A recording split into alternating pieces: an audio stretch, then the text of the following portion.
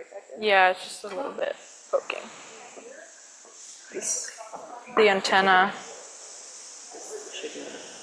Test 1, 2.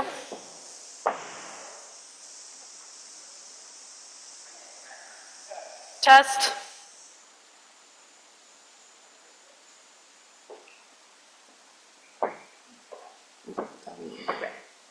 As ready as can be.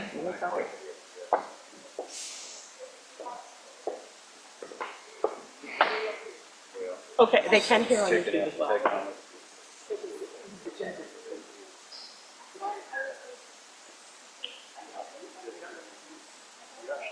YouTube is good. YouTube is good. We can hear. Yes. Okay.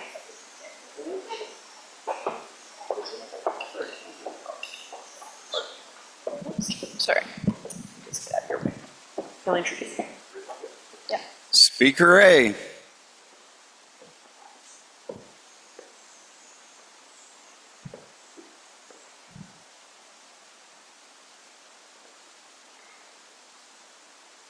How to change the world with optimism. Audrey Hepburn once said, "To plant a garden is to believe in tomorrow." How can you change the world for the better? How can we sustain our big, beautiful Mother Earth so it can remain full of life for future generations? Growing a garden requires patience and dedication, but the end result leaves you with a sense of fulfillment. You might be wondering, where do I begin? How can I plant a garden? What if I can't change the world with roses or petunias? To plant your garden, you'll first need to consider the environment. Next, you'll need to plant your seeds. And finally, you'll need to tend to your garden as it grows and share it with others. First, consider the ideal conditions for your garden. It will need earth, water, and sun for seeds to sprout. I'm not the first to say that good things don't come easily. Be hopeful about your garden despite potential setbacks. In other words, change your mindset. Believe in its growth. Close your eyes for a moment and picture the future tasty fruits, the blooming flowers, and an insect claiming a leaf. At first, a thunderstorm may seem like it will change things for the worse. Approaching this with an optimistic mindset, though, you know that rain is needed, and storms pass. They may damage what you see, but they may also cause your optimism to grow and your seeds to spread. Penetrating rain may cause deeply rooted seeds to grow, seeds that would have otherwise never seen the light of day. In the face of challenges, it's crucial to remain optimistic about your garden, your ideas, and the changes you hope to see. You must believe and trust yourself and your vision for a brighter future. Now that you've considered the ideal conditions for your garden and believe in its potential, start small. Queen Elizabeth II once said, "It is often the small steps, not the giant leaps, that bring about the most lasting change." Small steps, small actions will accumulate, and your garden will become your kingdom. Plant a seed, help a friend, choose to walk or bike instead of drive, or join a local group, like the Optimist Club. If we do not believe we can make a difference, nothing will change. Taking small steps can make a big difference in your community and beyond. Not all seeds will sprout. In fact, without the proper care, most of them probably won't. Care for your garden, water it daily, develop your budding idea. If some seeds, like initiatives, fail, try again. Finally, share the fruits of your garden with others. Taking small steps can inspire others to do the same. Can you imagine a world where everyone plants a single seed? Wouldn't this alone create a mighty forest? Optimism can be contagious. Plants can eventually be choked out by weeds. But the plant itself will create seeds that will pass on and sprout future generations of optimistic ideas. Being the first to take steps towards a positive future can inspire others to approach life with openness and empathy, resilience and optimism. If nothing else, this will be the impact you leave on others. Changing the world does not mean optimism requires grand gestures or big steps. It can mean taking smaller steps and making a bigger impact in the long run. Your garden may not seem like it will help people now, but the apple tree you plant today will help feed countless people for generations to come. So breathe life into your ideas. Nurture your thoughts, hopes, and dreams. Share life with other people. After all, it's the only one you've got.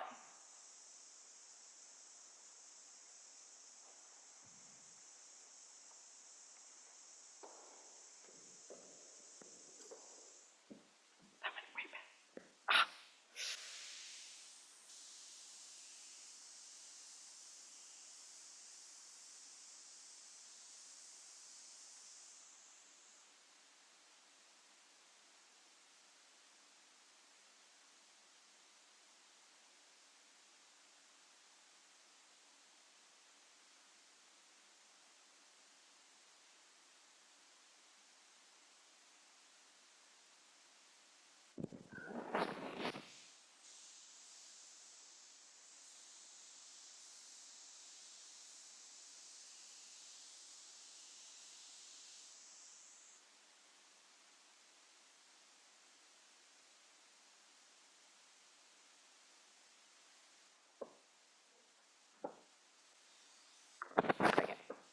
Test 1, 2.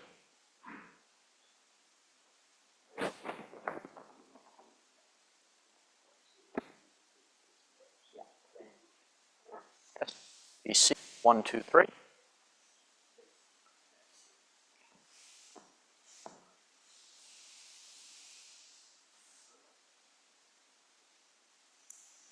Speaker B.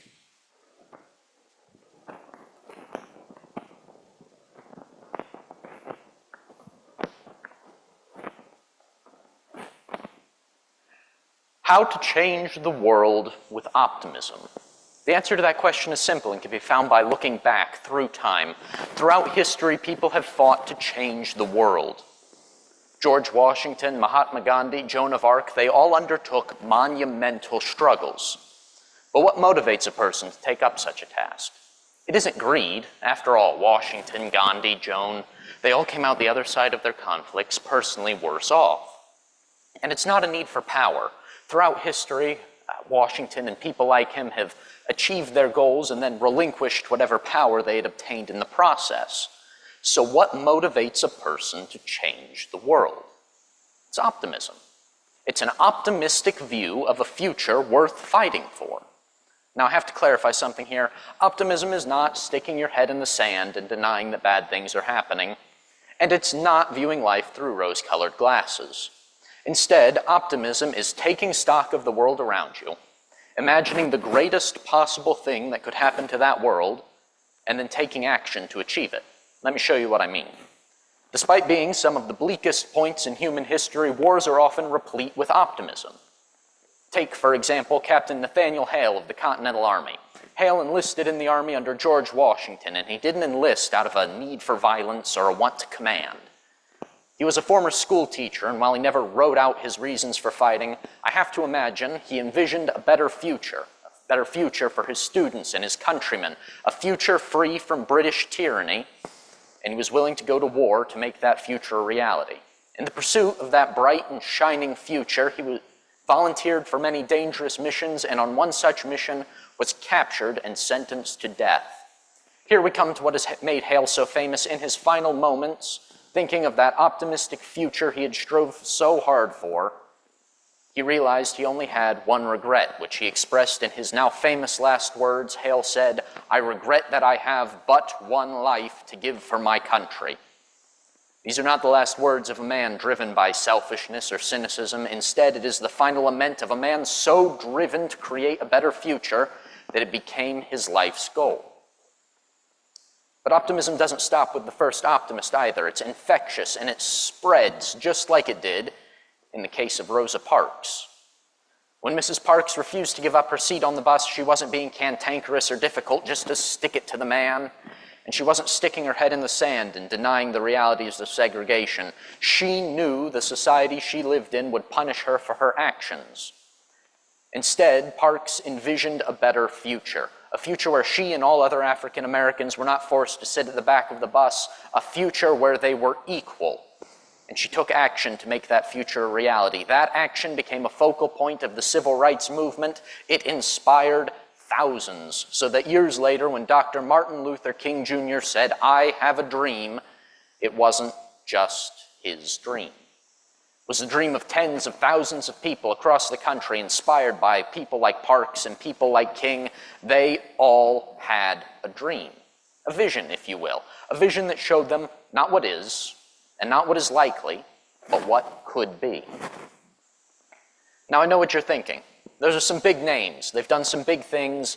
I don't know how my optimism can measure up to that standard. And to that end, I will tell you two things. The first, do not underestimate just how much you can do. That's what optimism's all about, imagining the greatest possible thing and working to achieve it. And second, you don't have to make waves across the country or across the world. You can make a difference in the world by making a difference in your local community, just like Mrs. Jody Wanamaker. Mrs. Wanamaker is the head of a county-wide Pregnancy Life Center health clinic where she and her organization provide things like pregnancy testing, pregnancy and parenting classes, and baby supplies to mothers in need. Mrs. Wanamaker does this because she is pursuing a vision of a future in which mothers in need are given the resources they need to give their children the best possible shot at success. So by pursuing her optimistic vision today, Mrs. Wanamaker makes a difference in her community for decades to come. And if that isn't the definition of an optimistic worldview, creating a better world, I don't know what is. So from the legends of our past to the local heroes of today, optimism can inspire anyone to make the world a better place. You only have to dare to see a better tomorrow and be willing to work today to make it come true. Thank you all for your time.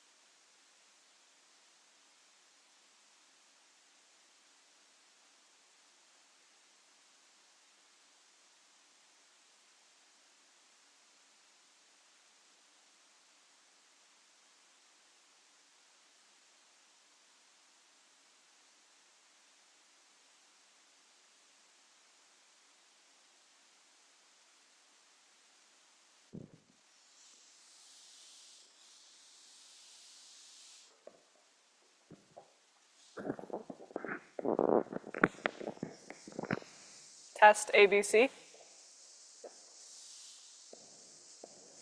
My 11 up. Speaker C.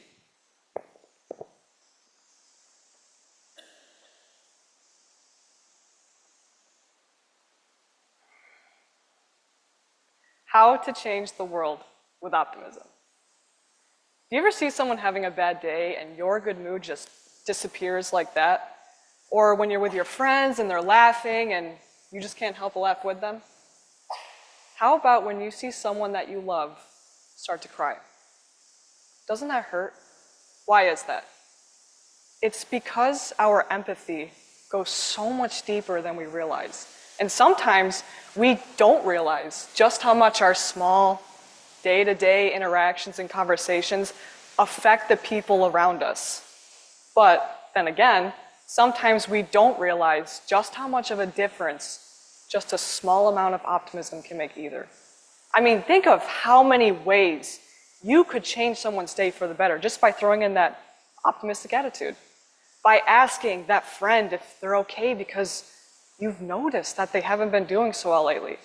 By saying good morning to that one guy you see every day. By taking a second to tell that girl that she looks so nice because you can tell that she really tried today. Which brings me to my next point. Now I know what you're all thinking. Okay, well I say good morning to people every day and I don't see a difference in the world. You sound so ridiculous up there. And you know what? You're actually right. That moment of optimism isn't going to make a difference in the world overnight. But you probably just caught someone at the most difficult point in their life. I mean, you probably made that girl's entire day just by telling her how nice she looked. You may have put a smile on that guy's face just by telling him a simple good morning. And you might have just saved someone's life just by asking them if they were doing okay. See, it only takes a second, just a second, to say something so small, something that seems so utterly insignificant, but can still impact someone so deeply. Think of it this way. Think of optimism as a dry dandelion. When you pluck one from the ground and blow the seeds, they seem to float endlessly. And the beauty of that is knowing that you may never know where those seeds end up. Now think of how beautiful this world would be if we all just took the time to take a dandelion and spread the seeds of optimism to the people around us. It's the endless garden of positivity, and there's nothing more beautiful than that. The laws of attraction are nothing without optimism. Anger, hate, sadness, pessimism, they cannot survive in an environment where optimism exists. And somewhere out there, maybe even in this room with us right now, there is someone fighting that anger, that hate, that sadness, that pessimism. And if that's you, if that sounds like you, it's okay. It's okay. Everything is the way that it's supposed to be. This is part of your journey. You know, I still think about the mean things people have said to me throughout my life. I still remember the hateful comments, the little remarks. But the optimistic words that have been shared with me overrule the hate every single time. And sure, those hateful words, they still shape us into who we are today, just as much as kind words do. But optimism is what makes us grow, just like dandelions. Like dandelions, we will never grow in a world without light. I mean, you can throw hate at people all you want. It's your own free will, but you're going to come to find that you will never be able to share hate the way that you can share optimism. Change takes one seed at a time, one person at a time. So now ask yourselves this question. Are you going to walk out of here tonight with the intention to better someone's day, to improve yourself? Are you going to walk away thinking, I want to be better. I can be better. You all have a place in this world. You all have a purpose in life. You are alive. You all have the infinite power of kindness. And guess what? No one is ever going to be able to take that away from you. You know what? If you're going to be anything, be contagious. I mean, smile just because you feel like it. Say hello to every face you come across. Go ahead and compliment a complete stranger and just strike up a conversation. That is where the change begins. That is where the seed of optimism begins. You can be the reason it spreads, but above all, be the change you want to see in this world. Thank you.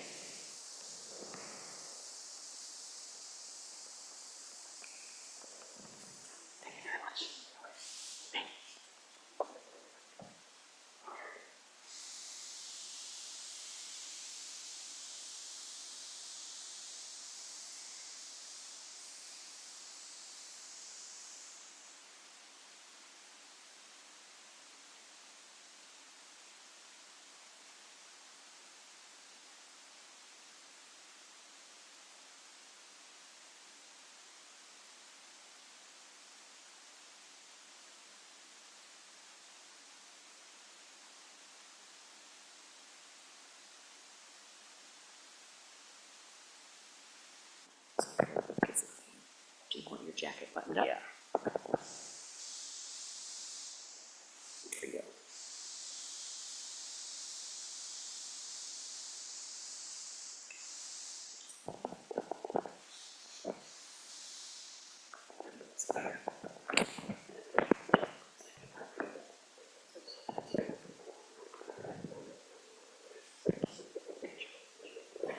Are you getting it on your hand? Now, put your head up and project like you would be speaking. Check. ABC. Test ABC 1, 2, 3. Don't go down to the. Okay. Test ABC.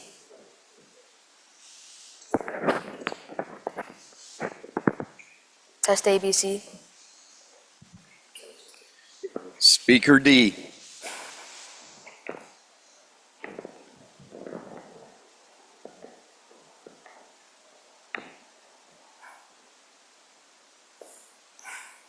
How to change the world with optimism.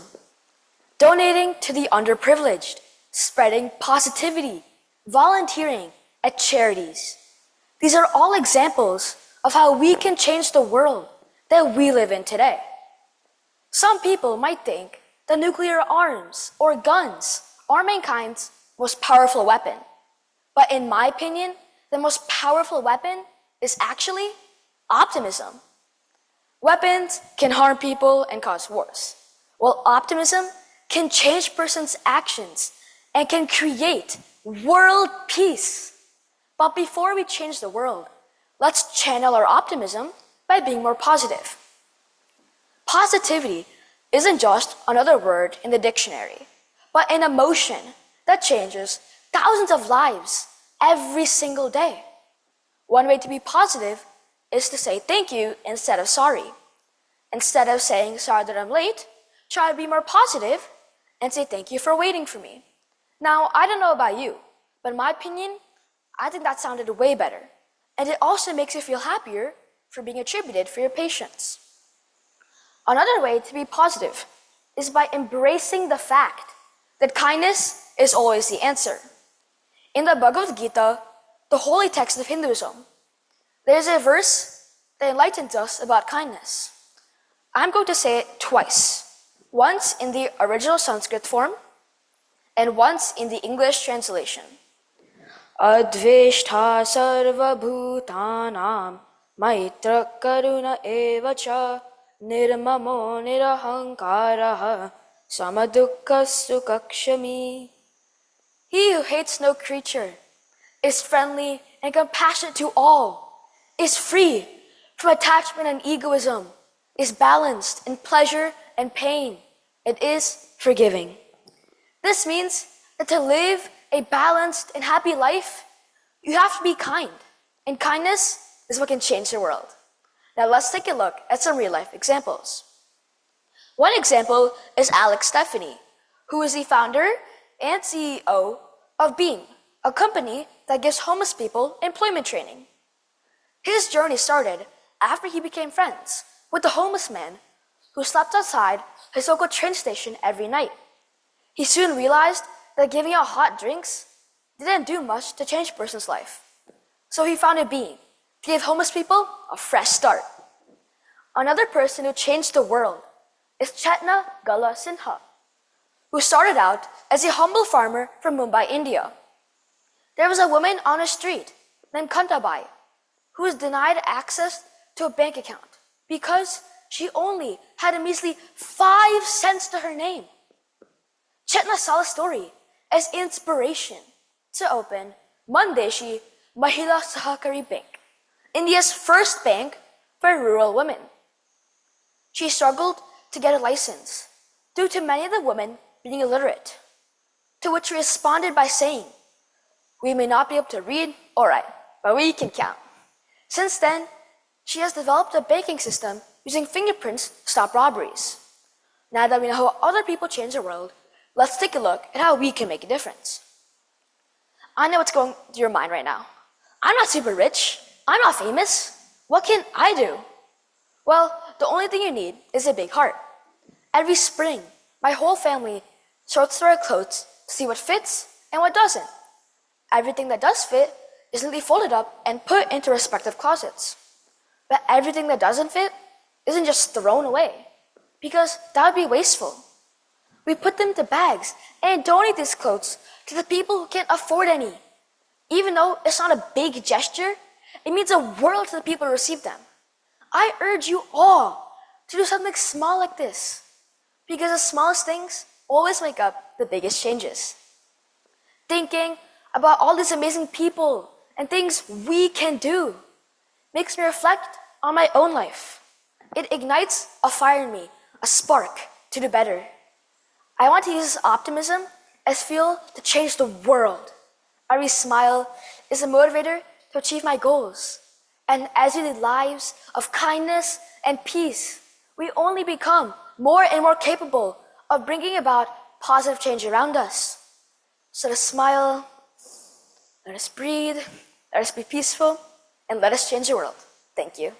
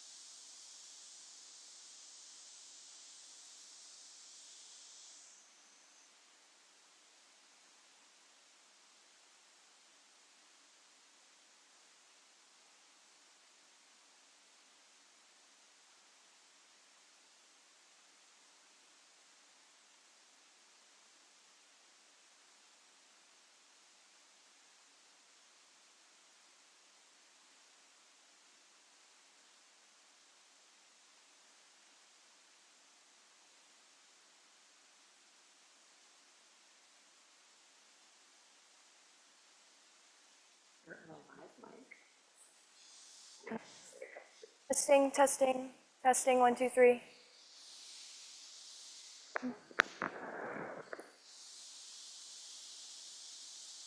Testing, test, test.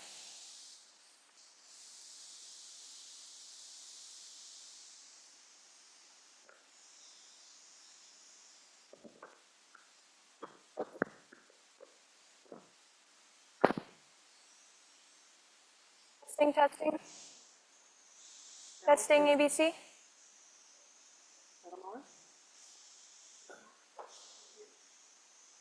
Testing, testing. Ryan can hear you. Okay, the judges can hear you. A little more? Okay, all right. Don't you worry, we're not gonna let you go. Now, Testing, testing. Speaker E.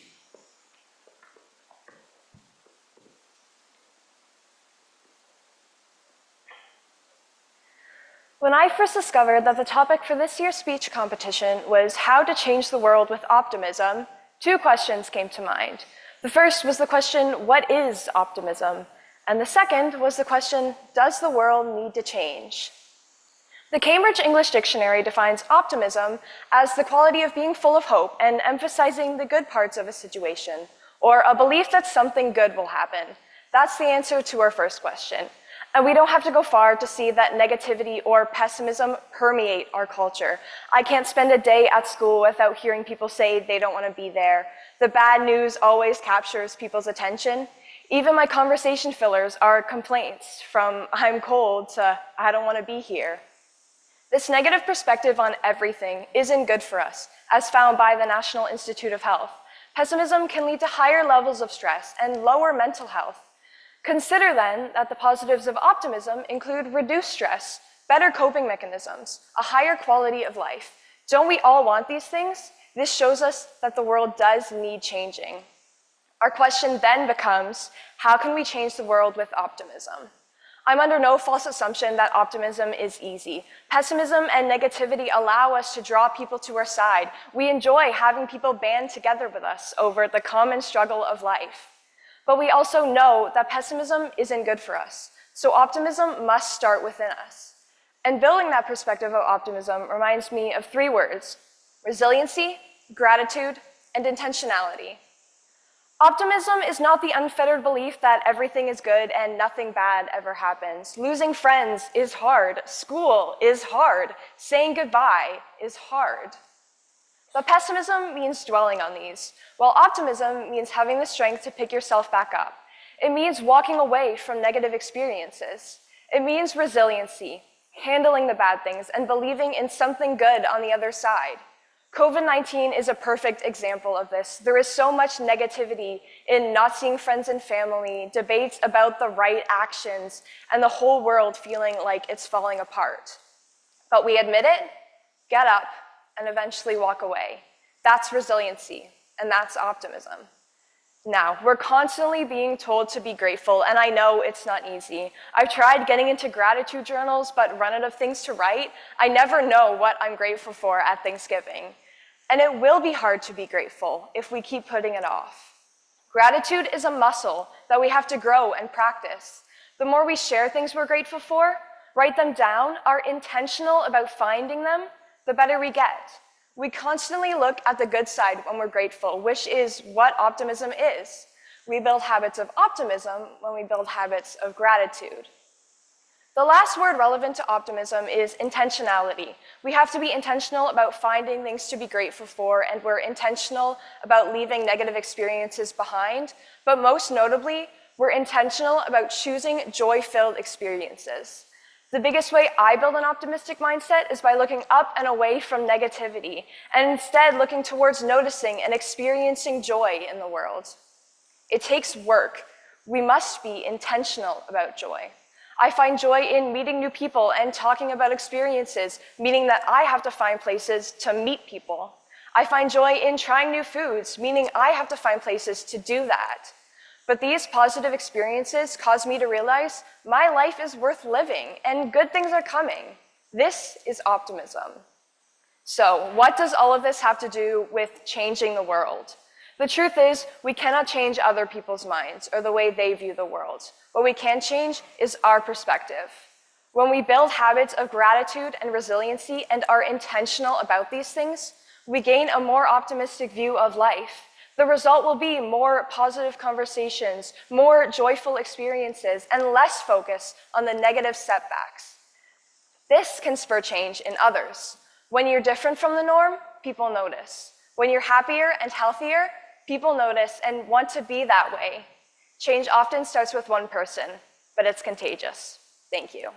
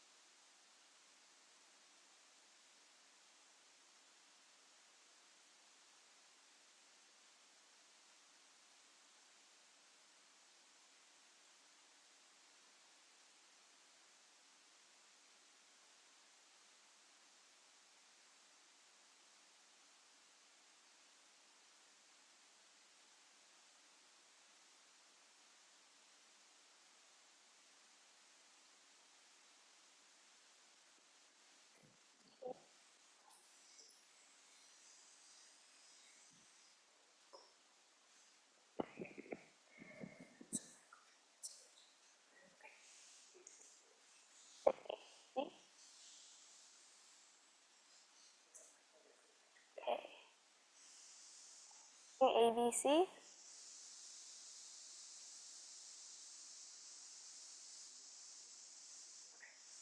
Testing ABC.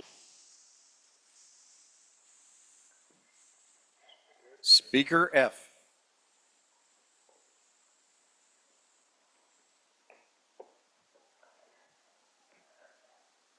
How to change the world with optimism.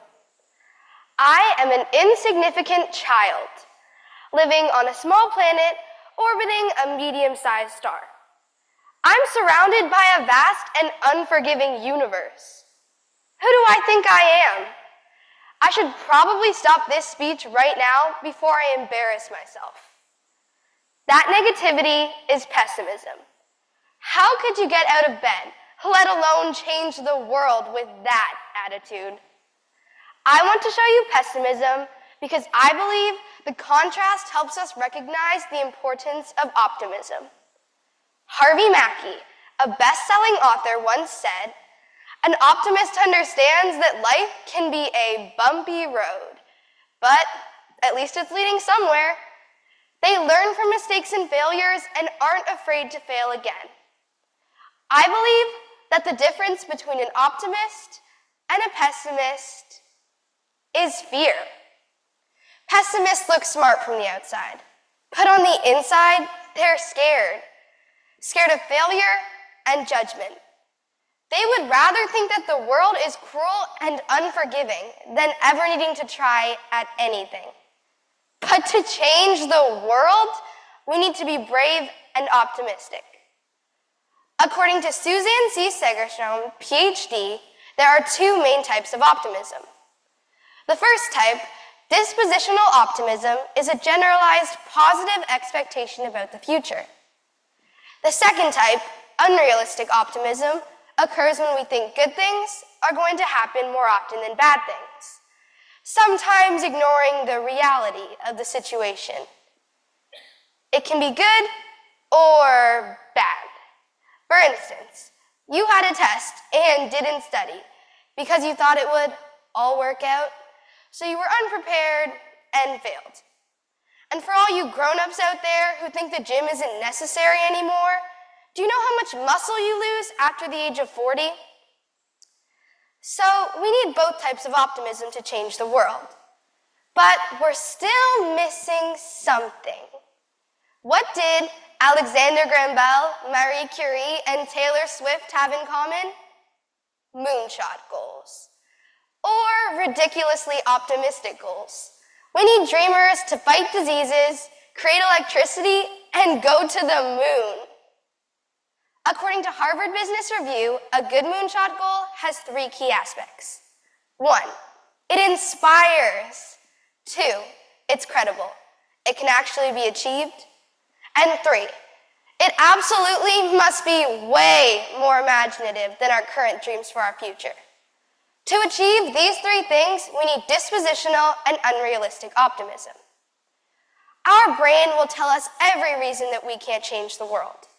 But optimism is that persistent force from your heart that urges you to take a step toward doing something different. It's not always loud.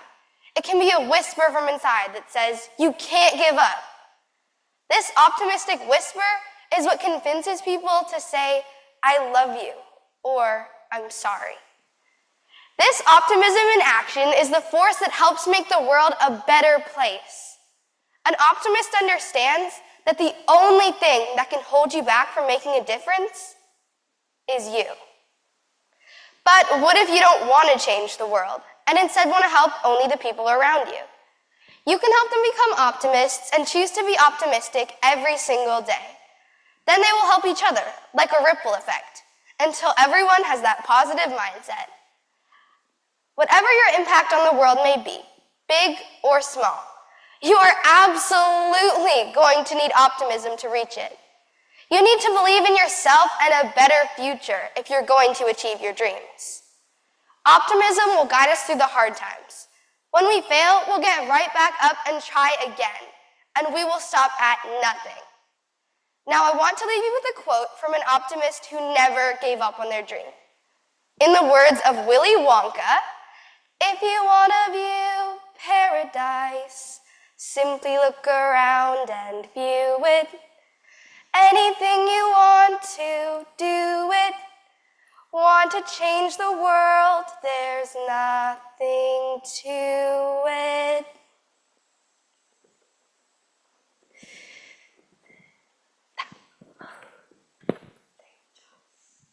Now's that time that you can applaud all of our excellent speakers.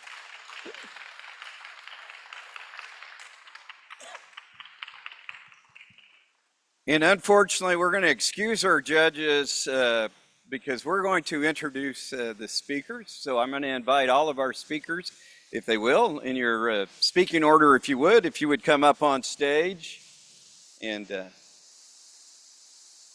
while they go and deliberate, I'm going to have each of you introduce yourself. Tell us what district, club, area you represent, what your grade in school, perhaps what your plans for the future, and most importantly, introduce your supporters either at home or that are here with you. So they've now been cloistered. Hello, my name is Amelia. I'm from Ottawa, Canada, and I am sponsored by the Nepean Optimist Club and the Optimist Club of Forest Park. And I just graduated high school, and I'm planning to go to university for a dual degree in biochemistry and chemical engineering. I forgot to mention, I have my dad and my mom and my sister here, so thanks for your support. And thank you, Bonnie, for your support also. I know you're watching. My name's Clayton Priest. I just graduated this May. I was a senior in high school. Looking forward, I'm looking to go to college to get my degree in accounting, become a CPA, and hopefully open my own business. Today I'm here with my mother and my father and my younger brother who loves me so very much. You can see it in his face. So they're here to support me today. I know I've got 2 younger sisters and a whole bunch of extended family back home supporting me. And I would be remiss to mention that, if I didn't mention that, my coworkers, after I left, put up a big sign on our hardware store advertisement out front saying, "Good luck, Clayton." So I've got support there, too.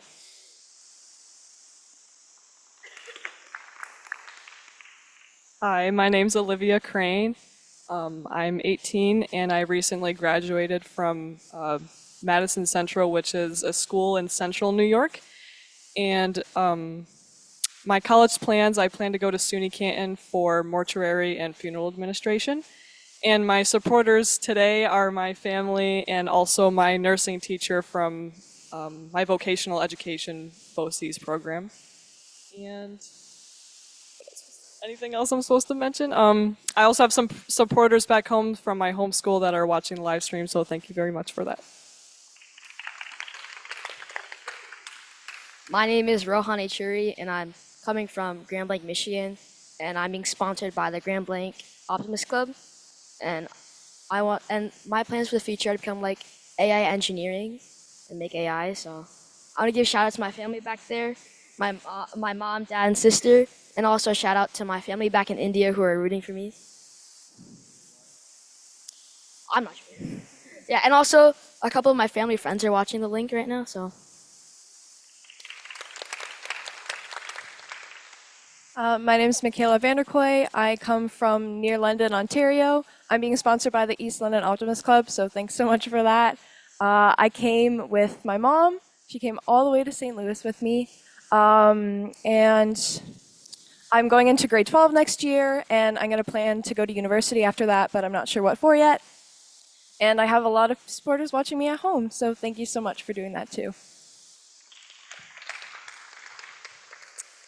My name is Emma Petter.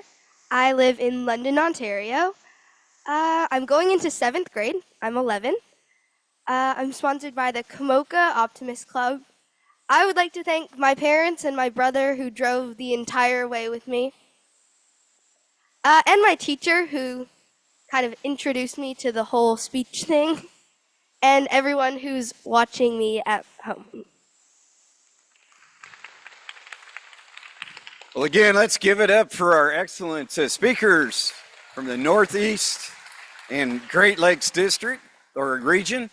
We're going to take a little break now, and then I believe we'll want the speakers for the next group to come up, which will be the Great Plains region. So that starts at 10:15. So take a little break, and excellent job to each and every one of you.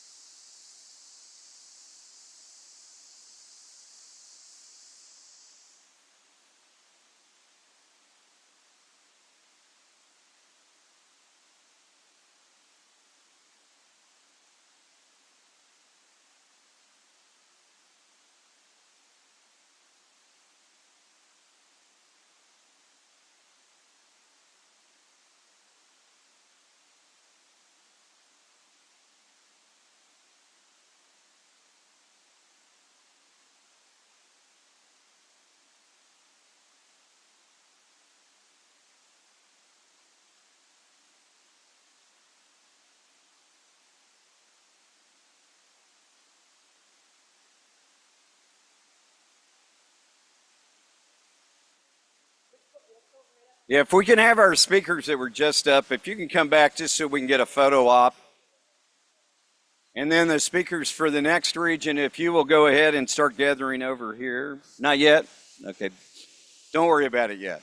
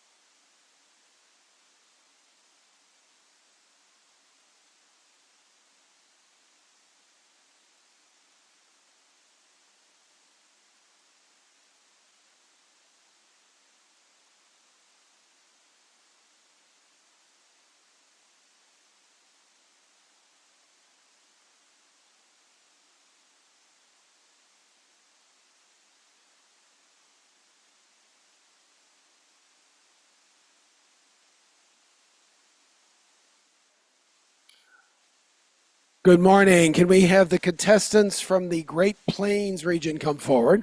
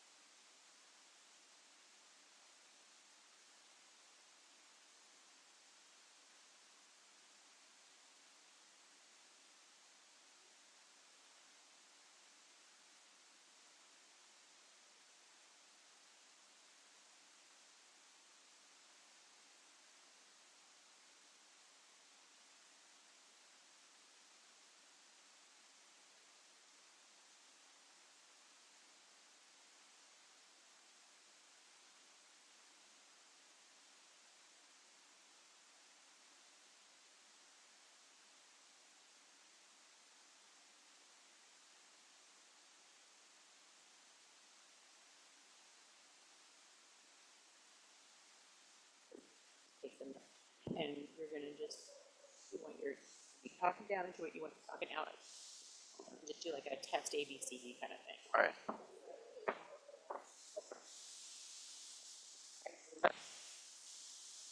Not yet. It just takes a quick second.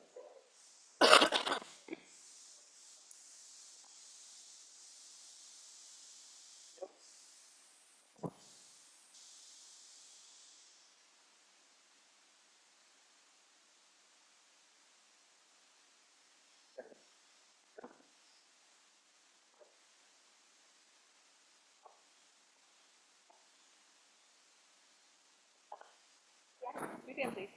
Testing, testing, testing, testing. So we're gonna need to move this up. You can put it. I think that's what I'm gonna do for you. Is I'm gonna put it here. We just, what I don't wanna do is hit the shirt. Okay, now. Yeah. Testing. Testing, testing. Check. Are you? Check. Check. Check one. Is this region? You wanna do region? Good morning, folks. Our second region today for the World Oratorical Contest will be the Great Plains region, and we will begin with Speaker A.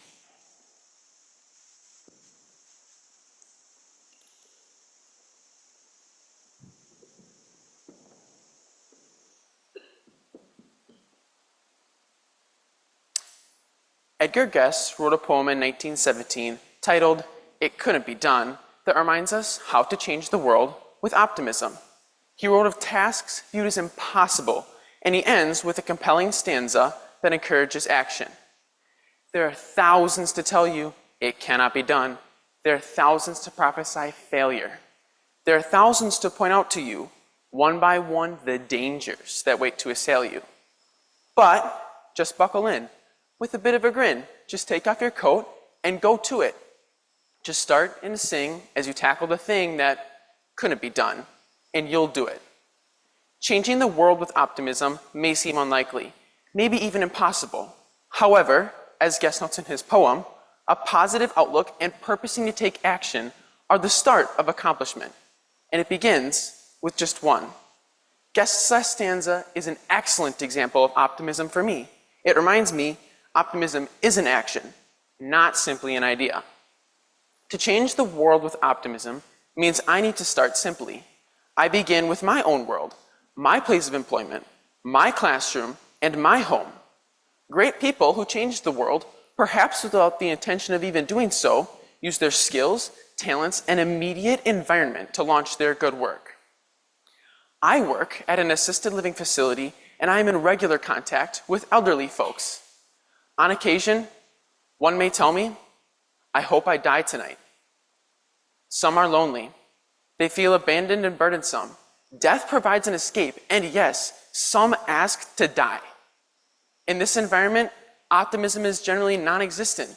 These individuals, who once led vibrant lives, now feel forsaken and useless.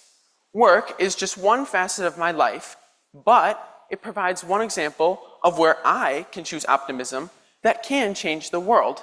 It will encourage my coworkers, remind the residents of their value, and promote right thinking in a small but important community. Optimism can be an opinion, but it is also a choice and a perspective that ends with an action. As an employee, I know my attitude will affect those around me. If I choose kindness and helpfulness, it is far more likely that my coworkers will join me. Optimism reminds me I have a part in a situation's outcome. An optimistic lifestyle changes things. My coworkers become my team. Residents become our family and friends. Our team advances and provides better care. Residents feel loved and connected. Management notes the difference. The world, this little piece of the world, begins to change. Optimism provides a pathway to care for others, opening doors for change. Some residents live active, enjoyable lives. However, for others, their existence barely seems noticed. This is where I can engage. Each conversation can have a purpose. Each interaction can be a chance for encouragement. Baths, meals, and escorts that I provide can take on a new meaning. I remind residents of their value. This positive perspective can encourage them. Then they too may choose to connect with and encourage others. Optimism trickles down and impacts others. It grows the change. Finally, optimism compels me to see that regardless of probable failures or dangers, as Guest notes in his poem, I can set my mind to optimistic action. I can do it.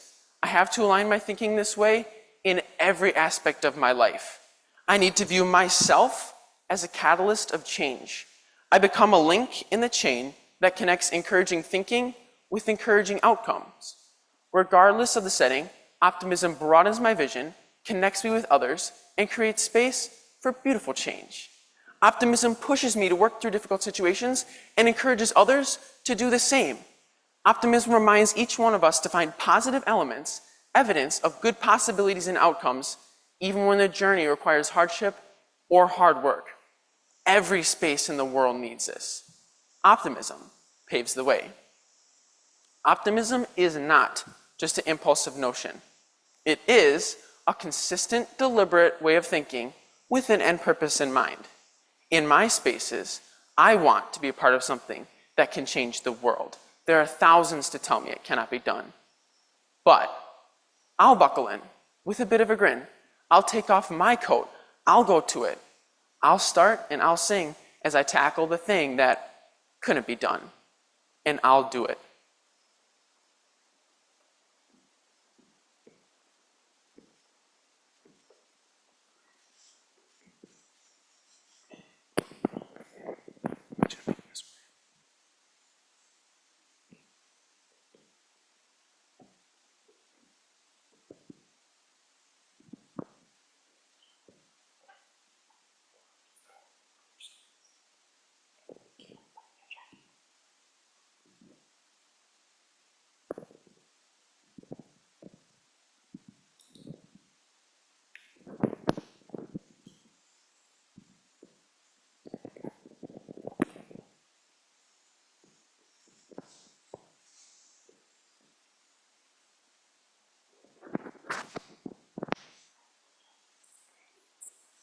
ABC 1, 2, 3.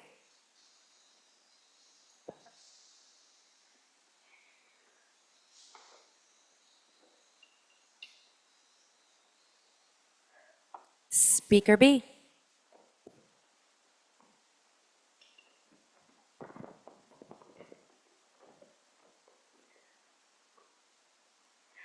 How to change the world with optimism.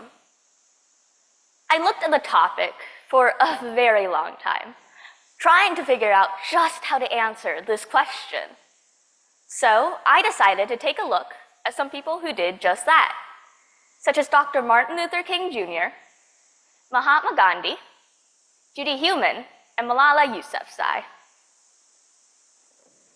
Dr. Martin Luther King Jr. fought against segregation. And when he heard that Rosa Parks refused to give up her seat on the bus for a white person and was arrested, he didn't say, I wish I could do something, but I'm no one. No, he said, I have the power to change the world, and he did. Even when he was arrested 29 times, even when his house was bombed and set on fire, even when he was stabbed, he had a dream that the world could change with one weapon, his optimism. And it did. Mahatma Gandhi fought for independence without using any violence. Even if some doubted he could do it, he once said, if I have the belief that I can do it, I shall surely acquire the capacity to do it, even if I may not have it in the beginning. He went into the world, armed with nothing but hope and optimism, and came out having made the world a better place, and inspiring countless others to do the same. Judy Heumann had polio, and when she was denied the right to go to school at 5 years old, because she was in a wheelchair, she had optimism that this could one day change. So she decided to become a teacher. When she was denied her license for being a teacher, she sued the New York School Board, and she won.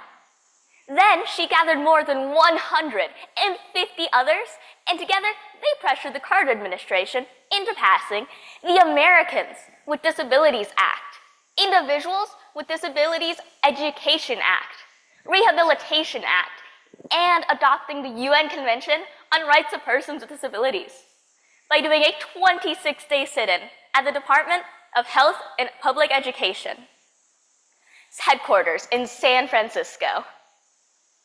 She had big dreams for the future, and she made sure that the future didn't disappoint. How about someone younger? Malala Yousafzai was only 12 years old when she started fighting for girls to go to school.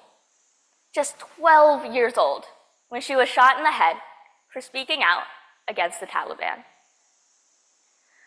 She once said, I stay hopeful and optimistic because it has to change one day. And it did change because of two things, her and her optimism. In 2014, she established the Malala Fund, so girls like her can go to school. So girls like her can get an education. So girls like us can change the world too. So Dr. Martin Luther King Jr., Mahatma Gandhi, Judy Heumann, and Malala Yousafzai. What do they all have in common? Well, Dr. Martin Luther King Jr. had his resilience. Mahatma Gandhi had his perseverance. Judy Heumann had her actions. And Malala Yousafzai had her bravery. So, what ties all of these traits together? Optimism. I now realize that the topic never really was a question, how to change the world with optimism. It was a question and an answer. How to change the world with optimism. Thank you.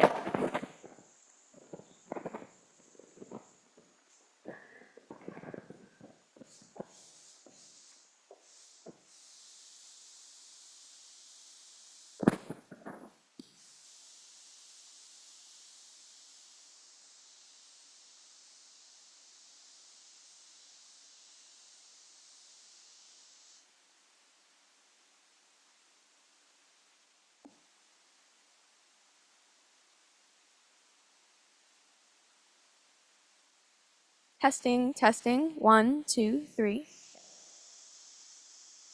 Welcome, Speaker C.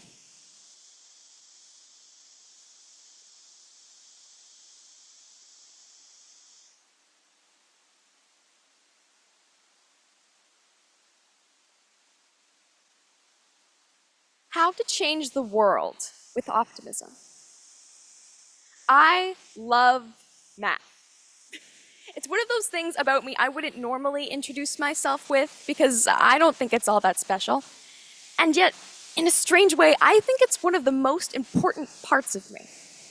I especially fell in love with calculus, where we spent a long time talking about change. That's the whole foundation of differential calculus: how, where, and why things change the way they do. And where most of my peers saw just another concept to drill for the final, I saw something else. A symbol of optimism.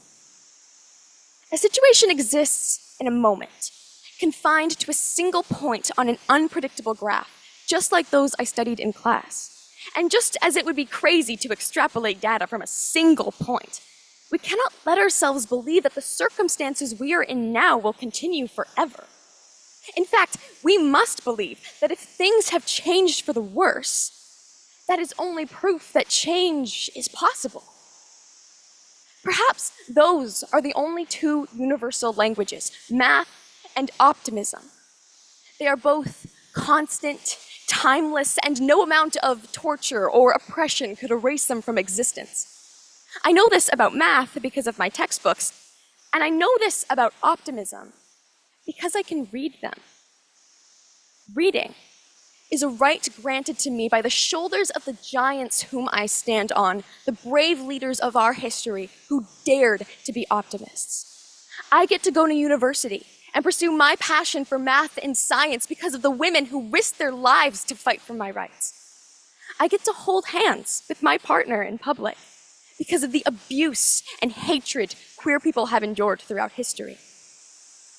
I hate to imagine the world I would live in were it not for the optimists, the Davids who dared to fight Goliath, all for some faraway flicker of a better future for someone like me.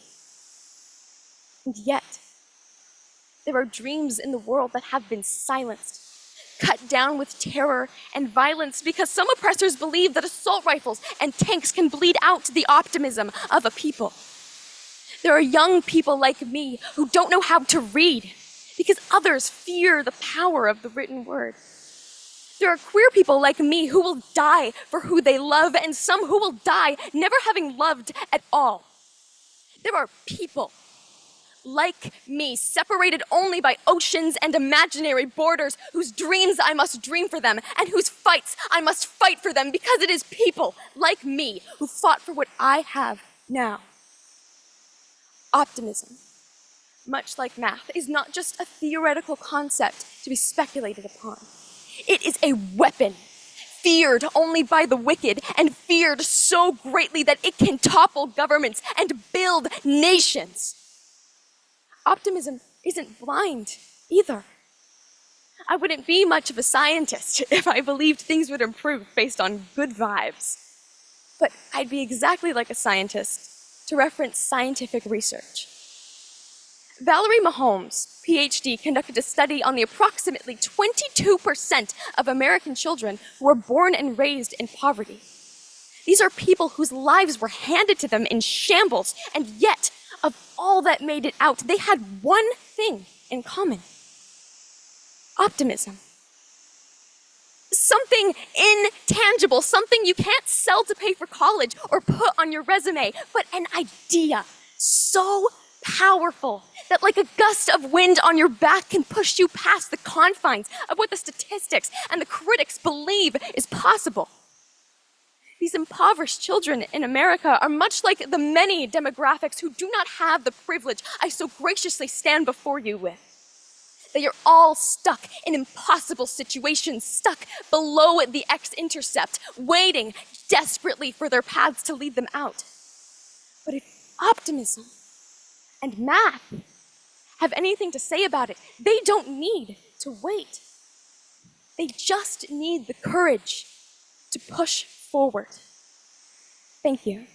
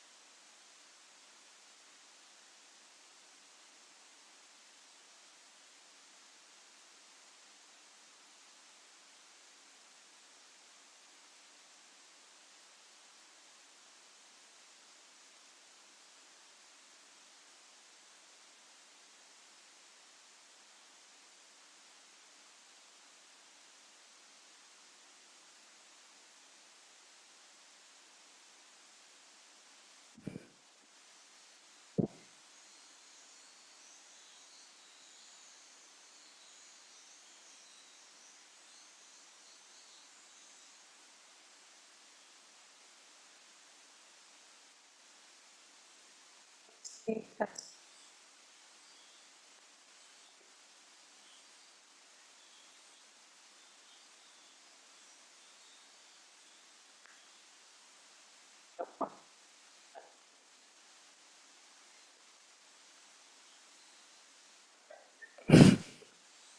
I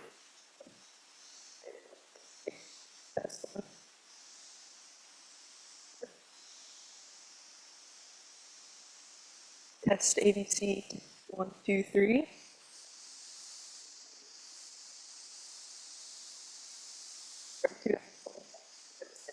Test 1, 2, 3. Test ABC.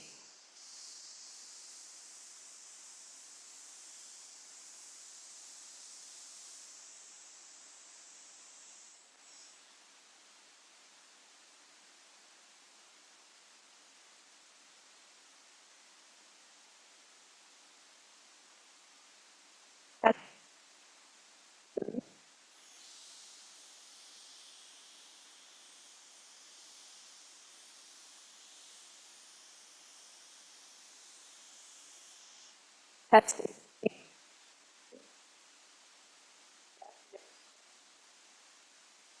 Test ABC 1, 2, 3.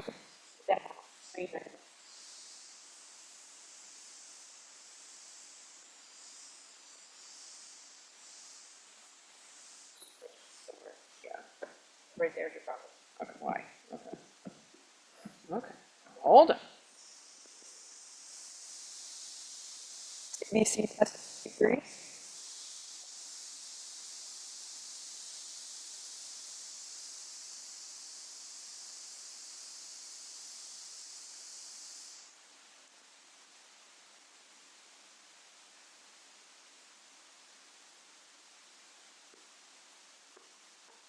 ABC 1, 2, 3. Is it going?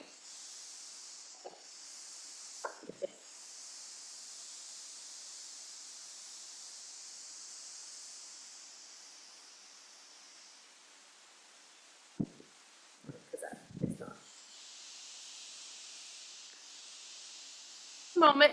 Find what's going on.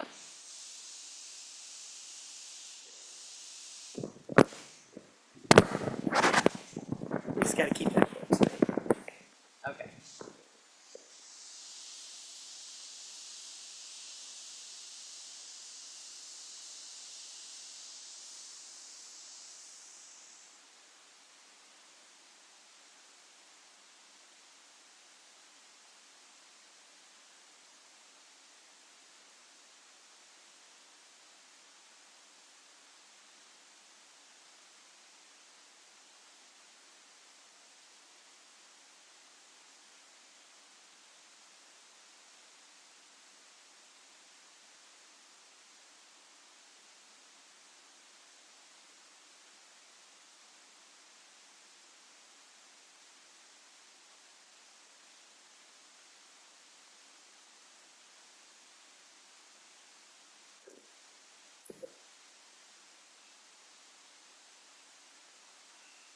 Let me see. Good.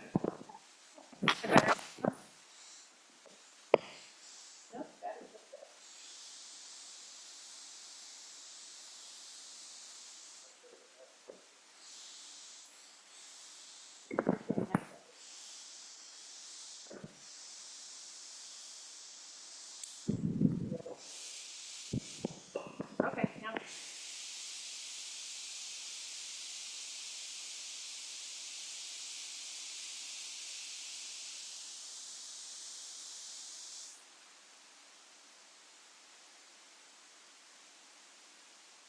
I think we're switching for. Okay. E test.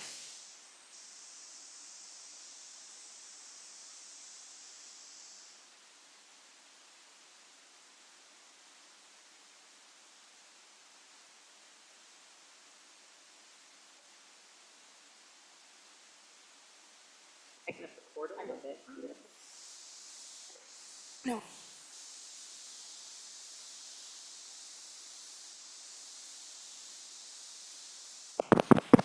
Oh, there.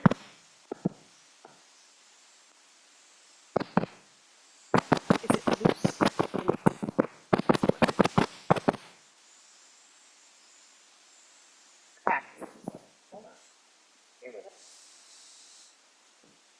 moves in the pack, because when I was moving the pack, it was.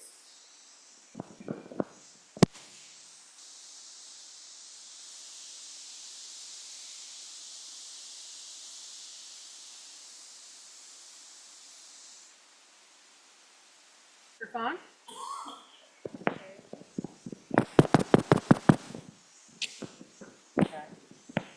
Test ABC, test 1, 2, 3. What a beautiful voice you have. It's right there. Okay. Especially when we compare. Got it. We're gonna take.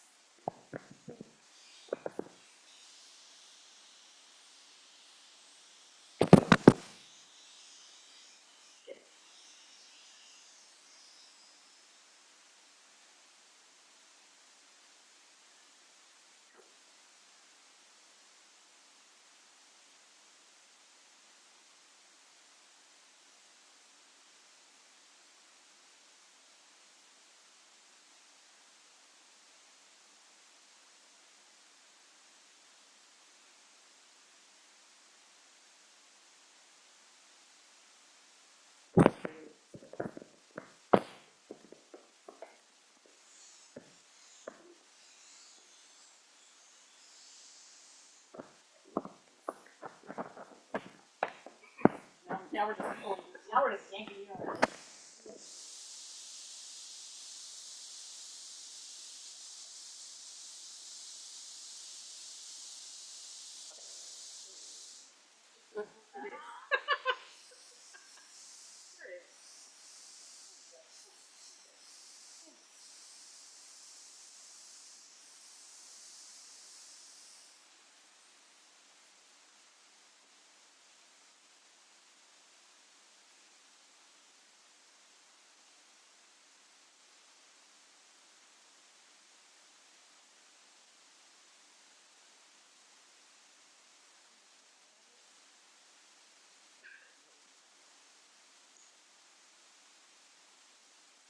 All right, test 1, 2, 3, test ABC.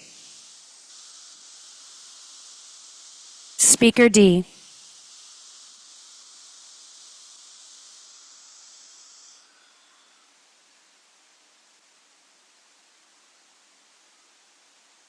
Recently, I have started to wonder how to change the world with optimism.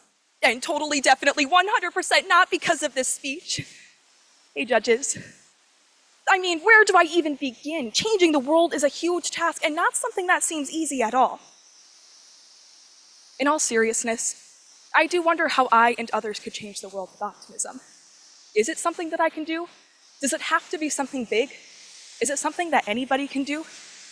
Changing the world with optimism doesn't need to be something big or change millions of people's lives. Most of the time, changing the world starts small. Think of the story of the starfish and the boy. There was a boy walking along the beach after a storm, dozens of starfish littering the sand. Every once in a while, he would stop, pick up a starfish, and throw it into the ocean. An old man saw him doing this and asked the boy what he was doing, that there were so many starfish he couldn't possibly make a difference. The boy looked at the old man, picked up another starfish, threw it into the sea, and said, "I made a difference to that one." Despite how impossible the challenge seemed and what the old man said, the boy still did everything he could to stay positive and optimistic and change the starfish's lives one at a time.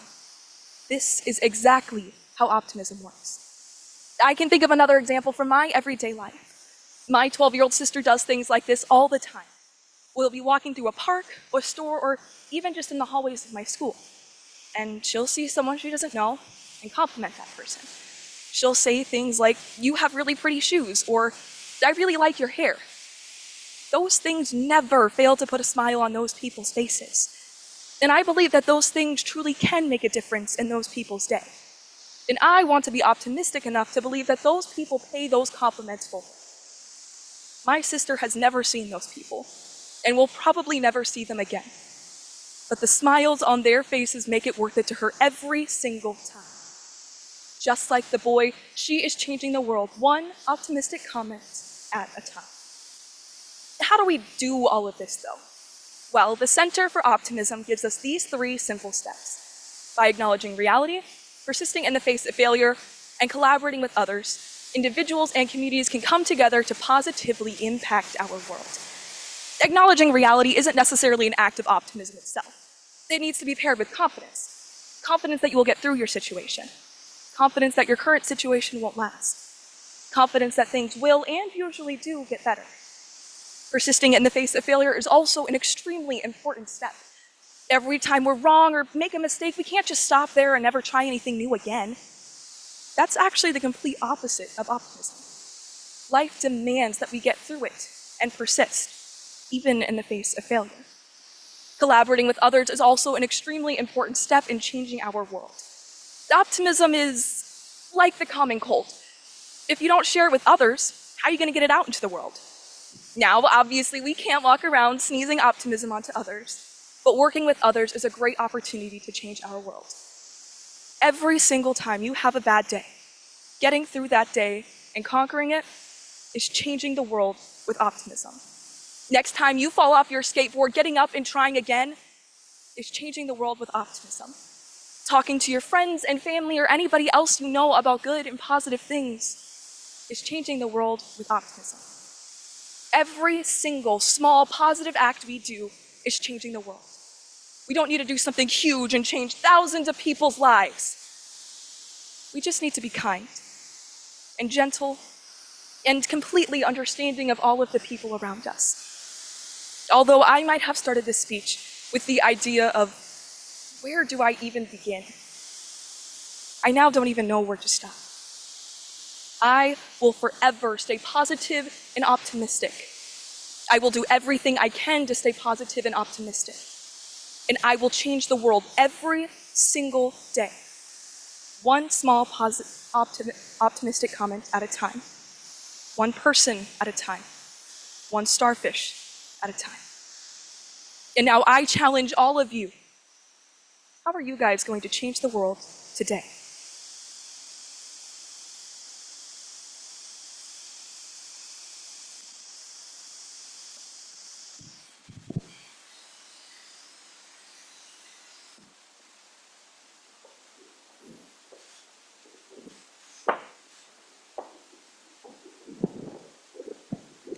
Well, we're going to test it. Go ahead and test it. Testing, testing, testing. Okay. Let's welcome Speaker E.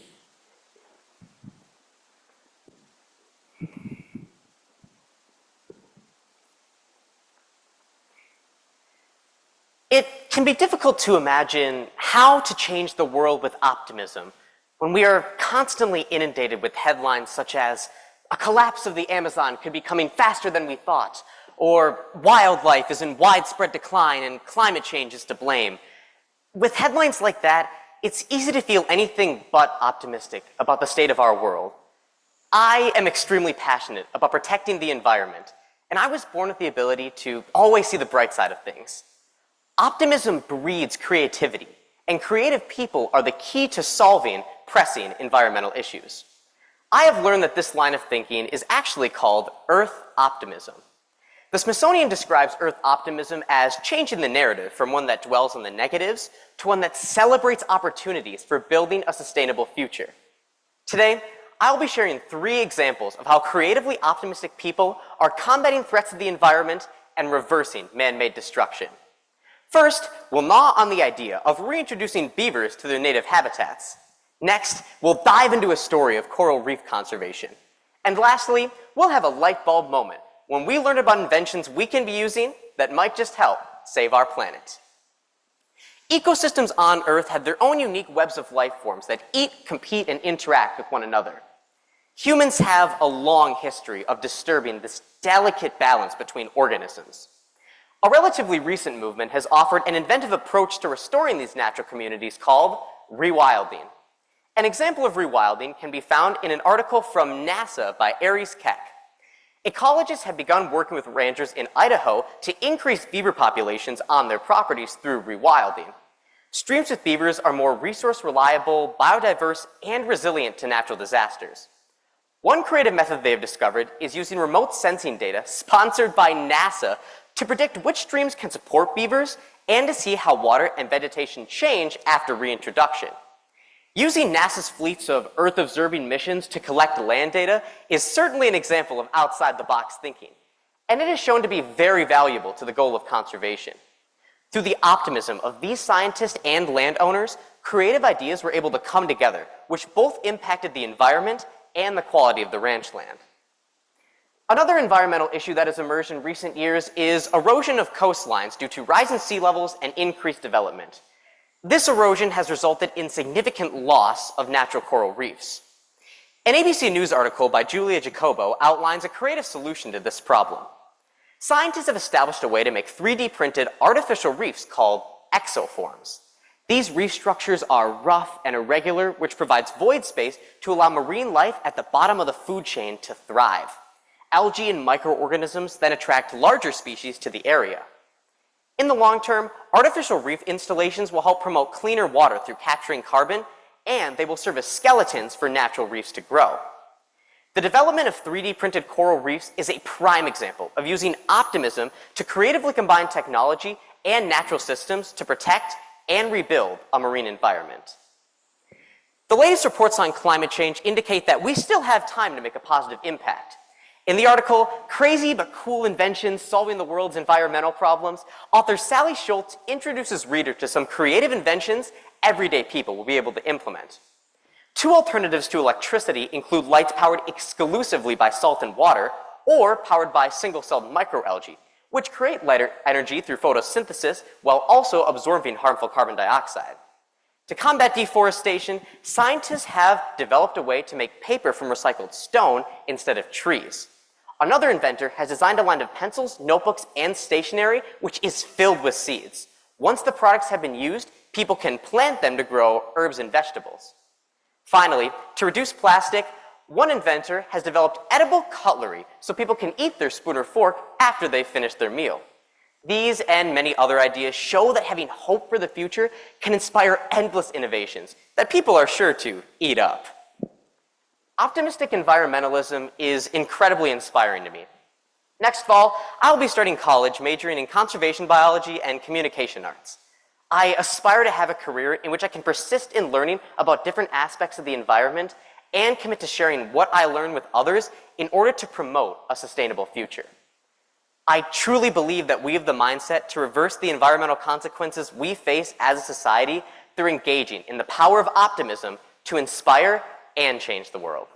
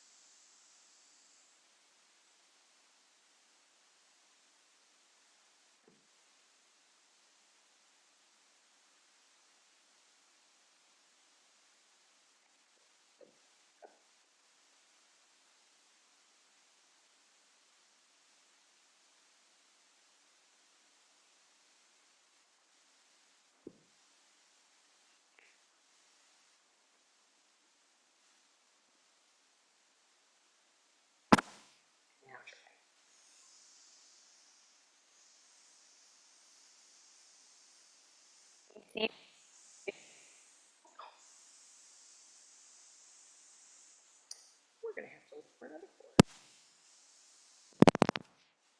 That works. Step in here for a second. Let's say over forever. Testing, testing. Oh, yeah, that's good. Okay.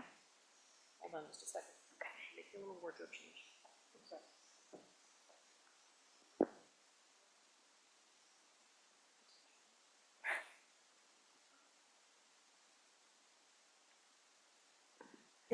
Yeah, thank you. Testing, testing. Speaker F.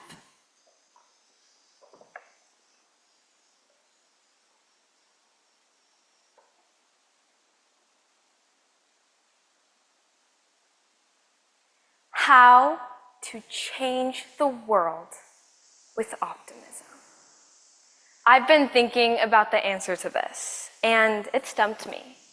One cold December Saturday, I sat at my creaky black desk to write, with the lingering question of what makes my optimism so unique it could change the world stuck in the back of my mind. I added to an imaginative poem I wrote a few weeks before. Once I reached the end, I added the final verse. I never know what happens next. I read this a few times, feeling like it needed something more. And then it hit me, an ellipsis. Those 3 black periods at the end of a sentence that signify more is to come. As soon as I added 2 more periods, my poem changed. All it takes is something like 3 black dots, and your world could change. Everyone could form an ellipsis of their own. Think of it as connecting each dot to a significant part of yourself. The first dot represents your past. You can dwell on it and reread the same negative sentence, or put a period on it and start the next. This can be the hardest thing someone does, but it can also be the best. 3 summers ago, I lost a friend who meant the world to me. Getting over this was hard, but because I was so hurt, I wrote my first poem. Now, poetry brings me joy every day. I had to put a period on a hurtful sentence, but I'm thankful I did. Once you get to the second dot, things can feel weird. It's an in-between place, with too many dots for a period, but not enough for a full ellipsis. Being in the present can be hard, but that's where your optimism comes in. Instead of trudging through life because you feel like you have to, experience it because you have the privilege to, and not everyone does. I understand life isn't perfect. In May, I went through the hardest thing I have ever experienced. But while coping, I am learning that valuing the now, even when things get hard, can be like a key to unlocking your genuine optimism. That takes you to the last dot. By adding it, you show yourself that you're ready to embrace change. In other words, having trust. Trust in yourself, others, and your future are fundamental to changing the world. As soon as you add that last period, you can start changing things. Those 3 black dots can be seen as Mickey Mouse, a snowman, a stacked ice cream cone. The possibilities are endless. Even the meaning can change. An ellipsis can show something more is coming, but it also gives you freedom to have hope for what comes next and trust in your future. Earlier, I told you everyone could make an ellipsis by connecting each dot to a significant part of themselves. How can you move on from your past, experience your present, trust in your future? I asked myself the same things when writing the poem that inspired me to change the world in the first place. My life is full of surprises, twists, and turns. I dwell on my past, but it doesn't last because I know it helped me learn. The present is now, but it won't stay long, so I cherish it while I can. The future seems so far away, but I know I have a plan. How do I change the world? A question that left me perplexed. I trust optimism to show me the way because I never know what happens next. Thank you so much.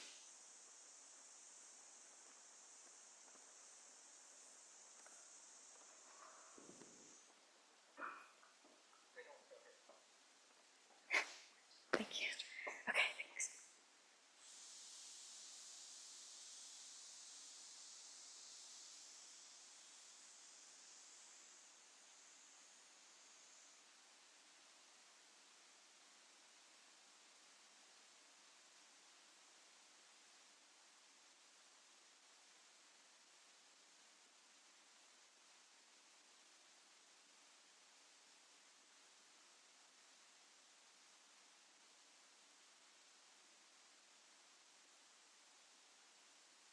The moment we've all been waiting for. Give it up for the Great Plains region speakers.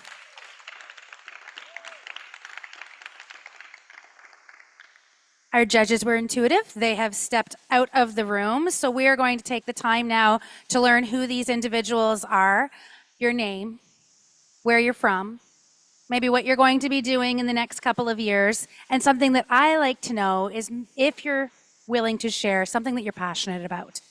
And then, of course, introduce your family and what district you're representing. Hello, my name is Elias Matiash. I'm from Oshkosh, Wisconsin. That's where I competed for the local competition. So I'd like to thank the Oshkosh Noon Optimist Club for their support. And my dad and my grandpa are here with me. And many friends and family are watching online. So big thank you to them for all their support and keeping in contact with me. I just graduated this year and I'm planning to go to school for nursing in the fall, and I'm looking forward to it. So thank you very much.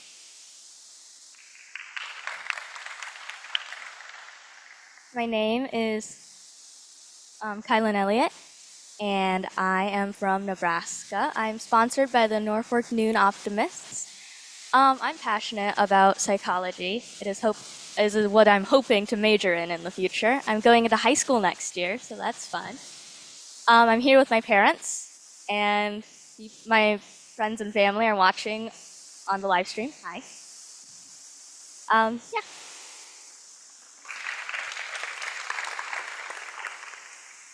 Hi, my name is Vienna DeGella. I'm from Calgary, Alberta, and I'm sponsored by the Calgary Dinner Optimist Club.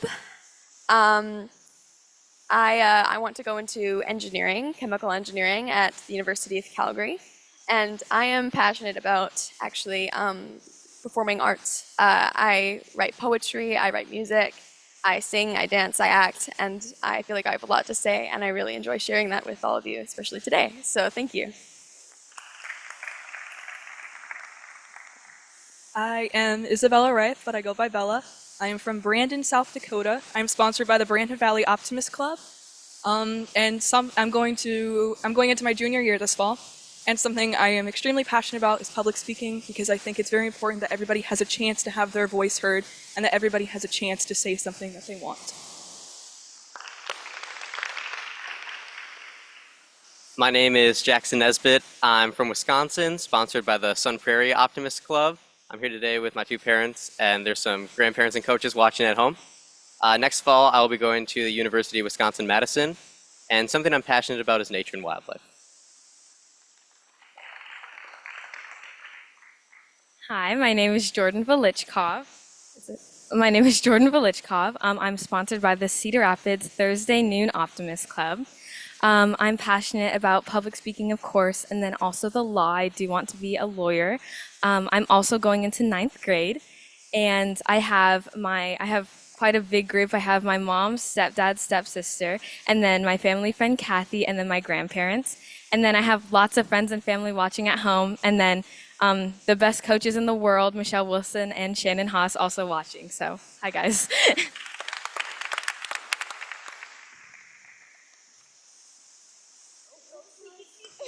All right, here's our photo opportunity, and then I'll get you to go back and grab your name badges and pop the thing back up. Here we go.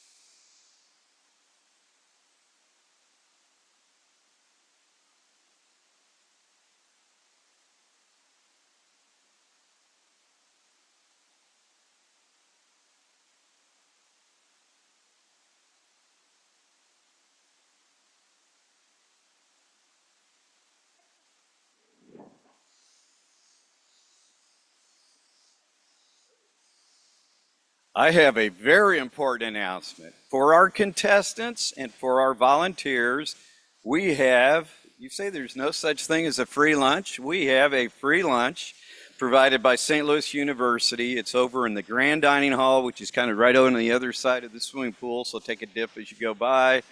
And parents or others that are with, if you'd like to go, I don't know the price, but it's fairly inexpensive. It's a food hall, but it's not like when I was in college. This is like really good food. But if you want to go out someplace else, you can. But if not, you're all welcome to go over there. But make sure, contestants and volunteers, you pick up your meal ticket.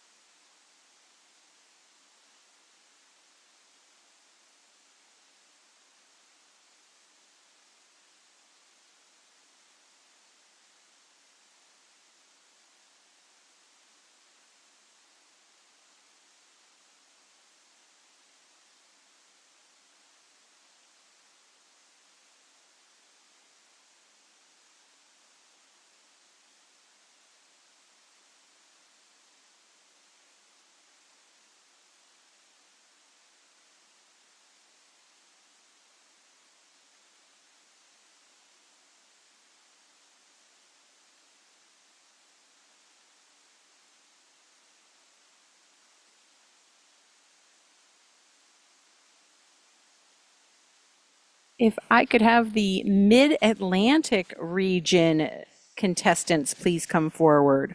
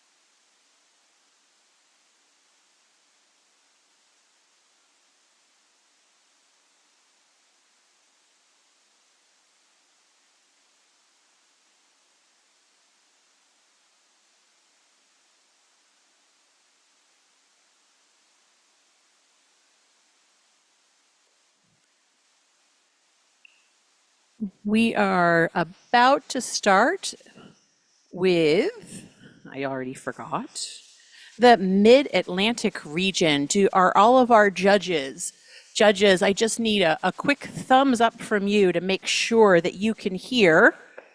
Can you give me a quick thumbs up? 1, 2. Judge B, can you give me either just a reaction or just, there you go, great. So we will have every student do a test of the microphone to make sure that before they start speaking that you can hear them. Yeah, test 1, 2, 3, ABC, it's a test. All good? Judges, could you hear that? Could you give me one more? Test 1, 2, 3, test. Test 1, 2, 3. Can we just try that thumbs up? Okay, we're getting thumbs up from the judges as well that they can hear that. Thank you very much. Good. Okay, speaker A.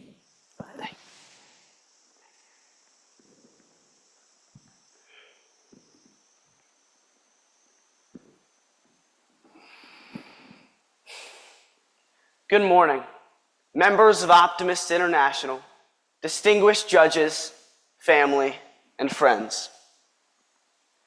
How to change the world with optimism.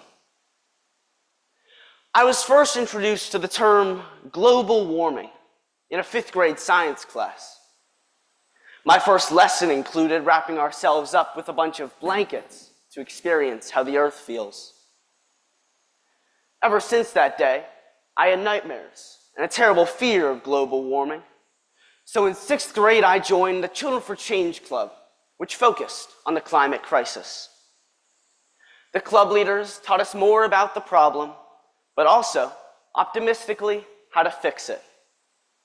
By 7th grade, I was in the environmental leadership class and began working on my first project, a composting program at school. It was then that I realized that I could reduce my fear and pessimism through constructive climate action. For the first time, I had felt a sense of optimism about the problem because I could personally make an impact on the environment around me. Moving across the country during 8th grade stinted my climate action, but during freshman year of high school, I joined my school's eco club and began working on my next project, a composting program at my current school. Now more than ever, I feel optimism for the future. I turn my fear into action, which has helped me gain hope in our ability to fight the greatest challenge that faces my generation. But instead of just a personal problem, the climate crisis plagues people all around the globe. People just like us have a fear of this crisis and lack optimism for their future. It is through climate action on an individual level that would help the world realize that the climate crisis can be solved one project at a time, instilling optimism in people around the globe. Now, despite the enormity of the climate crisis, there are many examples of optimistic solutions. According to the New York Times, the small town of Hoboken, New Jersey, is a city prone to flooding because of rising sea levels and more frequent and powerful storms fueled by the climate crisis. In response to this problem, the city created more parks and permeable surfaces to absorb excess moisture. When a storm hit last fall, coupled with a high tide that dumped over 3 inches of rain in a day, the city's flooding was kept to a minimum. Meanwhile, across the Hudson River in New York, entire streets were submerged. This shows that towns can tackle the current effects through local projects, such as more parks. A second example is provided by Lauren Singer, an environmental studies major who never knew how she could make a difference. It was then that she was inspired to go zero waste and fit 5 years of her trash in a mason jar. Through her individual effort, her commitment inspired thousands of people around the world to adopt a zero waste lifestyle. My final example is the Earthshot Prize, created by Prince William to fund environmental projects. His organization has an ambitious goal to fix the climate crisis in 10 years. The organization's website specifies levels of climate anxiety are high.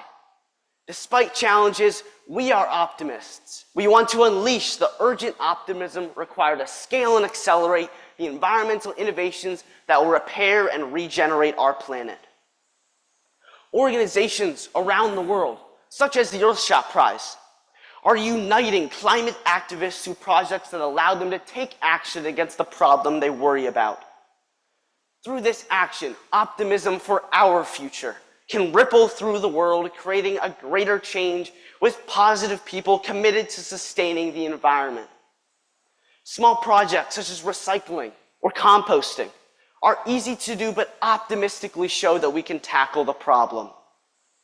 As the Optimist Creed states, we must forget the mistakes of the past and press on to the greater achievements of the future.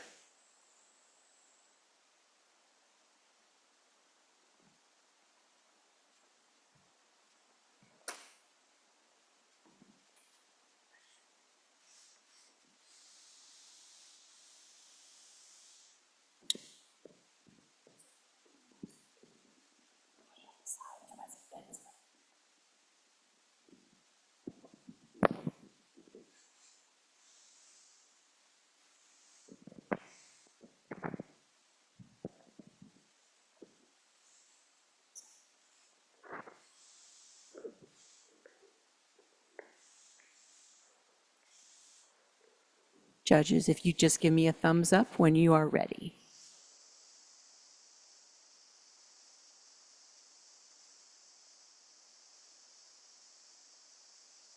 Thank you. We're just going to do a quick mic check again.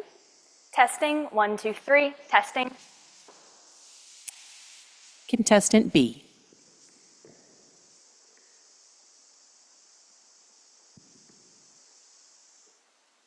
How to change the world with optimism. When I was 4 years old, my family traveled to Cameroon, Africa. At the time, we lived in Ohio, and so to get there, we flew out of the Cincinnati airport. I remember running my hands over a bumpy, colorful wall of the airport's main terminal as my family and I waited to check in. The texture of the many small, square tiles and the brightness of their color made the time pass easier, but it was still hard to be patient. After my parents completed the check-in procedure, we moved away from the check-in counter and towards security. But it wasn't long before my mom stopped the family and had us all look back at where we'd stood. I was amazed that all those bright little squares I had looked at and touched along the wall actually made up a huge mosaic, 20 feet by 20 feet, of men hard at work in a factory. I could hardly believe how much moving my perspective back a few feet had changed how I viewed the wall. It had gone from a vaguely interesting collection of tiles that didn't seem to match to a beautiful work of art that joined history with the present and filled this space with a powerful message of hope and hard work.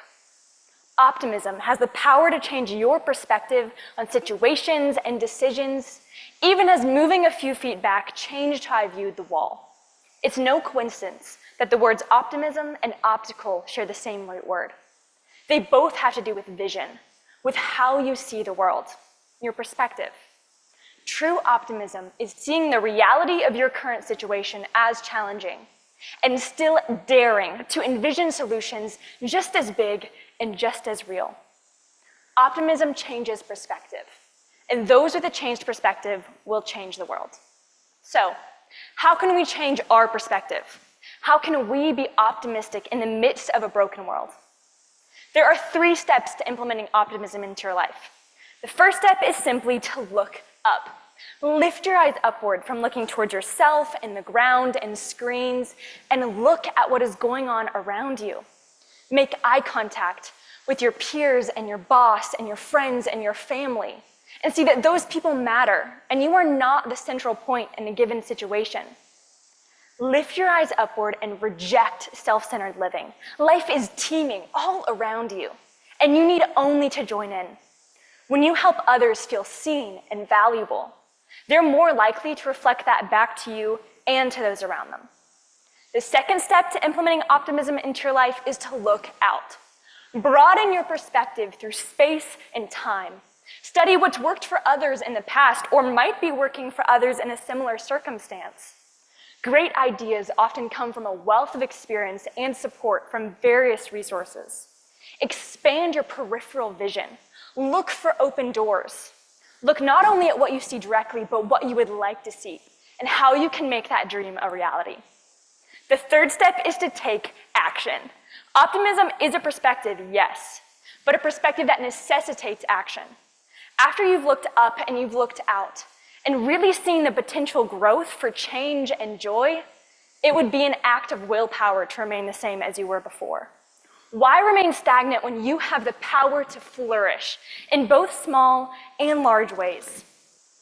Optimism is about believing that goodness and hope are genuinely more powerful and more worth fighting for than despair. Harriet Tubman knew this. She had every reason to lay low, give up, and live an obscure and painful life under the yoke of slavery. But she didn't. And her optimism allowed her to see her freedom as real and tangible as the ground she walked on, not only for herself, but for others as well. Optimists like Harriet, and like us, see the world as not a cage to work in, but a garden to cultivate. So, how can we change the world with optimism? By looking up, looking out, and by acting on what we see. When we realize we are part of a bigger picture than our own pain and frustration, and start living out gratitude and courage, people take notice. Being optimistic allows us to move past rejection, without fear or shame, but with recognition of lessons learned and hope for a brighter future.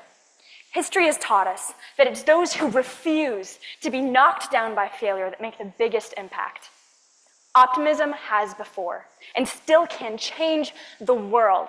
We need to only widen our perspective. Thank you.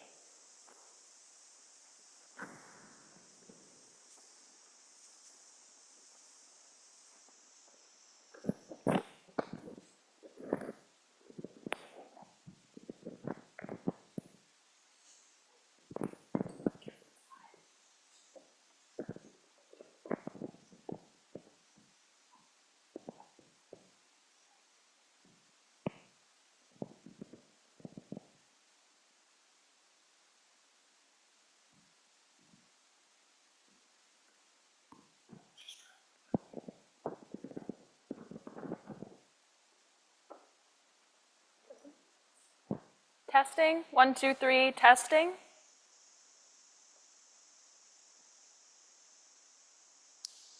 Great, thank you, judges. Speaker C.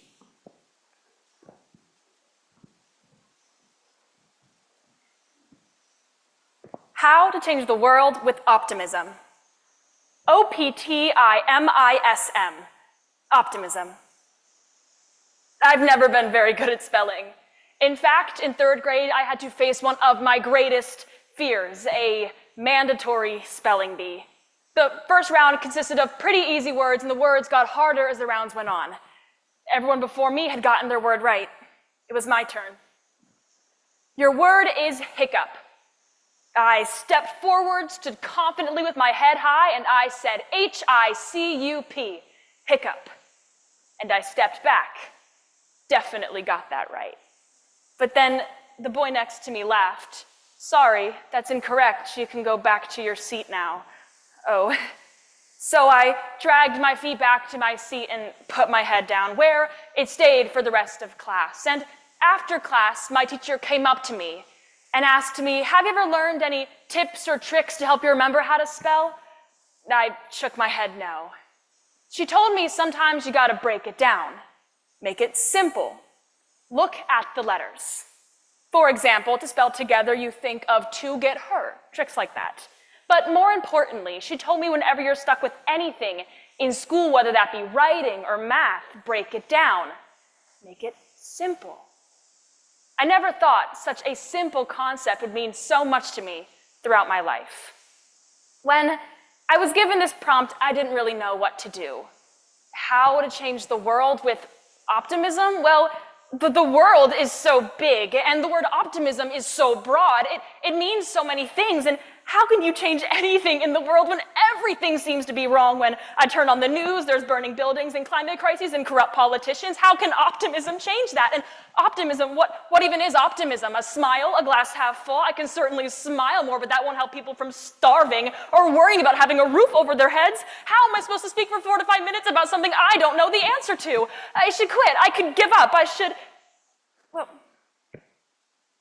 should break it down. Make it simple. Look at the letters. How to change the world with optimism. OPTIMISM. Optimism. OP. Open your mind. Allow yourself to accept new perspectives. When you open your heart and your mind to the ideas of others, the world becomes a little brighter, doesn't it? When you stop dwelling on hatred and focusing on those you don't agree with, it becomes a lot easier to see all the incredible things going on in the world around you. TIM. Time. It's going to take time. Changing the world? Well, it's going to take time and a plan. Learning to live optimistically isn't something instant. In fact, everyone faces hardships, and maybe right now things aren't optimistic. But think about what you want your future to look like. Focus on that future. I. Inspire. People say optimism is a chain reaction. And for a long time, I didn't really agree with that. I thought people didn't have it in them to be optimistic, but everyone likes to feel happy. It's human psychology, serotonin, dopamine. They make you feel good. When you feel good, you're more likely to be kind to others, even if you don't know you're doing it. Let someone else's optimism inspire you, and then you can do the same for somebody else. SM.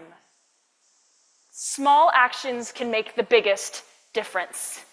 The world is a really big place, therefore changing the world will require a really big action, right? Not quite. Everyone is living in their own world. The world is different to each individual. Changing the world of just one person, that is changing the world. Well, changing the world of one person. That doesn't seem too bad. Once I've taken time to open my mind and allow myself to be inspired, it seems a little more broken down, more simple. How to change the world with optimism. OPTIMISM, optimism. Open your mind, take time and focus on the future, inspire others and allow yourself to be inspired, and always remember, the smallest actions can make the biggest difference. Break it down, make it simple. Thank you.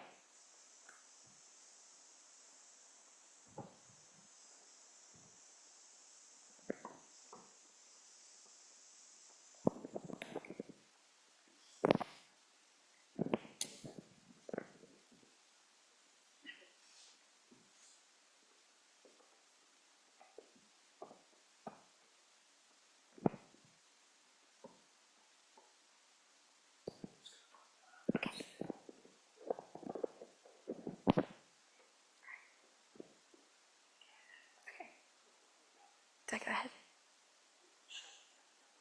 Okay.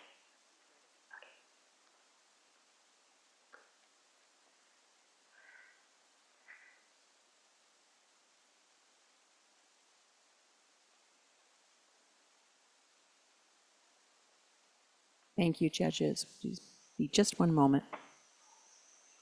Testing, 1, 2, 3, testing. Speaker D.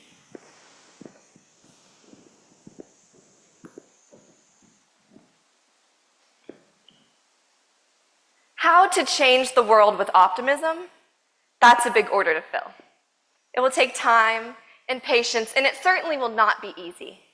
But if you ask me, there is nothing we can't do with a little teamwork, a little bit of hope, and a lot of optimism. But before we go making plans for the whole world, we must first understand the true meaning of optimism. Oxford Dictionary defines optimism as hopefulness or confidence about the future or the successful outcome of something. While I trust this is a worthy definition, I believe that optimism means something a little different to each of us. To me, it's being able to find the good in even the hardest of times. It's being able to get out of bed in the morning and celebrate the little things that matter.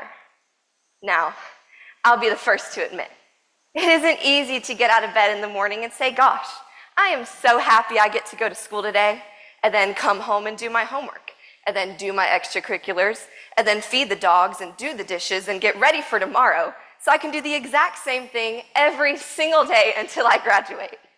That just simply isn't realistic. It isn't easy to get out of bed. It isn't easy to go to work, to go to school, to take that test, to drive that car, to talk to that person, to take a good hard look in the mirror and make that change. Life isn't easy, period. But as soon as you're able to come up for air, take a second and look at your perspective. Then maybe even change it. That is when it becomes a little easier to breathe. When I was 13, I experienced grief for the very first time, and it was nothing short of life-changing. And I'll admit, I lost myself for a time. I was simply drifting along from funeral to funeral, school, home, and my dance studio. I felt like I would never be okay again. I just could not accept the enormity of what my family was going through, and honestly, I didn't remember who I used to be. I befriended the crying all the time and became accustomed to the panic attacks in the school bathroom and the shower and the bathroom at my dance studio even. Well, when I was finally sick of the constant blurred vision and trouble breathing, I knew I had to make a change. That's when I got to know the new me. Because honestly, whenever you watch the lid close on your loved ones, a piece of you gets buried with them. I think you can use this new you to learn and to grow, to spread hope that it does get better. This brings me back to our topic, how to change the world with optimism. Well, I believe that we must first embrace the change in ourselves. Then, and only then, can we use our experiences to inspire others. It's not easy, but I know that if adults and leaders in our society took the time to listen to teenagers, they would learn that it starts with us. Now, I'm not sure how we go about solving some of the world's greatest problems. But if we truly want to make a change, we as a society need to learn to support and uplift our youth. It is time to end the negative stigma that surrounds mental health and teach young people that it's okay to ask for help. If we promote healing and positivity to our youth, we are then giving them the tools to cope with life. And eventually, when we have a whole new generation of people, we can end the ruthless cycle of burying feelings and suffering in silence.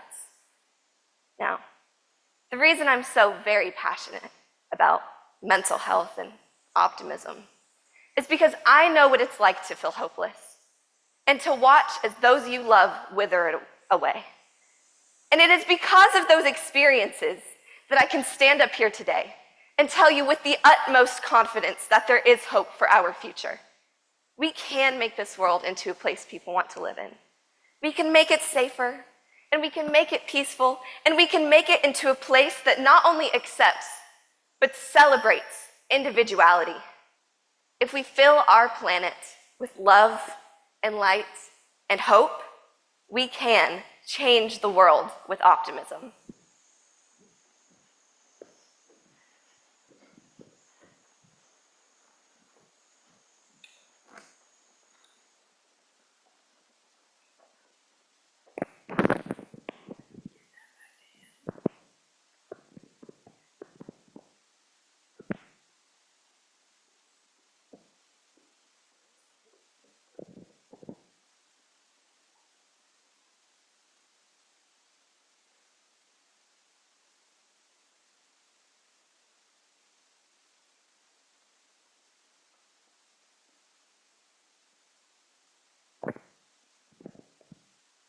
Thank you, judges.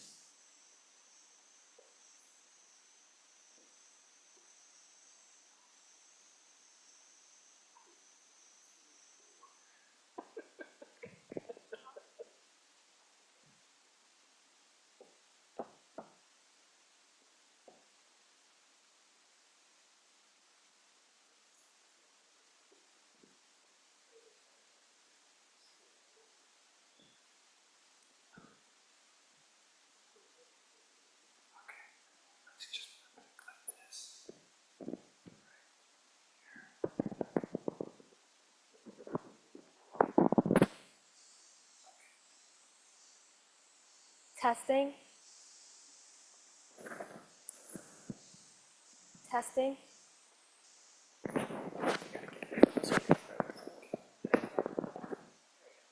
Testing. You get a thumbs up from the judge.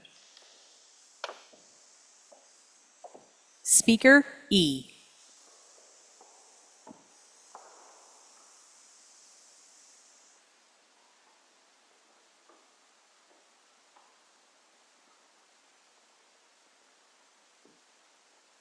How to change the world with optimism.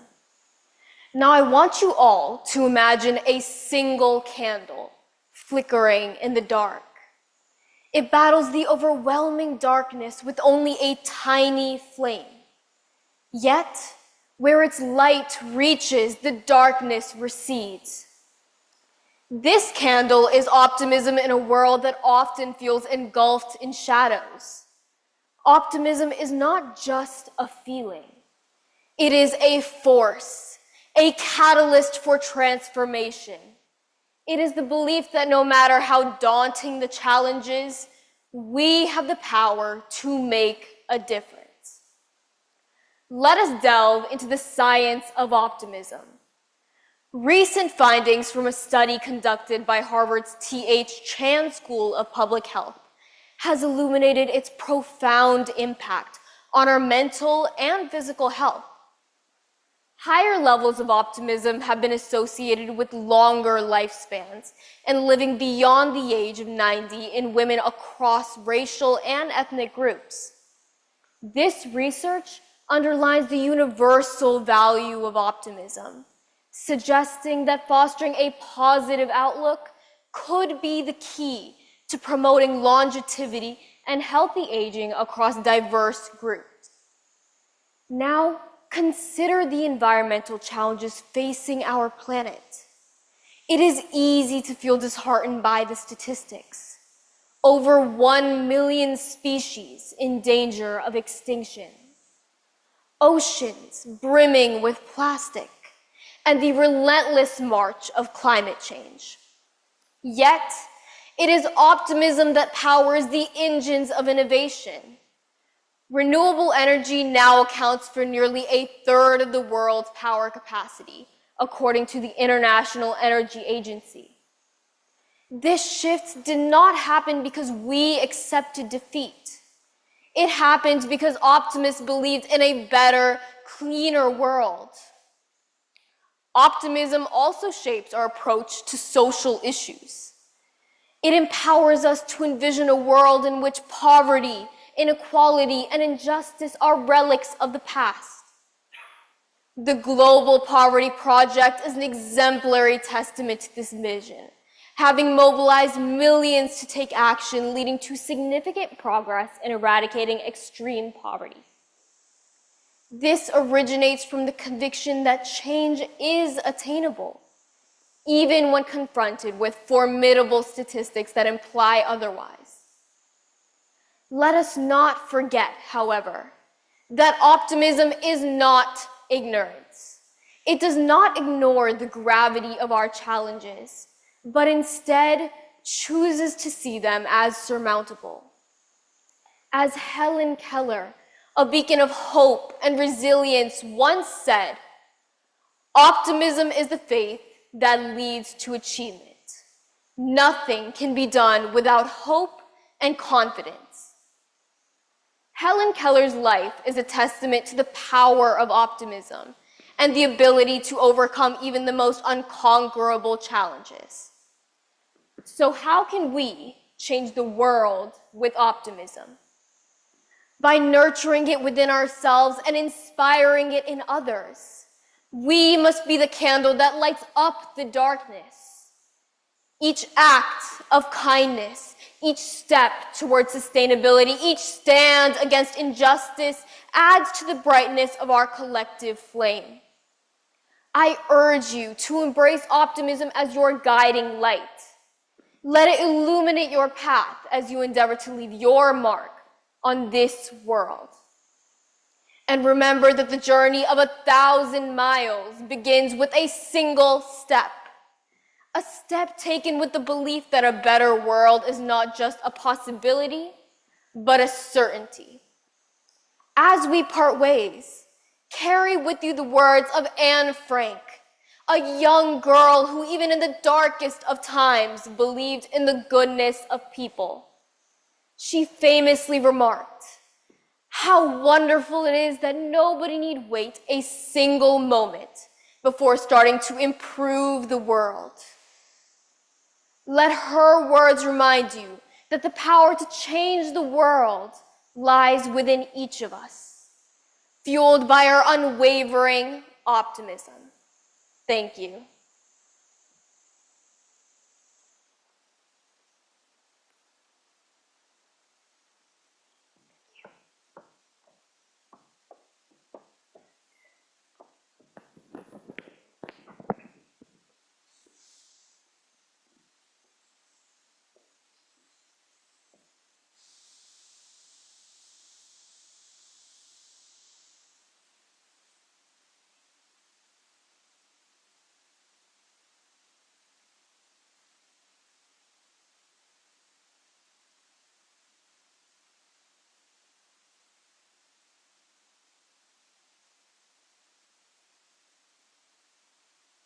Thank you, judges. We do have one more speaker in this region, and that will be Speaker F, who will be joining us virtually. So we will just wait one moment until we get him up on the screen.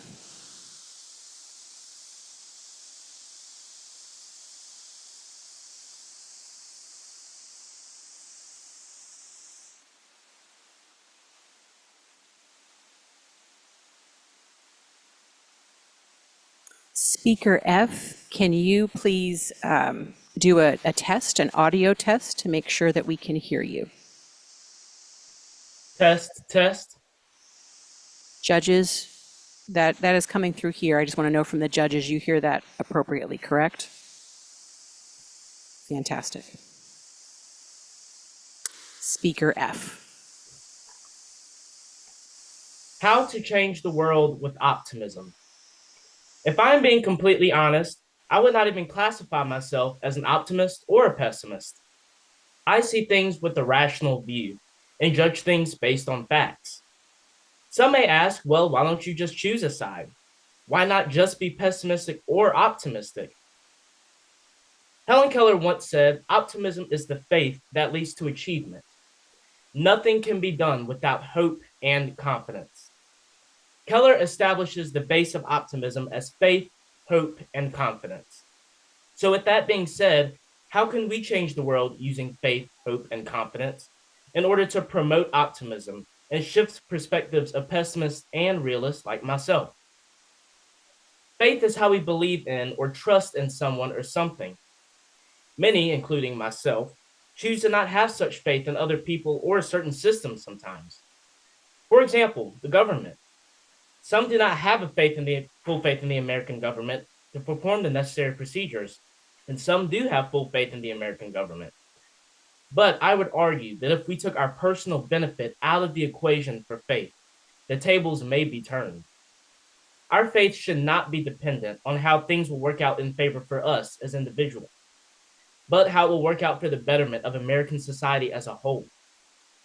After we become selfless individuals, we are able to become optimistic about governmental actions due to our new awareness of how we can all become better through those actions, instead of how each and every one of us feels about it and how it will affect us separately.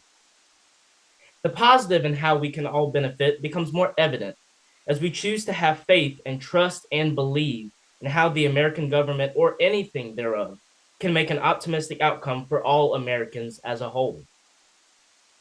Hope is how we expect things to happen. Now, a lot of us can admit that we openly throw this word around loosely without actual sincerity. But the concept of hope can be more serious than we make it out to be at times. Many times, hope can be the very thing that gets people through illness or grief or financial hardship. Hope is how some hold on to life and is the very motivation for getting up every day and fulfilling their daily duties. I myself hope for many things, but we have to put forth action into those things or events that we hope for. In order to maintain your optimism through hope, we have to put forth effort to gain that achievement or success or outcome that we have hoped for. In my daily life, I see it all the time, and I continue to challenge my thought process behind it. I will hope for good grades on tests and quizzes, but have no preparation technique in order to get those good grades. In adult life, many people hope for the house or the car or the job, but will not put forth the sacrifice or the work in order to make that hope flourish. With work and intentionality, we can all be optimistic and truly hope for the good outcomes that we desire. Lastly, confidence is the feeling that we can rely on something or how we feel about the certainty or validity of someone or something. According to SimonandSchuster.com, optimists are more likely to have self-confidence. In a world where kindness is not as normalized and many promote hatred, it may be hard to have self-confidence. Eleanor Roosevelt has a quote about self-confidence that says, "No one can make you feel inferior without your consent." That means that we get the last say on how others feel about us and how it is ultimately up to us how we let others dictate our emotions. Some of us could have confidence in our skills, like sports, or how you may perform on your job. We can use the power of self-confidence to support an optimistic view of ourselves and our success. Whether it's a simple, small, daily self-affirmation or a full-on makeover to display your confidence, believe in yourself. Everything considered, we all may go about our lives and find our optimism in different forms or fashion. But I encourage you all to seek optimism and establish it on the foundations of faith, hope, and confidence. With these tools, we can all be optimistic and truly change the world. Thank you.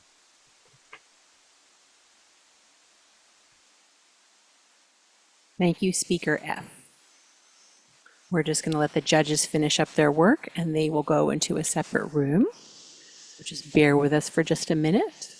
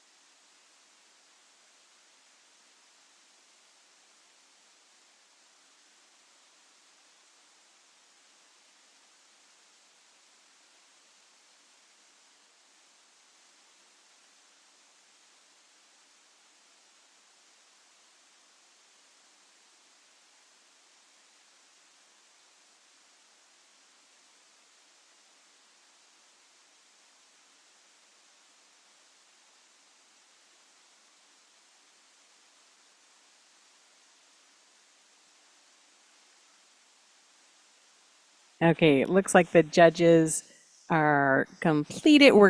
They're gonna scoot over into a breakout room, but let's have a round of applause for these incredible speakers of the Mid-Atlantic region. I'm gonna invite you all up onto the stage, and as soon as our speakers are in their breakout room, I'm gonna have you introduce each other. We're just waiting for a little technology here. But come on up, come on up. Speaker F, we're gonna ask you to come on back as well. Yeah, he's here. Yep, come on up in your speaking order. Don't introduce yourselves until we see our judges scoot out into a breakout room.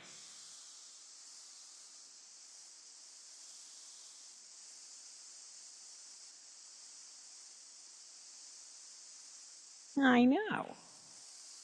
This is a colorful crew.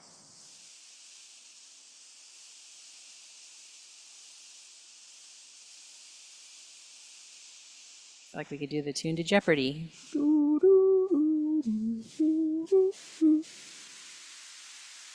We will, as soon as we get the judges out, we'll spotlight Speaker F. So he's up on the screen.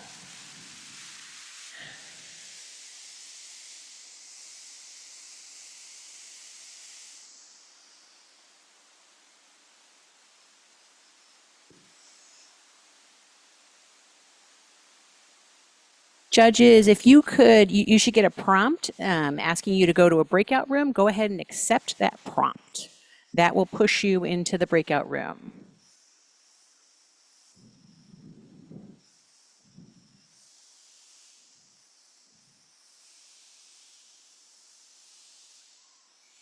Maybe. You should see a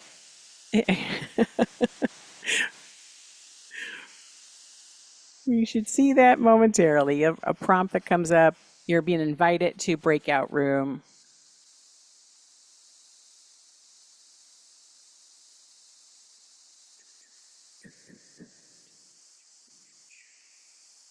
Aha. Judge C. Whoops. We lost Speaker F. Okay, let's see if we can get Speaker F back. Let's see if we can get Speaker F back up. You should not be in the breakout room. Whoops. He'll get kicked out, and hopefully when we get Speaker F back, we just go ahead and spotlight him. Let's spotlight him so he comes up on that big screen. Fantastic. Well, we're working on it. We're working on it. So, guys, this is your opportunity. I would love for you to introduce yourself to the room and to don't forget, to everybody online.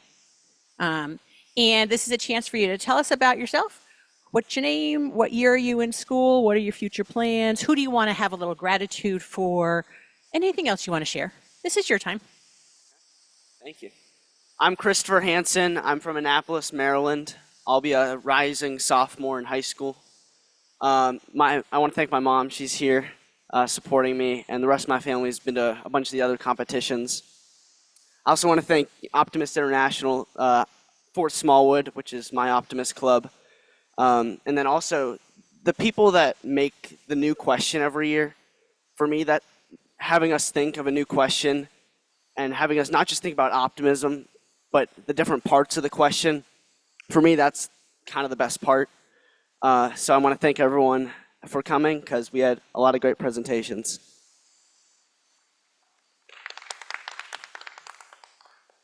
My name's Ellen Ritchie. I just graduated high school. I'm 18. I come from Eubank, Kentucky. So I just want to thank so much my family for coming to support me, and for Ed and Jean Smith being my biggest fans and sending me to this competition, and the London Optimist Club for being the one near me. And are we supposed to say a little bit about ourselves? Okay, so I love playing guitar and riding horses, and I play soccer, and that's a little bit about me. Hi, my name's Addison Journey. I'm from Lancaster, Pennsylvania. I also just graduated this year. I'm headed to Gettysburg in the fall. Very excited. Big thank you to my public speaking teacher, Mrs. Kennedy, and also my parents, who probably heard me spell optimism at least 75 times. I think everyone in my life knows how to spell optimism now, so big plus. And Optimist Lancaster, it's been such a great experience, and I'm so thankful to be here. Hi, my name is Laura Haskins. I am a rising sophomore this year. I'm from Gastonia, North Carolina. I would really love to thank the Optimist Club of Gastonia for getting me into this thing. I was in the essay competition and they encouraged me to pursue this competition, and I'm just so grateful. I also love to thank my absolutely amazing mother and my whole family, who's just been so supportive of me and my dreams of coming here. And yeah, thank you all so much. Oh, and I love this organization. Thank you. Hi everyone, I'm Twisha Sinha. I'm from Clifton, Virginia. I'm going into my junior year actually, and I really, really want to thank my family, all of you guys for listening to my speech, and especially my mom. She's heard every version of my speech over and over and over again. Surprised that she's not sick of me yet. I also would really like to thank Ann Grabowski. She's not here right now, but she was the first person who I contacted and heard about this organization from. I would not be here without her. And what else? Oh, a little bit about me. I'm a professional dancer. I do Kathak. It's an Indian form of dance. I'm also a painter, and I use my paintings to highlight body positivity and body dysmorphia. And yeah, that's pretty much it. Thank you all for coming here to listen to all of our speeches. And Speaker F, why don't you go ahead and introduce yourself? Did we get you spotlighted? Speaker F. Well, go ahead and introduce yourself. Hopefully we'll get you onto the big screen on the spotlight. We can see you in the little one. Hello, everybody. My name is Terrence Pittman. I hate I could not be in the room, but I guess I'm there in spirit. A little bit about me. I am 17 years old. I'm a rising senior that attends Rocky Mount Academy in Rocky Mount, North Carolina. That is where I reside and where I'm from. A little bit more about me. I love golf. I'm an avid golfer. I love it. I probably will be doing it later on today. I appreciate everybody's speeches today. They were all great. They were amazing. I appreciate the Blackbird Optimist Club. That is my local Optimist Club. Unfortunately, they're disbanding this year and merging into some other clubs nearby. But I am so very appreciative of this opportunity. I'm appreciative for Optimist International for establishing this opportunity for people worldwide across different regions and different walks of life.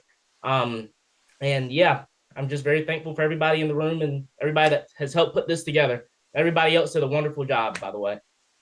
Fantastic. Let's have one more round for the Mid-Atlantic region. And we are going to get a photo, well, many photos So Dave will have to share because I'm going to get in this one too.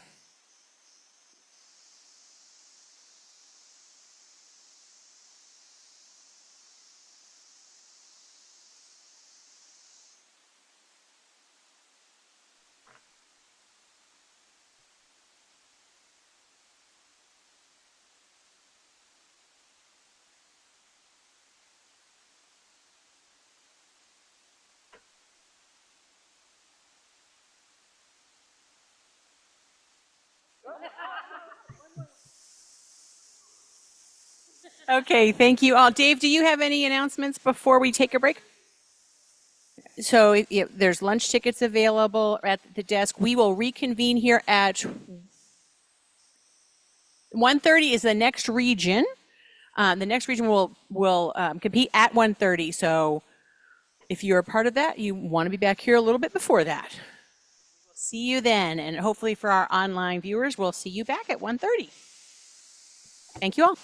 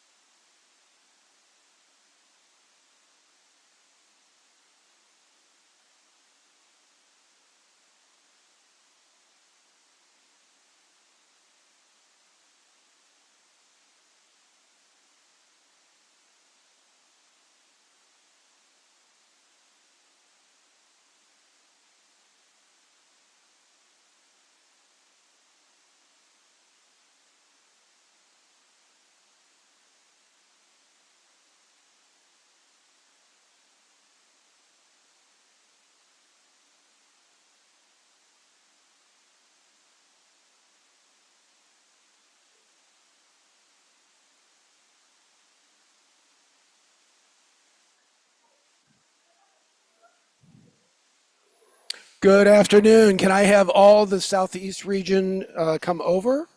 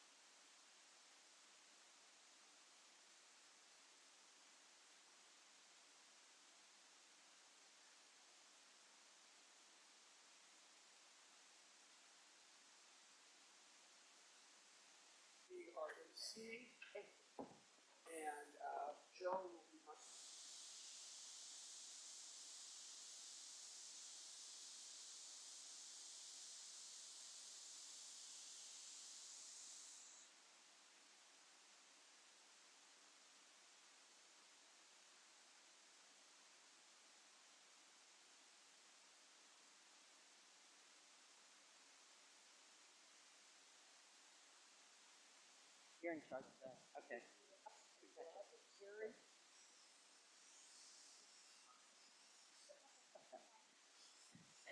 Good afternoon, everyone. Welcome back if you were here maybe yesterday. Well, you probably were here yesterday when everybody was choosing the numbers. Speaking order. I just wanted to remind everybody, silence your cell phones, please. Also, we do not applaud. You'll have time to applaud after the region has completed, so please don't applaud. And just a reminder that the region winners will be announced tomorrow morning at 9 a.m. as we start tomorrow's day. Anybody have any questions? Because we're getting ready to start. Okay, here we go.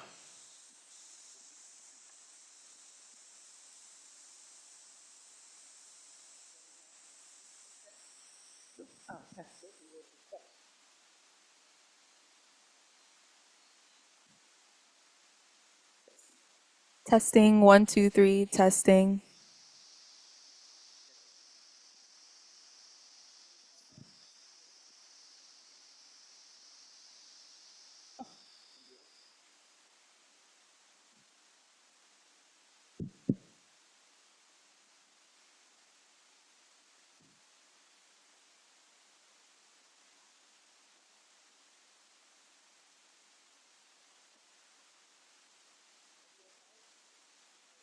Oh, no.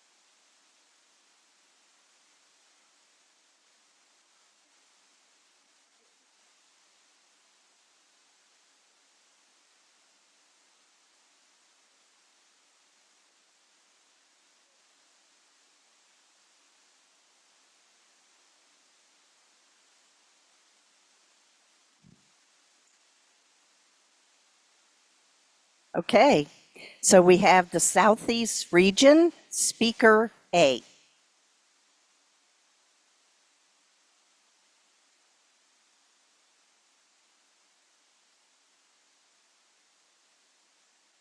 How to change the world with optimism.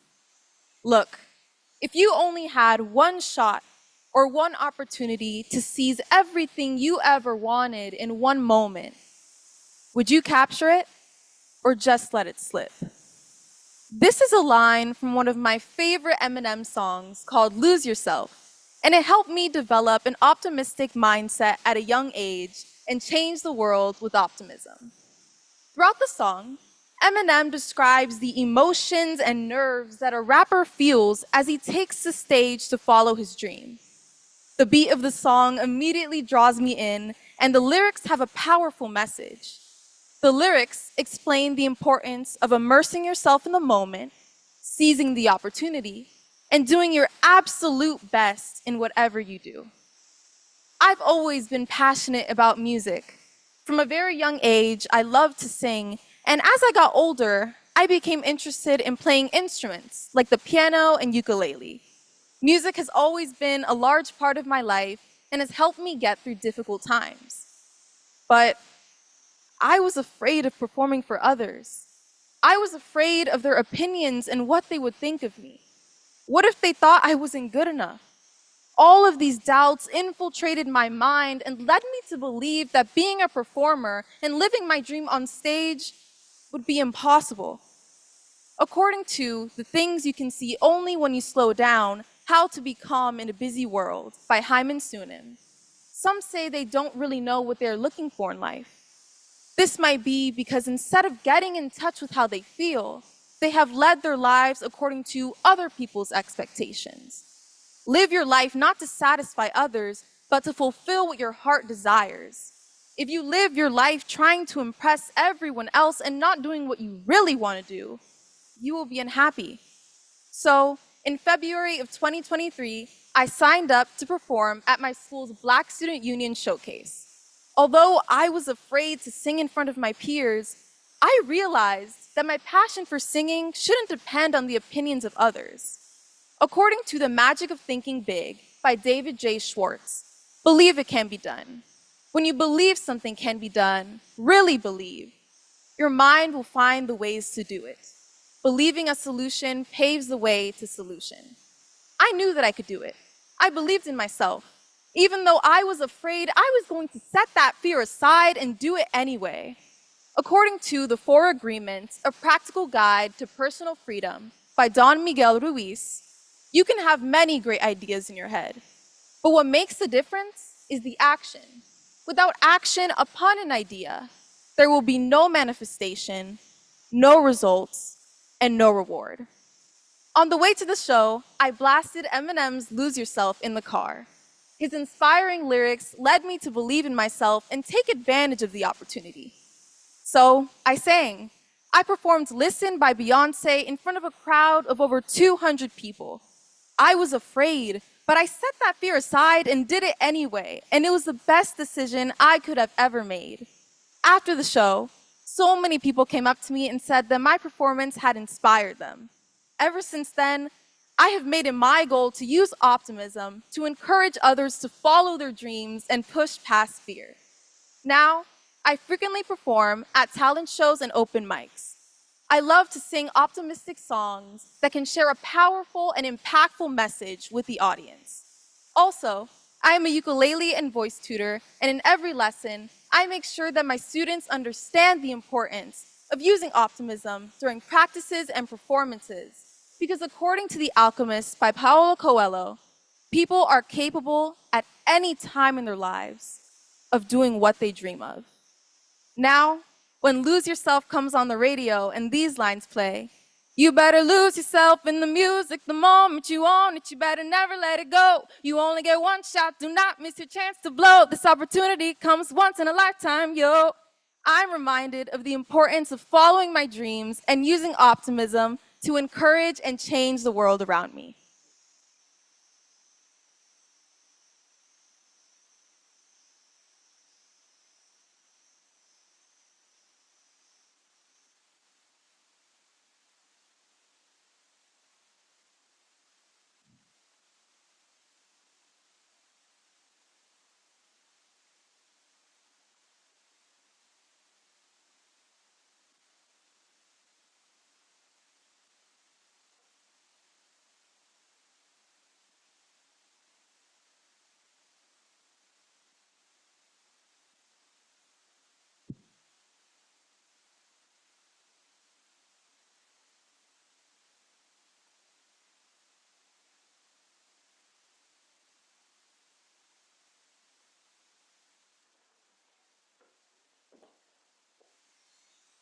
let me just see, they're still working, so.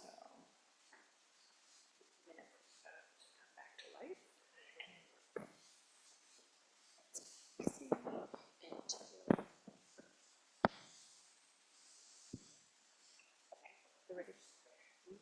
ABC, no, okay, we don't need ABC. There, test.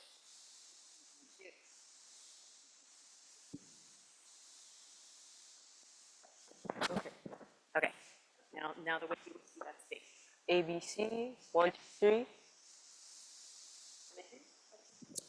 Speaker B.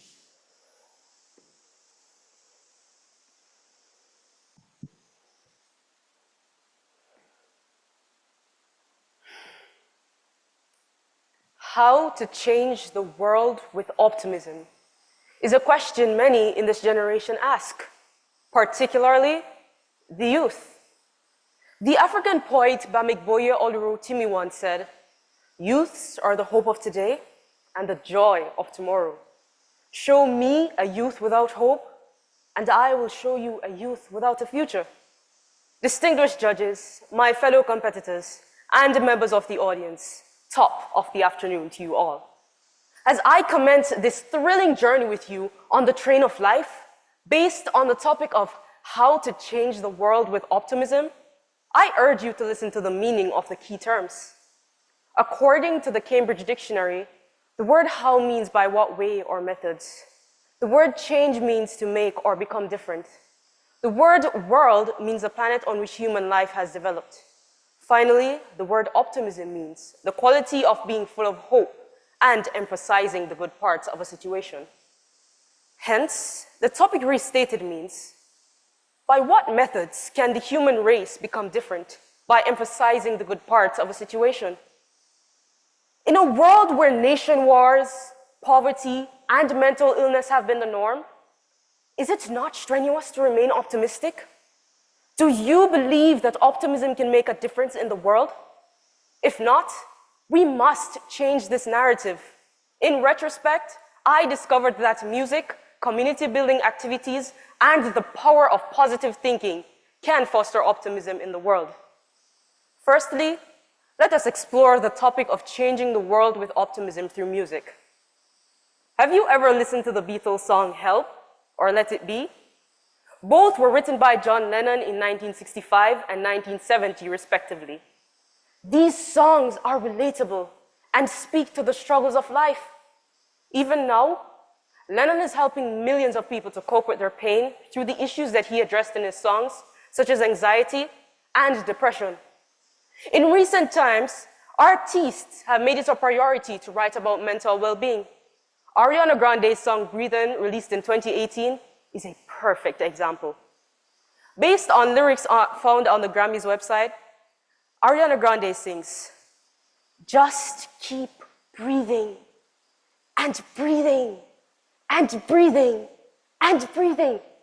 She's telling herself and us to never give up. Let us not forget about the king of reggae music, Bob Marley, and his hit song, One Love.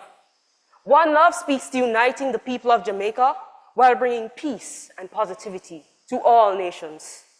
Secondly, are the community building initiatives that are positively transforming the globe. The Food for the Poor organization and the Red Cross are examples. They help people who lack resources, suffer from mental illness, lack healthcare, and so much more. I believe that just the kindest deeds can change the mental state of a person and how they perceive the world, whether it be negatively or positively. Finally, is the power of positive thinking. Renowned author Norman Vincent Peale wrote a book with the same name in 1952. The moral of this book is that an attitude of the mind can change lives, win success in all things, and overcome all obstacles.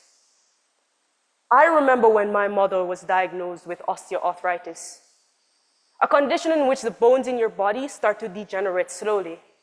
Things such as bathing, walking, and driving became a challenge for her.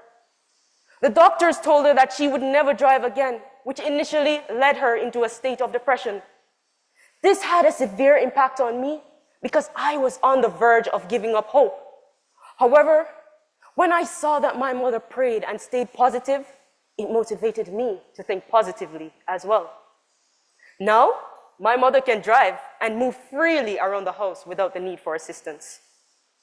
In closing, it was the great American author Helen Keller who once said, "Optimism is the faith that leads to achievement. Nothing can be done without hope and confidence." So as I stop the train and end our wonderful journey of how to change the world with optimism, I will leave you to ponder on what I said. How can you change the world with optimism? Thank you.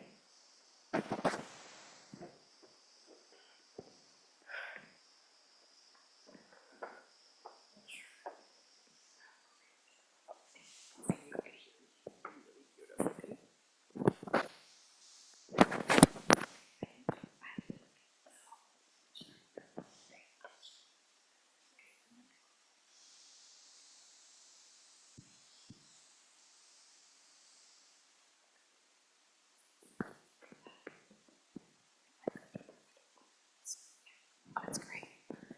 My neckline, do you think?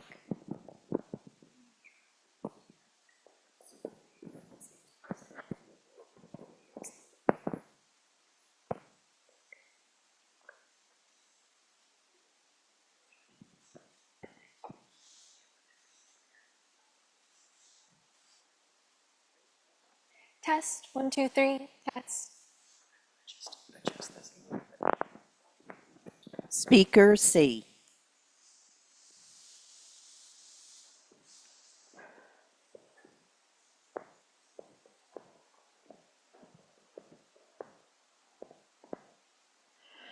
How to change the world with optimism. Who do you think of when someone says, that person changed the world? Perhaps someone in a position of power passing innovative legislation, a media celebrity raising awareness for a charitable cause, or a sports star inspiring the next generation of athletes. These types of people are all amazing, if a little beyond reach of ordinary you and me. With such larger-than-life role models, changing the world can seem like something only famous or influential people can do. But there are other ways. You see, when someone asks me this question, I think of Sam Gamgee, the Hobbit. At the end of Tolkien's Return of the King, there's this scene on the edge of Mount Doom. Lava shoots through a darkened sky, and our heroes suddenly seem very small. The task ahead, altogether insurmountable. Ever faithful Sam cradles a fearful Frodo and whispers, "Do you remember the Shire, Mr. Frodo? It'll be spring soon, and the orchards will be in blossom, and the birds will be nesting in the hazel thicket. They'll be sowing the summer barley in the lower fields and eating the first of the strawberries with cream." Now these are rather bright and optimistic thoughts for a hobbit laboring amidst the potential destruction of the world. But how are these thoughts world-changing? If we think about it, the modern-day American equivalent of what Sam remembers would most likely be things like folding laundry, cooking meals, or washing dishes. Ordinary household chores. A survey conducted by Angie Incorporated has found that 2/3 of people do not like to do such things. In fact, 4% of people would rather wait in line at the DMV than do household chores. In a society devoted to bigger, better, faster, it's easy to disregard the mundane things that we all must do. But what would it look like for us to tithe our attention to the things set before us, the normal and the everyday, to believe, like Sam, that the little things in life are worth tending to, are worth remembering? Sam did these ordinary things because, in his own words, there's some good in this world and it's worth fighting for. Essentially, he cared. Caring is an inherently optimistic act, and like it or not, chores are a part of caring. When we care about things, when we care for things, we are saying, there will be a tomorrow, there will be people who come after me, it's not all about me. And in this day and age, that's a world-changing message. To those who would say that chores can be a pain, though, I would say, yes. Yes, they're small. Yes, they can seem dull. But yes, as journalist Aeneas Ciosadlo says, these things make up the fabric of our lives.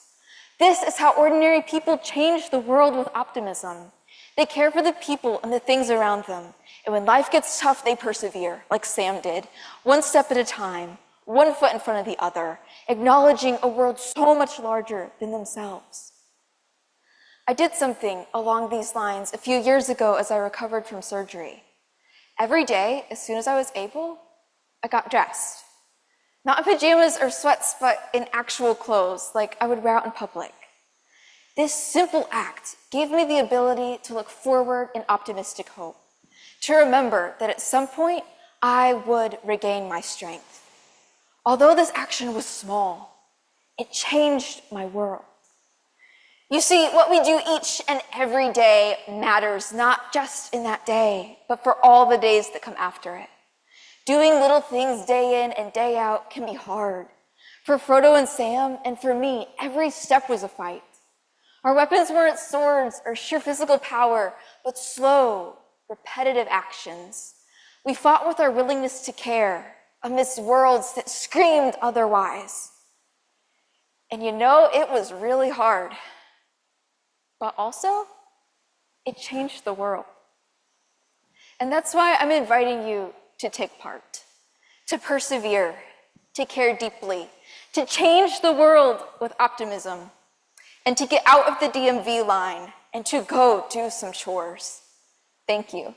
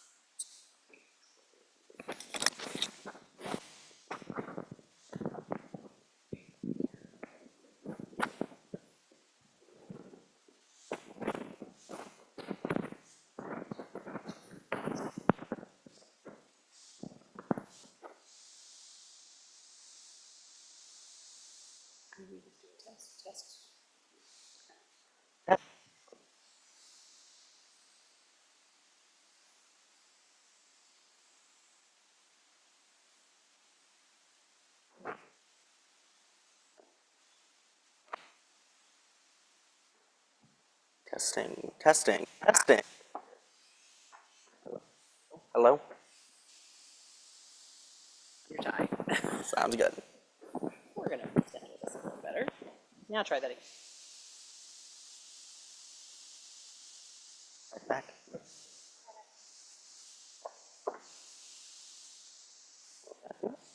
Testing, testing, testing. Wait a minute. Testing. Are we now? Testing. We're cutting? Okay, hold on.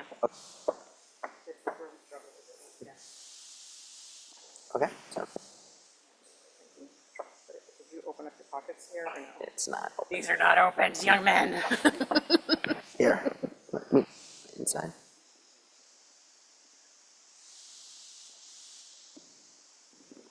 Testing. 1, 2, 3. Testing. There we go. Okay. Speaker D.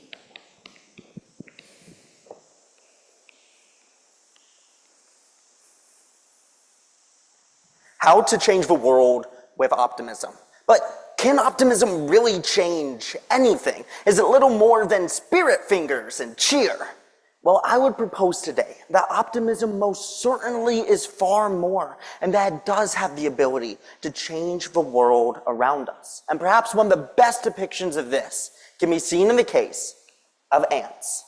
Now, before we get too far into that revelation, though, we must first understand what optimism is and how it affects us. Optimism is defined by the Oxford Language Dictionary as, quote, a hopefulness or a confidence about the future.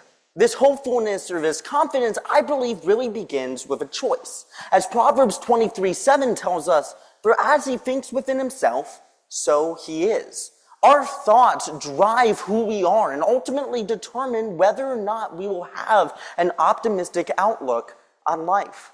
Now, personally, my optimism lies in Christ. As Jeremiah 29:11 declares, for I know the plans I have for you, declares the Lord. plans for prosperity, not for disaster, to give you a future and a hope. And even when situations seem unideal, I can have an optimism. I can be confident because I know my Savior, and I know that the plans he has for me are good. And this confidence is a powerful thing. As Proverbs 17:22 tells us, for a joyful heart is good medicine, but a broken spirit dries up bones. Now, regardless of your religious beliefs, modern medicine actually supports this theory. According to an article by the National Library of Medicine, compared to optimists, pessimists nurtured little hope for the future and were at subsequent risk to anxiety and depressive disorders, as well as subsequent impairment of their social function and overall quality of life. Yay! But optimism also affects our physical health. Harvard researchers found that among the 25% who were most optimistic, they had on average a 5.4% longer livelihood and a 10% higher chance to live beyond the age of 90 years old. Psychology Today further elaborated on these findings, noting that, quote, the positivity effect is a phenomenon that has been studied by psychologists and scientists for decades. What we found is that the more positive emotions and experiences one has, the overall better mental and physical health they will have as well. They will also have better motivation, engagement, energy, relationships, and quality of life. So this optimism, this hopeful confidence is a powerful thing. But how can it change the world? Well, I believe it really breaks down to how we live our lives. Our mindset, whether one of hopeful confidence or downtrodden despair, affects those around us. We know that our world is broken, and now more than ever, we need to cling to the truth. We need to choose a mindset of hopeful confidence, and when we do this, we will start affecting those around us.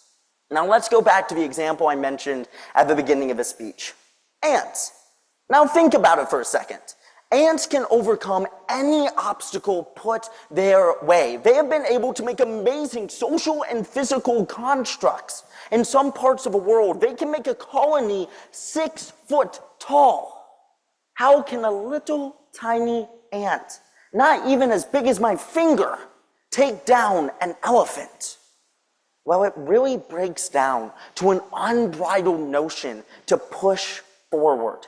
Ants never stop. They have an innate sense of supporting those around them, very much like the Optimist Club we're here with today. And we need to do the same. We need to view obstacles not as discouragements, but we need to view them optimistically as opportunities. And when we do this, pushing forward with a hopeful confidence that what lies ahead will give us a future and a hope, we will not only strengthen ourselves, but we will affect those around us, slowly, bit by bit, changing the world. Thank you.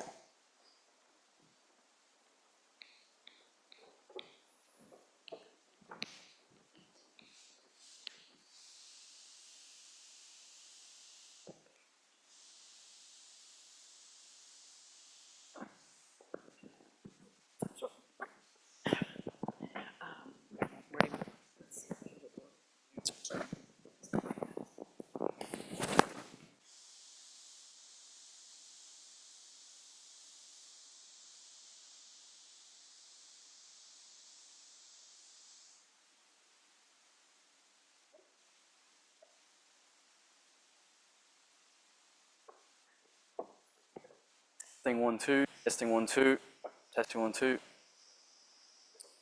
Speaker E.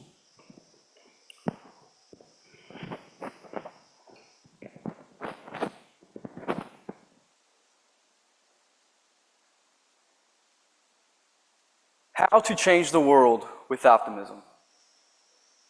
There's a very complex and beautiful pattern in this universe. The chemistry of life and the physics of existence are calibrated to a perfection that allows us to exist. All living creatures that lack a conscience, their instincts still instructs them to survive, but more importantly, to live. Undeniably, there's an order to this life. But quite frankly, ladies and gentlemen, we're straying away from that order and plunging deeper into chaos. However, there is a remedy, an ally of optimism, the key to life itself. And that remedy is love. Martin Luther King Jr. once said this: hatred paralyzes life. Love releases it. Hatred confuses life. Love harmonizes it. Hatred darkens life. Love illuminates it. You see, we are living in times where hatred has become the standard and love has become purely conditional. Human beings brutally judge each other based off superficial characteristics such as political beliefs, religion, upbringing, and sometimes our ethnicity and our culture. This is wrong. All these characteristics should be substituted by a single criterion, and that is the content of the character, what is within the individual's heart. You see, the first step to changing the world with love and optimism and overcoming wickedness is that one must first realize and accept the fact that they're imperfect and that no one else is even close to perfection. Because once this is understood, all other subjective convictions, product of the material world, become irrelevant. It does not matter if you're conservative or liberal, Christian or atheist, white, black, blue, or purple. What matters is that we are all in some way broken. We are all human. The next step is to simply love your neighbor. Every day we witness yet another war, another act of terrorism, another innocent life taken due to pure evil. But to acknowledge that there is bad, it is also acknowledged that there is an objective moral good. So it is love. Love is a choice and a sacrifice. It is to choose to help those who are in need and forgive those who have done wrong. It is to sacrifice selfish prejudices and desires, and to understand that everyone is flawed and that that's okay. Therefore, it is up to us to lend a helping hand to those who have fallen, to offer our ears to whoever has a troubled heart, to offer our voice to whoever needs advice, and to offer our shoulders to whoever is filled with sorrow. Because believe me when I say, an action as small as holding the door open for someone, or asking your sibling, parent, spouse, coworker, or boss how their day has been, goes a very long way. When each of us submit to love and respect, we are brought together. This is what you call a community. This is what you call hope and optimism. A community where we serve each other is a place where families can comfortably settle and where children grow peacefully and joyfully. And once our children grow exposed to love, they too will lead their future generations with love and compassion. You see, within the Holy Bible, 1 Peter 4:8 says, above all, love each other deeply, for love covers a multitude of sins. It is the ultimate truth that love is hope, love is optimism, and as implied by that verse, love abolishes all that is hate and all that is wrong. The good news is that we as human beings, we are beyond capable of embracing love. It does not matter what wrong we have done in the past. We all have the opportunity to manifest a greater tomorrow. So from now on, embrace the merits of love and respect, of hope and of optimism. Because this, ladies and gentlemen, this is how we change the world. Thank you.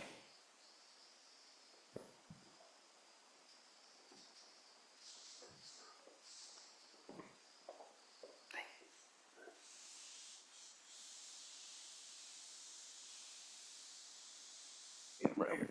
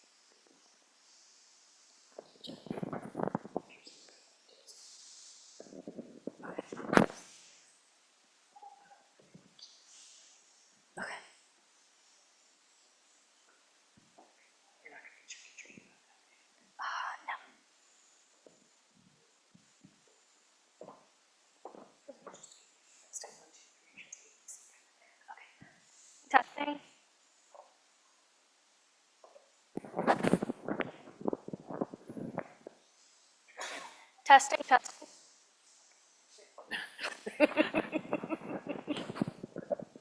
Doesn't like anybody today. It's a little cranky today. We'll try it again. Testing, testing. All right. Speaker F.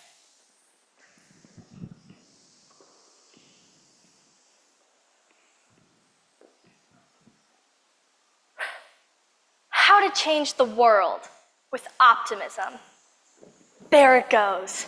I've let it go, and it's out of my hands. My 12-pound sphere is rolling, spinning, barreling towards my perfectly upright 10 obstacles. 10 pins, strategically and mathematically placed in triangular formation, to either fall and make me cheer with delight, or stand upright with authority, while I stare dumbfounded thinking, how was that not a strike? Optimism is a hopefulness and confidence about future outcomes. When I stand 60 feet away from my goal, looking down at those pins, I am always thinking positively. This next ball I throw is going to be a strike. We don't play a sport thinking we are going to lose. We play to win the game. Now, how can we translate this mindset, this optimism in sport or in life to the world? I've recently taken up this most basic sport of bowling. I mean, it looks so easy, a caveman could do it, or at least Fred Flintstone. But actually, bowling is not easy. It is a complicated scientific combination of both skill and luck. But to simplify it, there are 3 main objectives: aim, swing, and follow through. Changing the world through optimism is no different. Aim.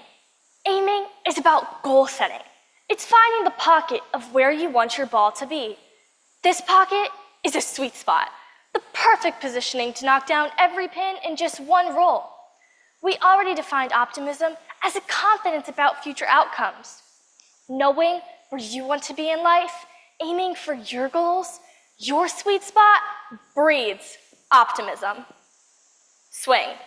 Swinging your arms is a pendulum of delivery, an equality of action and reaction. When you are in the act of bowling, you are pulling back and letting the weight of the ball propel your arm forward. Think of Newton's third law. Every action has an equal and opposite reaction. When you put optimism into the world, optimism will be the resulting reaction. Follow through. This may look like I'm trying to shake a hand, but a follow through is very important for momentum, direction, and balance. Following through with our positive thinking is how we live out a more hopeful outcome. It gives us momentum to continue with confidence, direction for goal achieving, and balance to maintain your good energy. I never thought that at the ripe old age of 13, that I would be witness to the optimism contagion. On a sports team, one player always seems to be the hype man. They may not be the best player on the team, but they can truly be the MVP. My former teammate, Jason, fits this description. Jason was never the best bowler on our team, but he certainly made an impression. Jason loved bowling strikes. I mean, who doesn't? One time, during a contentious match against our rival team, our team was behind by 30 pins. Jason had not been bowling well. He finally bowled a strike and threw up his arms in an X to celebrate. This X, representing his strike on the board, was a catalyst that motivated our team. It set off a celebratory, optimistic chain reaction that flowed through the whole team. This one simple act of positivity became a statement for our team to uplift and ultimately propel us to a championship victory. This X even became a team tradition that is still carried out today. This story made me realize that optimism can start small and build, just as the pin action at the end of a bowling lane. One ball can set off a chain reaction, knocking down pins one after the other. One ball or one person can change the world with optimism. In life, you are going to land in the gutter. But remember, stay positive, inspire others, uplift, be the catalyst, because you never know when your next frame will be a strike.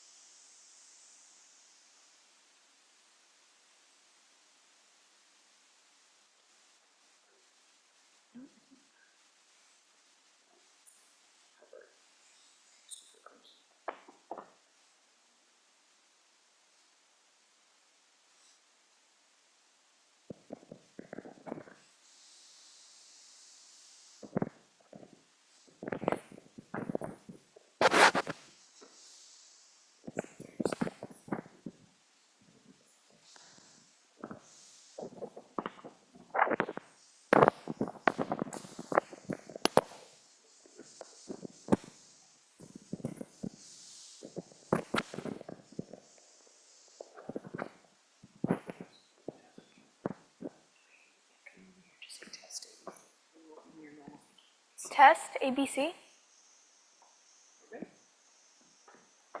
Speaker G.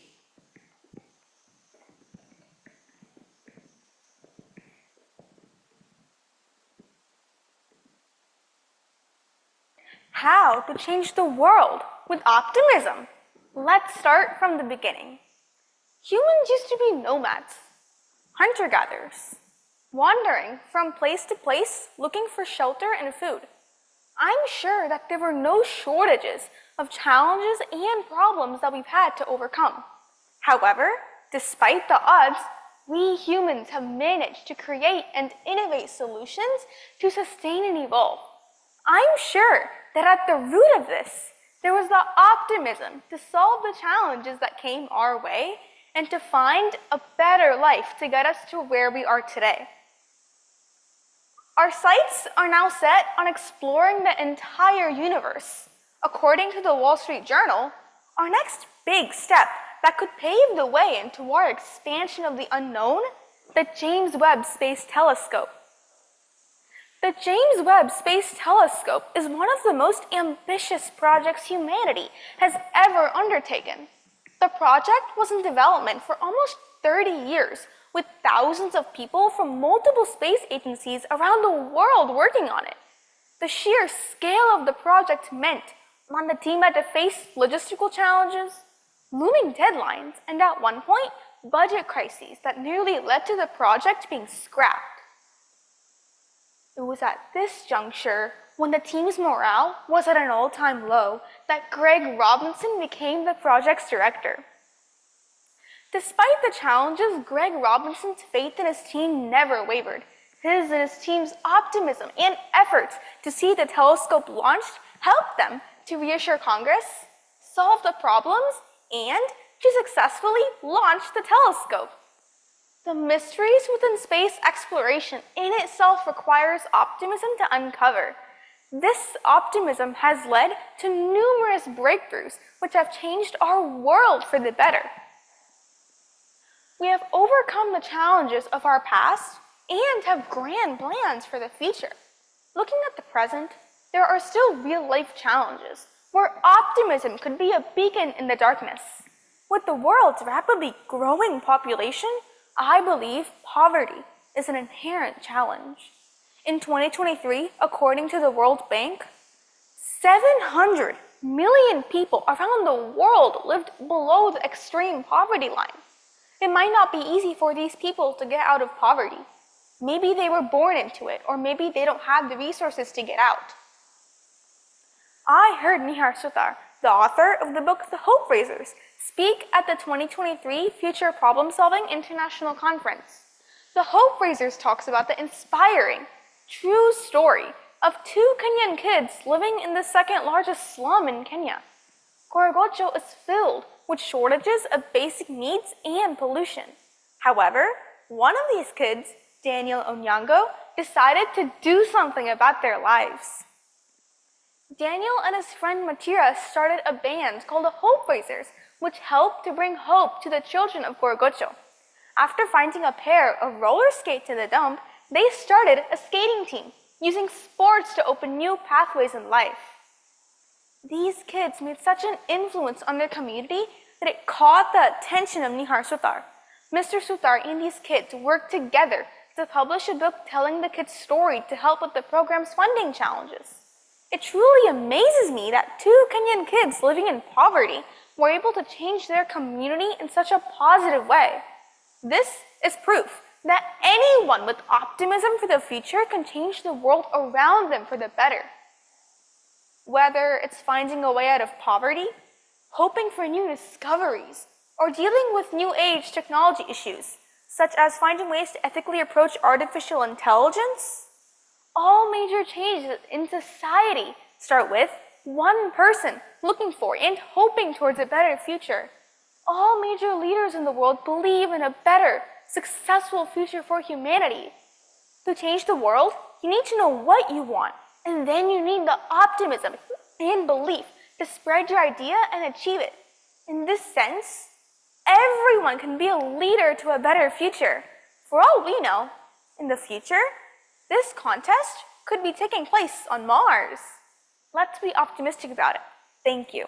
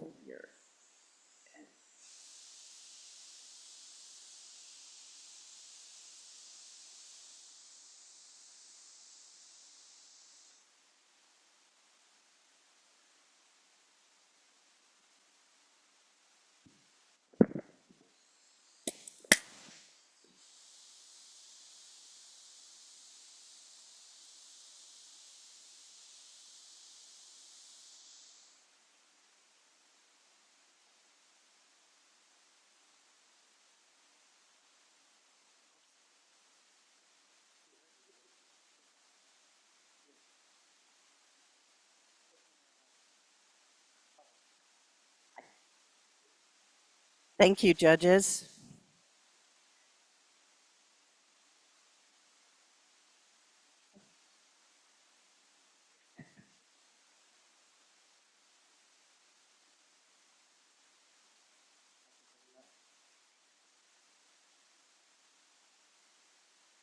Okay, this is the big moment. Let's hear an applause for those 7 great speakers. We're gonna ask you to come up in your order, and then I'm gonna quiz you on who you are. No, I'm not kidding. I am gonna ask you, but I'm not quizzing you.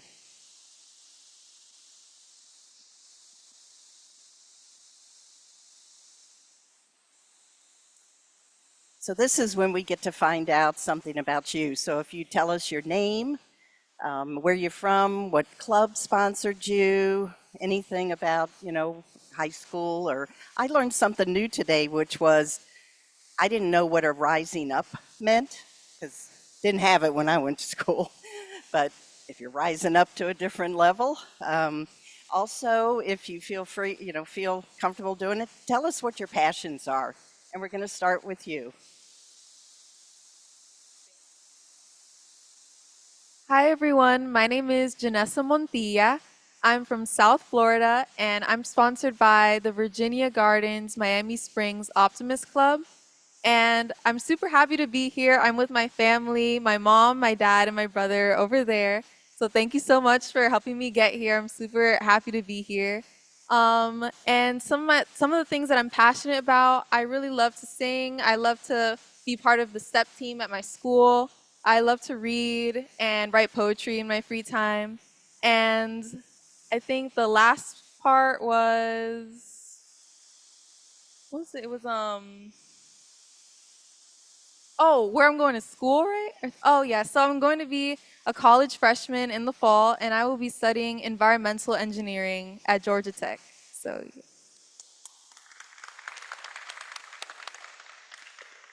I did forget to mention, feel free to thank anybody that's here or watching.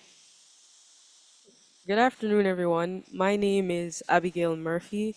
I'm 15. I'm going into grade 11 this September. I'd like to thank my coach. She's here with me today. My parents are not here, but they are watching online. I'd like to thank all my other relatives, my friends, my teachers who are also watching online. What I'm most passionate about, I'm a composer. I like to write songs. I like to play the guitar, and I'm recently getting into public speaking as well. I'm getting to love it now. I'm sponsored by the Optimist Club of York Castle.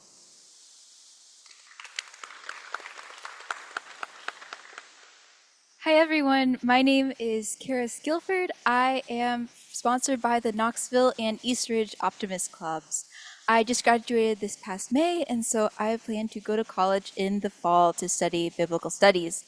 I would like to thank my parents and my brother who are here with me. They're in the back. And I also want to thank my speech instructor, Meryl Vandermerwer. She is not here today, but I would not be here without her. So huge thanks to her. Hello, my name is Roman Hogenkamp. I just graduated in the spring, and then I'll be attending Patrick Henry College in the fall. I would really like to thank all the clubs in Louisiana. We really had a corporate effort to be able to come together and then send our person and our representative from Louisiana. I also want to thank my mother. Thank you so much for driving up, and then Dad, who's watching on the live stream back at home.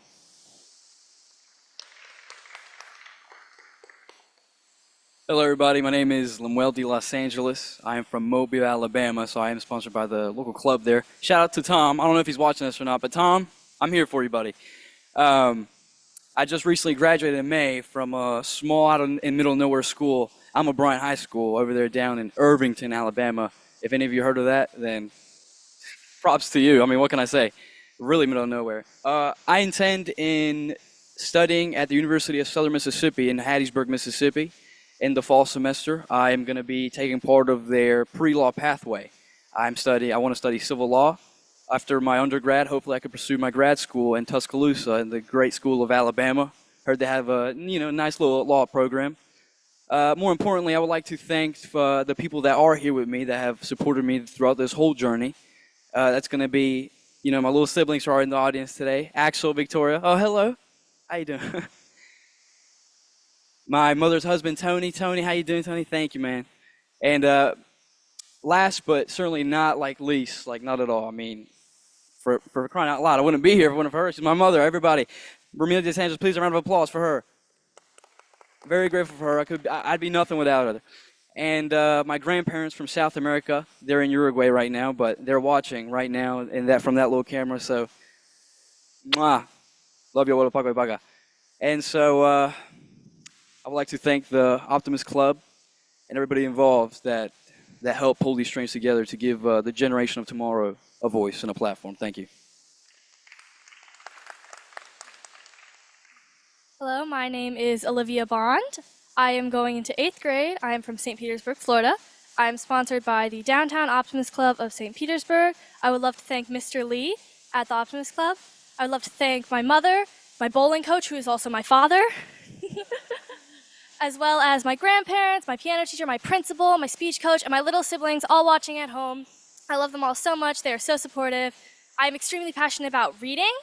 I love mysteries and thrillers, which I hope will one day lead me maybe into law or detective work. And I just love to be here.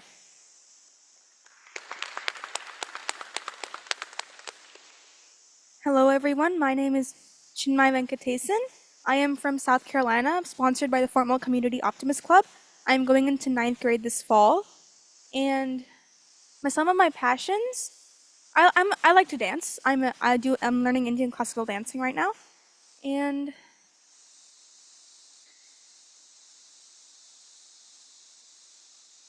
okay, sorry, but I forgot to thank people, which I shouldn't have forgotten. So thanks to my parents, most of all, for bringing me here, for coaching me along the way, for giving me all your support. Thank you to all my middle school teachers, especially Miss Lovell, who introduced me to this contest and have been cheering me on the whole way. Also, just thank you to anyone who's given me a pat on the back or said a good luck to me or just wanted to, cheer me on. I couldn't have been here without your support. And also thank you to the Fort Mill Community Optimist Club for sponsoring me. Thank you. Excellent, guys. I believe it's going to be photo op. International President.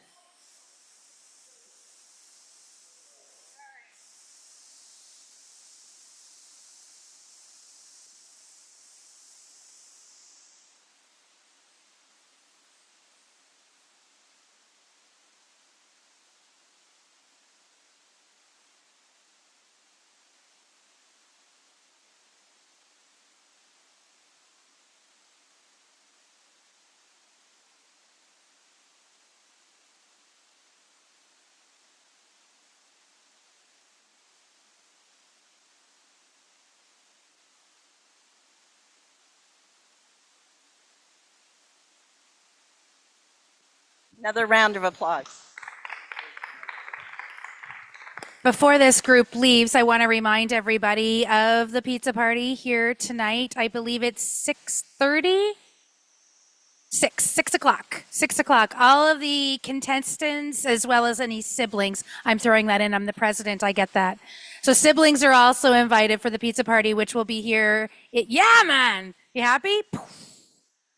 With our Junior Optimist Summit, which is beginning tonight as well. So you're welcome back for that for dinner. All right. I'll let you go take your name badges. The next region will start in 5 minutes, so we'll announce when the kids come up.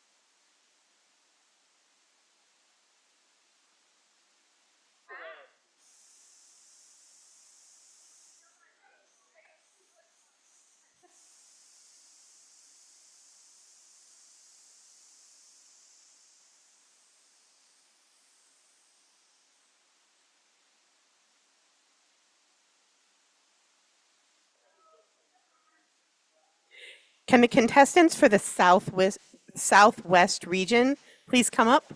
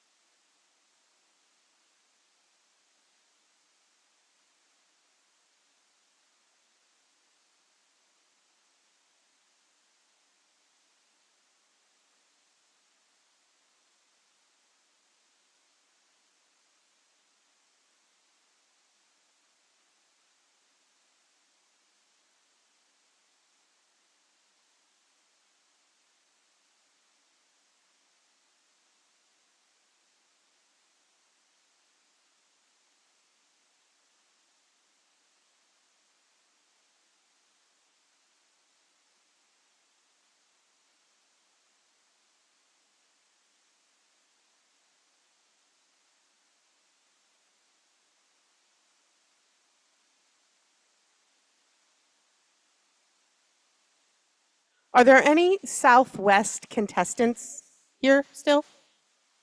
Or out there?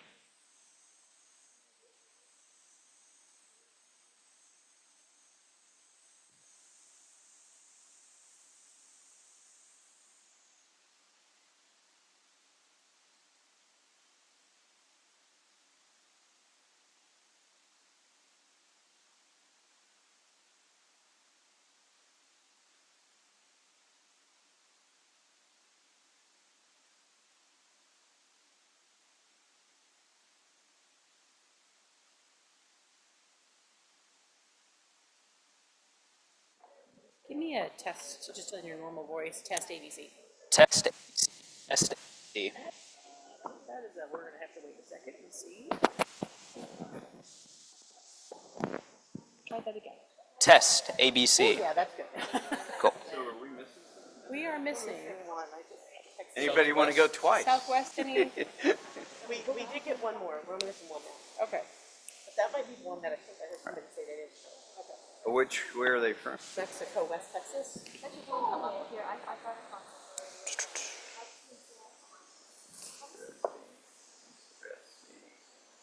Is this the Southwest contestant?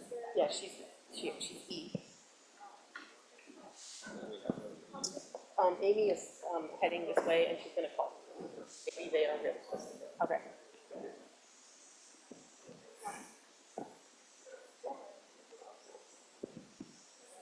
Is anybody using handheld? Are you over that yet?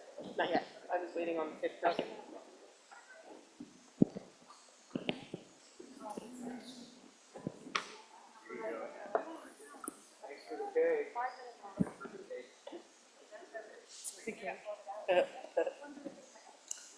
Oh, yeah, I'm gonna bring out some of you all, and then I'll just say it again, when the person that we're missing gets here. You will want to take your badges off, if you haven't already. Cheryl will mic you, and, obviously you'll go one at a time in order. Does it look like you're beelining for us? Maybe? Amy's working on it. Does anybody know this person? Did y'all meet her? Or him? I don't even know. Who is it? Do we have anyone marked? Okay, you're not. But I do have a question.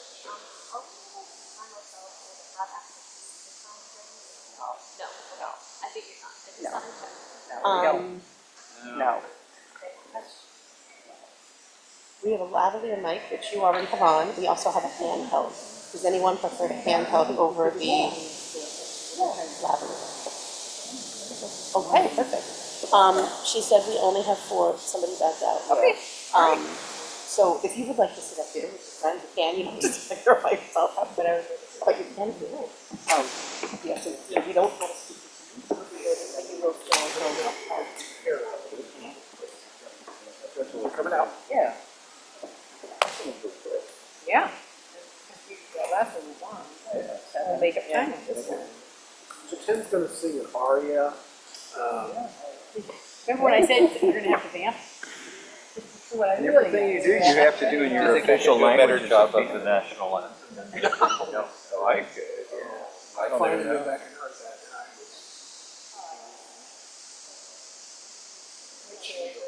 that. Well, and she's in rehab. She's in rehab.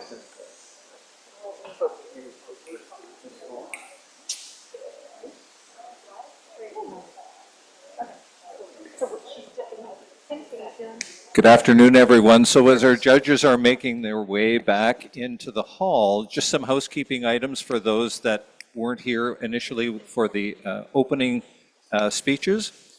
A couple of things you'll need to know. Please silence your cell phones. Make sure that they're silenced for this competition. Also be aware that we have a sergeant at arms who will be restricting entries and access into the hall while the competitors are speaking. One of the things that you'll need to know is the regional winners will be announced first thing tomorrow morning. And as Tracy said earlier, if you remember, there's the pizza party this afternoon or this evening at 6 p.m. And I'll wait for the cue for our judges.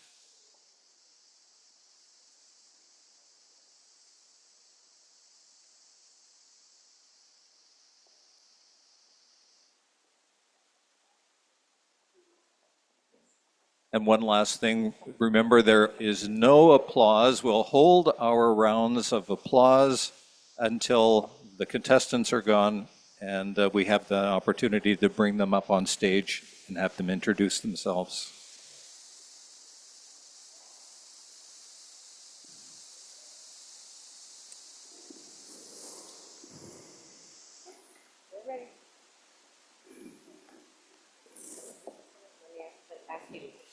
Again.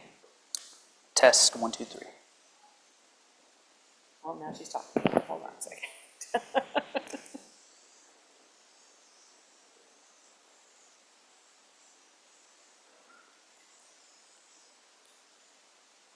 Okay, now let's do this. Okay, we're ready to go. I'll call up our first speaker. Hold on. We just have a test. Do a quick test.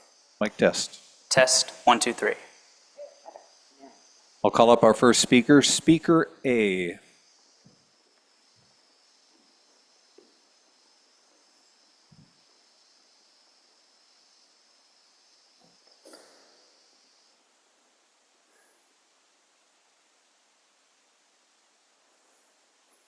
How to change the world with optimism.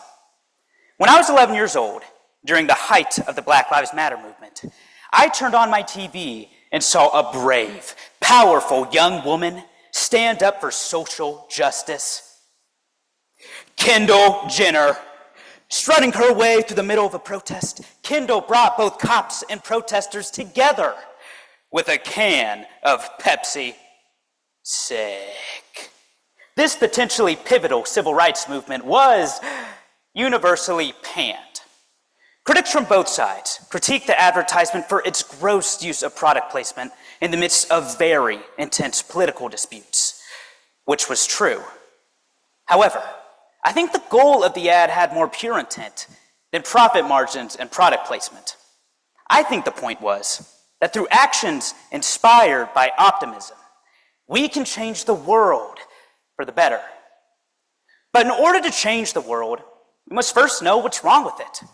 According to a study conducted by the University of Cambridge, our generation is more pessimistic about America's future than ever before. This shouldn't come as a surprise to any of us. Whether through social media or mainstream news, we are constantly bombarded with negative narratives that instill a sense of pessimism about our futures. Wars, famine, racial tensions, political extremism, the list goes on and on. That pessimism, like cancer, can spread and lead to harmful outcomes. We see it with the hate crimes committed against the LGBTQ. We see it in school shootings. And only 5 days ago, we see it with the attempted assassination of a presidential candidate. Our pessimism is dividing us, and it is destroying us from the inside. So the question becomes, how can we break this pessimism-fueled cycle? The secret cure is a little dose of optimism. When we look at our futures positively instead of negatively, we influence our present actions to fulfill that optimistic future. And someone has already proven that this cure is effective in combating this illness. Dr. Martin Luther King Jr., a powerful orator, he outlined an optimistic vision of a world without segregation, inspiring people of all colors, genders, and backgrounds, culminating into the civil rights movement, and eventually, the historic passing of the Civil Rights Act. Dr. King truly changed the world, and it all started with an optimistic vision. He gave us the only antidote known to overpower pessimism: hope and a call to action. So, how can we start changing the world with our optimistic actions? Entering my freshman year of high school, my world turned upside down. The COVID pandemic took away my ability to live normally, took away my chance to make friends, and it even took away members of my own family. I felt like I had no control over my life, and honestly, I was scared. I lived in that fear for 2 years until I stumbled upon public speaking. This activity gave me confidence in myself, and for the first time, I felt optimistic for the future. And amazingly, this activity gave me the ability to spread this sense of empowerment, this gift of optimism to others. And that's the key. That's the key to changing the world with optimism, to pursue your passions. It is our passions that grant us the opportunity to materialize our optimism into meaningful change, whether through oratory, like with Dr. King, or art, or education, the list goes on. By pursuing our passions, we can start changing the world for the better. Although the execution could have been better, Kendall Jenner and Pepsi only sought out to show us that sometimes all we need is a sense of community fueled by our passions. It may not start with a can of Pepsi, but it certainly can't hurt to have a bit of optimism.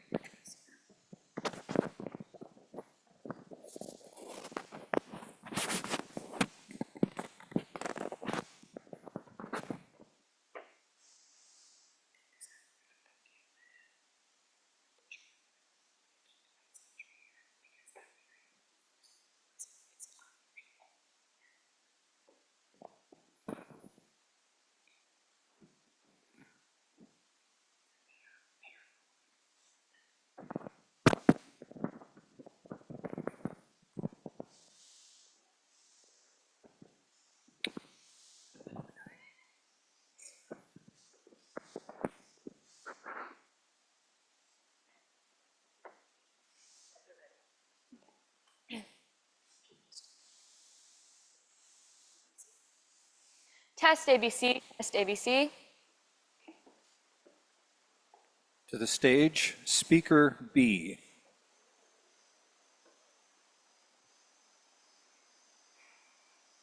The topic of my speech is how to change the world with optimism.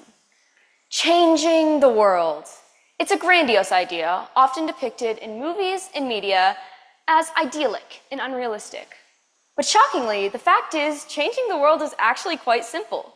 Is it not true that every action you do contributes to history? That every breath you exhale adds to the atmosphere? That everything you do makes a difference? And therefore, is it not true that changing the world is easy? That we do it every day? The tricky part then is upholding the change in its effects. So what can we do to cultivate a true, positive, and permanent change in our world and those around us? There are 3 steps to progress: the gardener, the garden, and the globe. The first step is to start with you. You can't spread optimism if you don't actively exhibit the mentality yourself. Finding your optimism is something that takes time and patience. Much like gardening, you cannot force a seed to manifest.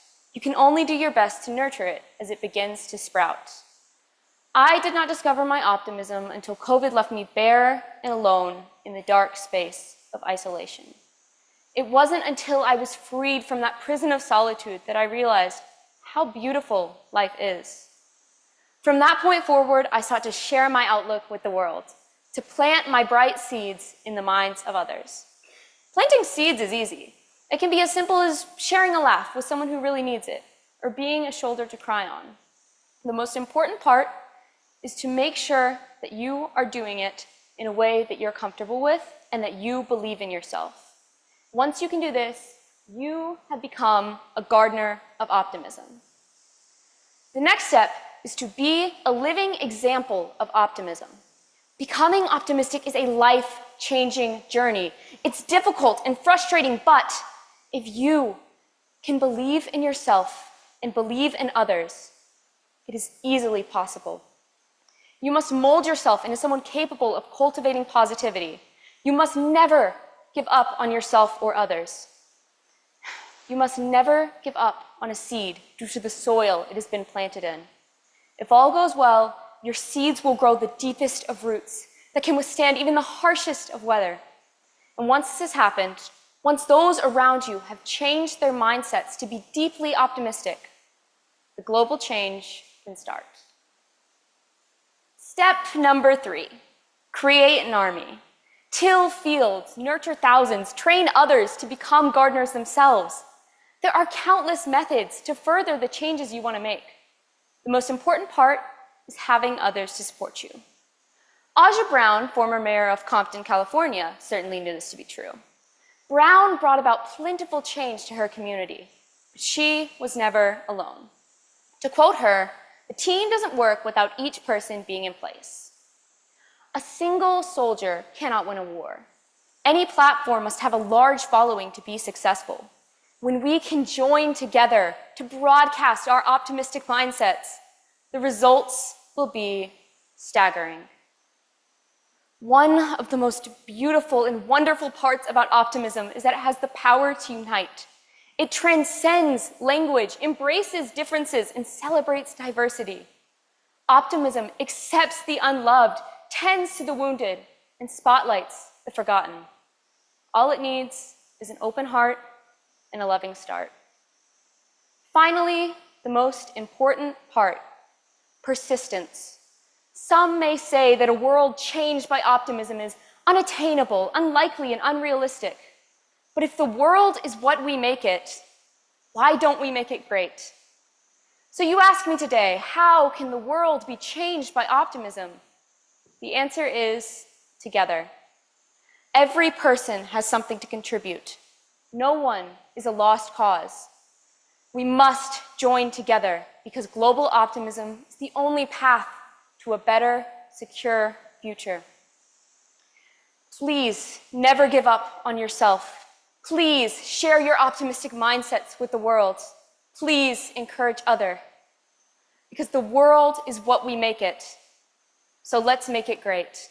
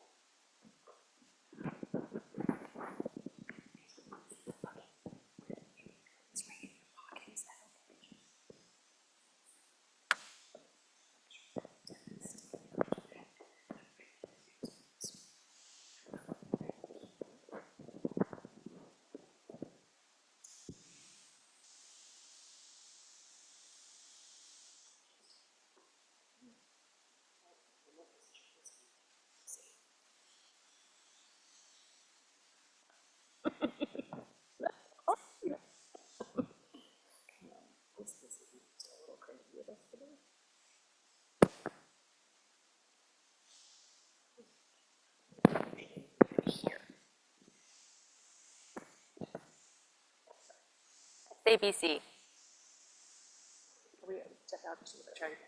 Test ABC. I will welcome to the stage Speaker C.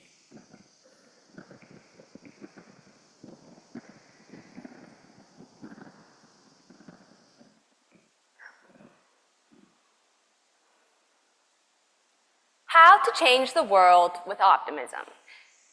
Optimism can change the world. Isn't optimism just smiling a lot? Or no, optimism is arguing with people about how full the glass is, right? How can you change the world with optimism? Okay, optimism might be a little more than live, laugh, love, but still, how can it change our world? Despite its beauty, it's no secret that our world is filled with the greed, war, intolerance, and hate that make it hard to feel optimistic in the first place. As an example, let's take a look at the brutal reality of our constant environmental degradation. Hundreds of our Earth's trees are cut down every minute. Millions of tons of plastic end up in our oceans every single year. And I could go on, but my point ultimately is, from the fact that at our current population, we need more than one Earth to sustain us, to realizing that environmental issues only make up a part of everything wrong in our world, it is an understatement to say that our world needs to undergo some changes. And luckily, we can use optimism to do it. To change the entire world, a mindset such as optimism needs to start with your own world first. My childhood, from the ages 1 through 8 years old, was spent in Arlington, Texas. Although there are many characteristics of my childhood home which I cherish, I refuse to sugarcoat a large part of who I am by not acknowledging the negative aspects, including the racism, Islamophobia, and cultural shame I experienced while there. There, through the punishments my 5-year-old self received in school for doing absolutely nothing wrong, and from facing my ignorant peers and their humiliating words every single day for years, I was forced to have a pretty harsh reality check before I could even read. What do you mean I'm not treated like everyone else because of my skin color, because of my hijab?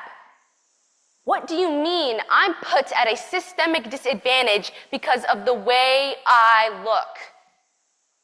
Knowing that the odds were against me should have brought me down, but instead, the sheer unfairness of my situation fueled me, so much so that I persisted and outgrew those limits wrongfully subjected to me. Arlington, Texas was where my optimistic nature was born. I had 2 choices there: to give up and view my worth as others gave it to me, or to work hard, to create my own worth and shape the future I wanted. My optimism and my determination to continue striving, regardless of what I was facing, ensured the success I celebrate today. My optimism changed my own world, but there are many others who furthered their optimistic outlooks in order to shape the world as we know it. Take Martin Luther King Jr., for example, one of the most prominent civil rights activists who saw the injustices Black Americans faced and yet never let himself be discouraged and persistently advocated for their rights. Or Malala Yousafzai, a Pakistani female education activist who, despite the fear, consistently spoke up against the Taliban's oppressive regime. Both of these inspirational figures saw corruption and inequity in their everyday life and had not only the courage to take a stand and use their voices, but the courage to stay positive in face of dark times. Their resilient and optimistic natures changed their own lives and then the world. And so can yours. I hope you now realize that optimism is not just a feel-good sentiment. It's a catalyst for change. By developing an optimistic mindset and in turn looking to the future with a smile, we can pave the way for a brighter, more compassionate world. So let us dare to continue to believe and to act with positivity. For with optimism as our compass, a better world is in our horizon. Thank you.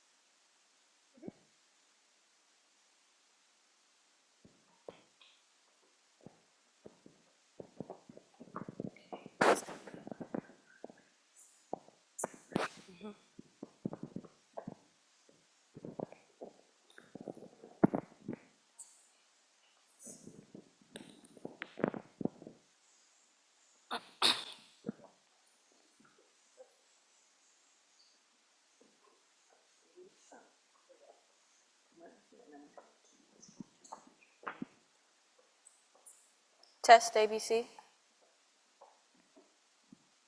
Before I call up the next speaker, there is a slight change in the order. We are moving to Speaker E. That's Speaker E. You're welcome to the stage.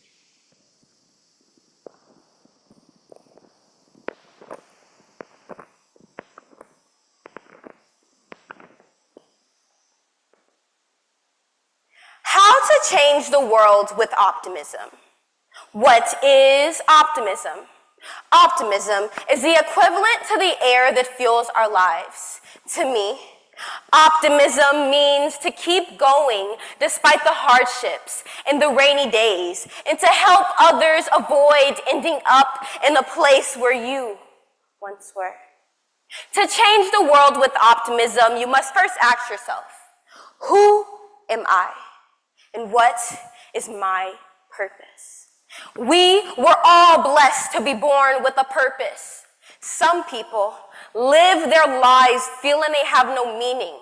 They do not understand that you must take your pain and turn it into your passion. A world filled with optimistic people is a world filled with hope, love, and happiness.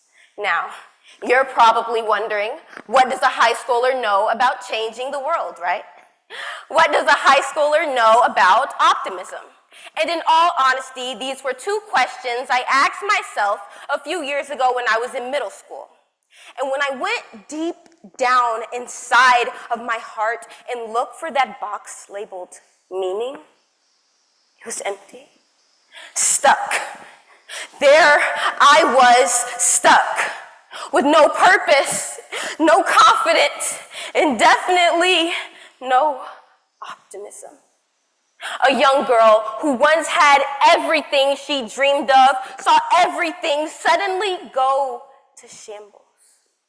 Happiness was a feeling that I hardly ever felt anymore. And as tears fell, my heart hardened and something new had taken over my life. That something was depression. For years, I could not leave the prison that my mind was trapped in, banging on the cell of my heart to just let me out. And then one night, I found something while writing a poem for English class. My fingers began typing meaningless words on a computer screen. My eyes filled with ocean-like waves and my throat began to close. I was drowning in a sea of despair. I somehow managed to complete my poem with the last line being, I am in control. I am more than what people think I am. And finally, it felt like my head was no longer submerged underwater. I could breathe. The next day in class, I had to read my poem exposing my vulnerability. I had basically poured my entire heart into this paper, and now I had to read it despite that overwhelming feeling of judgment. So I went on to perform my piece, and when I lifted my head, a silence filled the class. And it wasn't a bad silence, but a good one.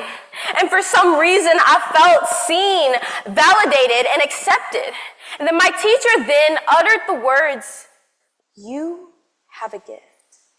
Other students in the classroom echoed her sentiment. I thought I was the only one, was being repeated throughout the class. And after realizing that I was not alone and that I made people feel seen, I continued to write poetry and speeches. As time went on, I began to obtain a new mindset. No longer did I believe that hurt people, because I now knew that hurt people can heal people and help heal others. Here I was, right now, changing the lives of individuals with my optimistic words. I was giving my peers the voice they thought they did not have, shining a light they did not know was there, and creating a sense of belonging. Optimism has taught me that if one life is changed, ultimately a world is changed. That person's world. And if a cycle of optimism continues to pass from one person to another, eventually the entire earth will be transformed. You can start today by turning your pain into your passion. You don't have to be rich, cure cancer, even end world hunger to change the world. But you can be the air that fills someone's life. Just be optimistic and committed to making things better. It is true, we can do anything through Christ who strengthens us. So like Nike said, Just do it. The change will come. It starts with you. Thank you.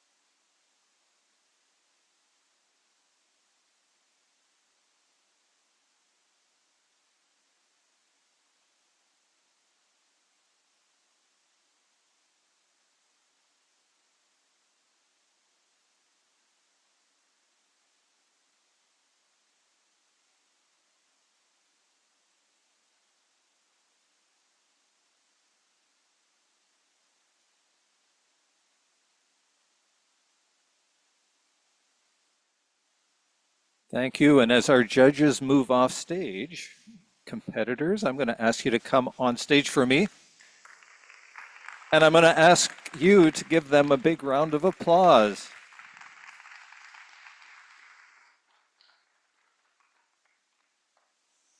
What a great group of speakers representing the Southwest region. I know you want to know more about them, where they're from, their interests, their hobbies, what club sponsored them. So we're going to start with speaker A. Give us a little bit of background about you and whatever you'd like to share about your aspirations. Hey guys, my name is Asher Thorson. I am going to be a freshman at the University of Texas at Austin, studying for petroleum engineering. I've been doing high school speech and debate for all 4 years now, and I went to nationals in that.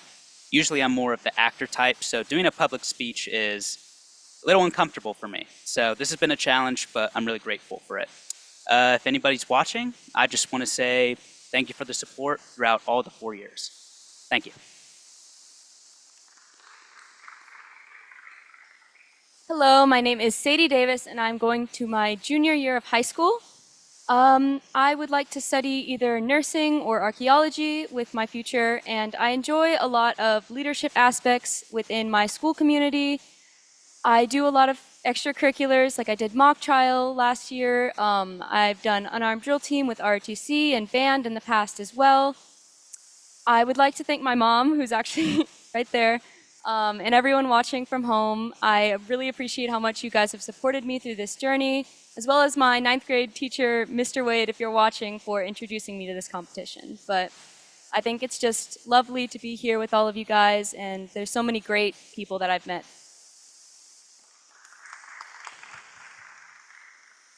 Hello, everyone. My name is Hannah Ahmanor.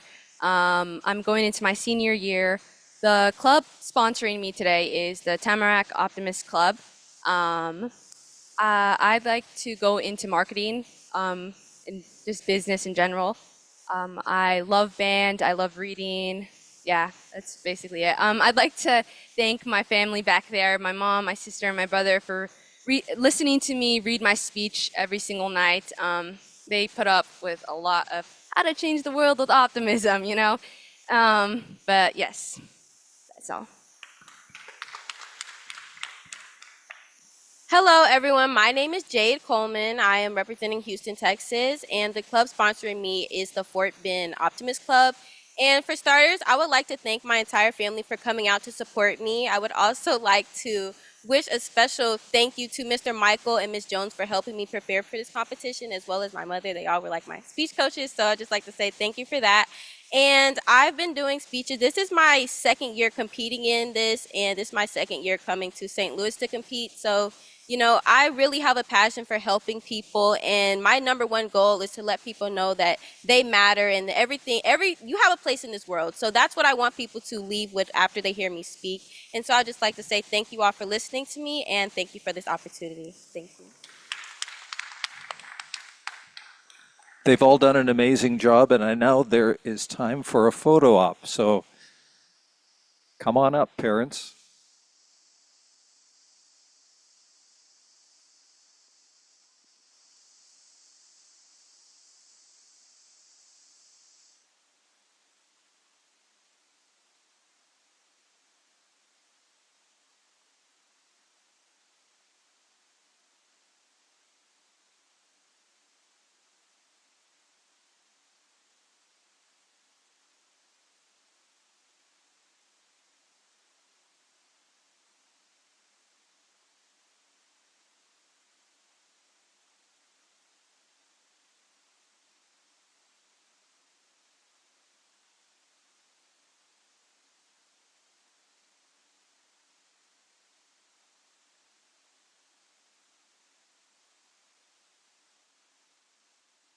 Thank you all, and we'll move on to the Middle Americas competition starting at 3:30.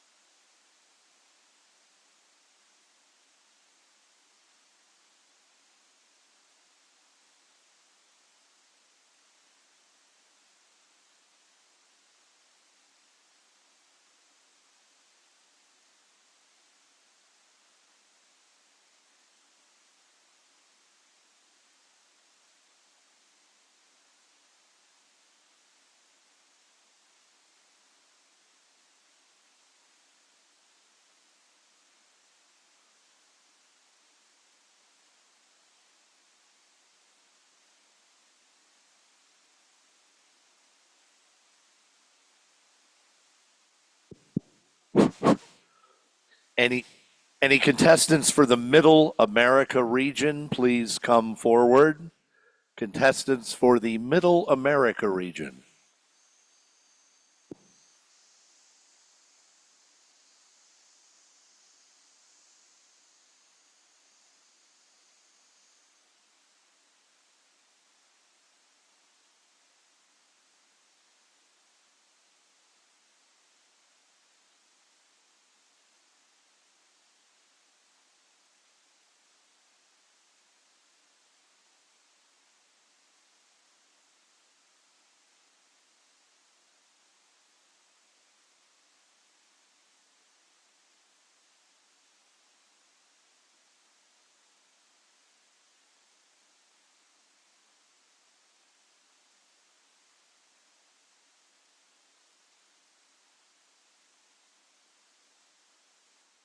Families and friends of Middle America, come on in.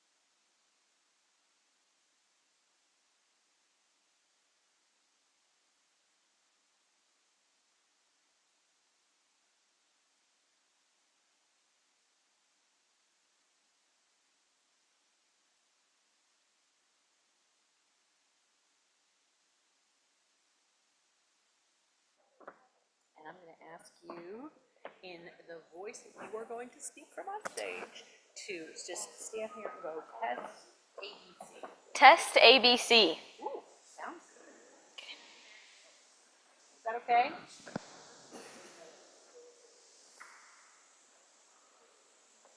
Can we do one more test ABC? Test ABC. All right, they can hear you. Perfect. Is everybody? I don't know. How Did we get? Well, yeah, Dave said about people watching. I know. Oh. We should. Okay. Yeah. Double check. Yeah, double check.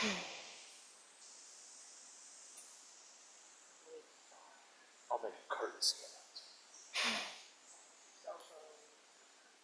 Since we have some new folks in the audience, if you haven't yet already, please silence your cell phones. And remember, there's no applause. You will want to applaud for all of our speakers, but refrain from applauding until the end. Thank you.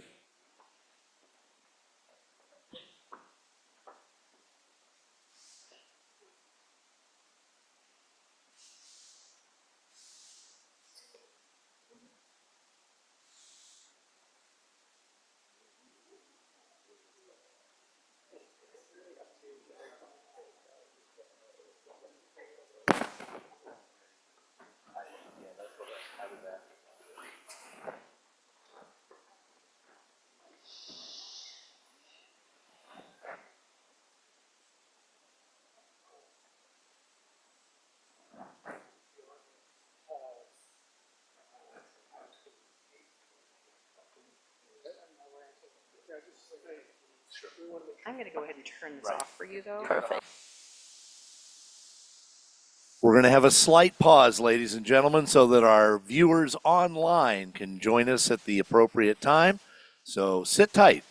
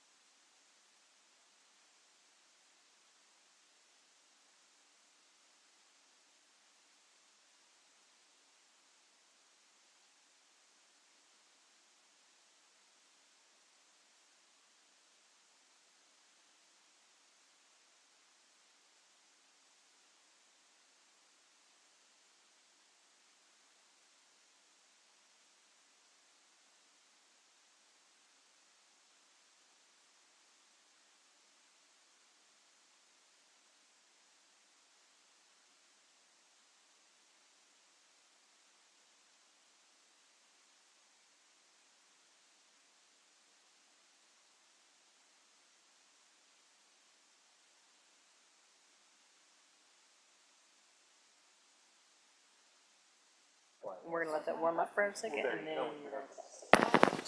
Sorry, got to hit that. Okay, now try to test ABC.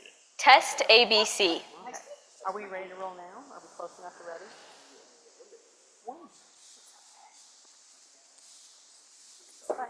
If he didn't sign the big checks, I would. Now we play the Jeopardy music. Mr. Big Buck, I mean, Craig.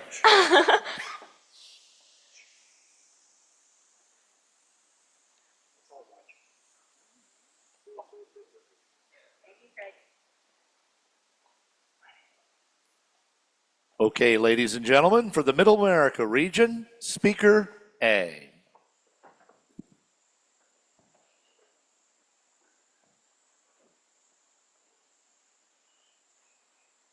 How to change the world with optimism?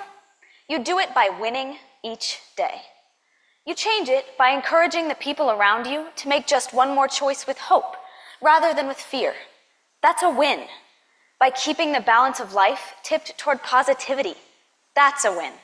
By having just one more confident thought to outweigh your doubt, that's a win.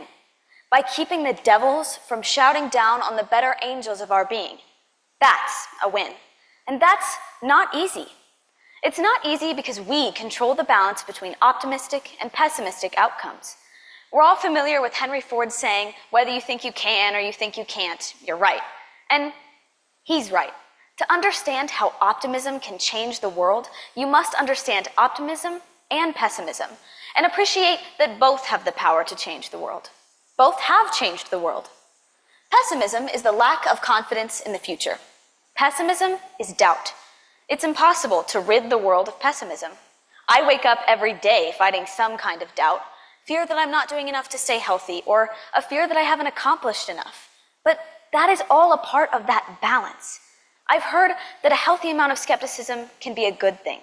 My favorite subjects are biology and chemistry, and the scientific method requires a decent amount of skepticism. I would often end experiments by saying, I'm not quite sure that that data is right. But it doesn't end there.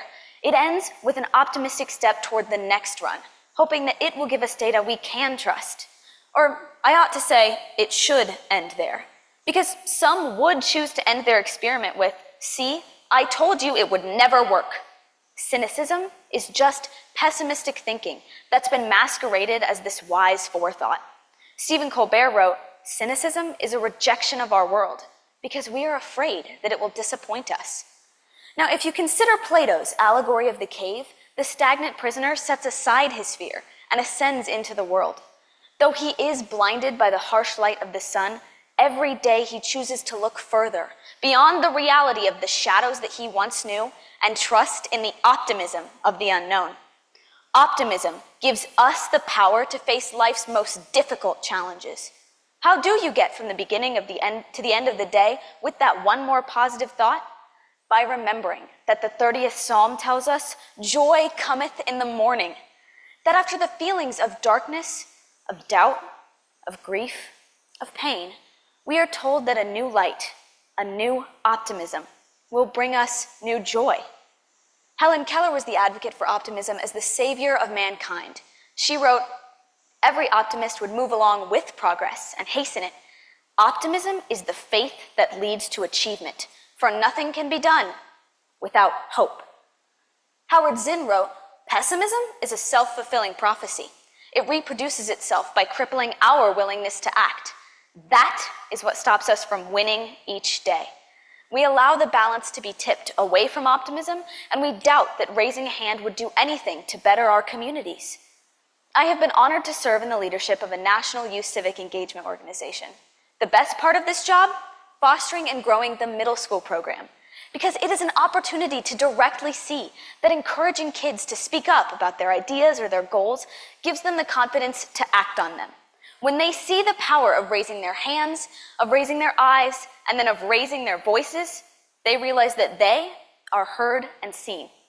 Now, if you think back to Plato's cave, the man returns to those who were too afraid to come out to give them the optimism to know they can step into the light, to know that they can leave behind their fear or the comfort in their complacency.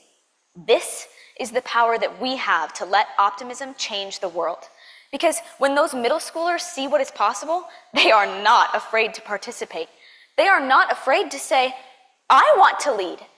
Though their idea may not prevail or they may not win their race, they see that it is possible to win if you keep the balance tipped toward the positive. So how do we change the world with optimism?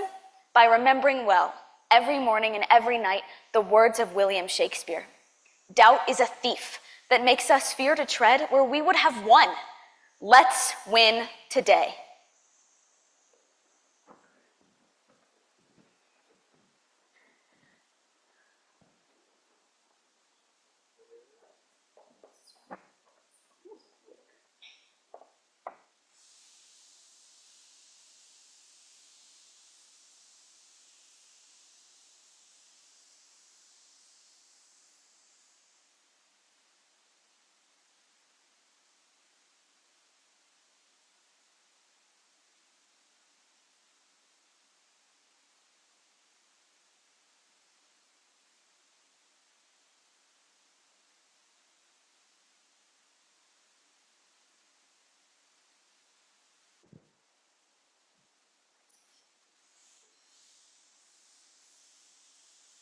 ABC, ABC.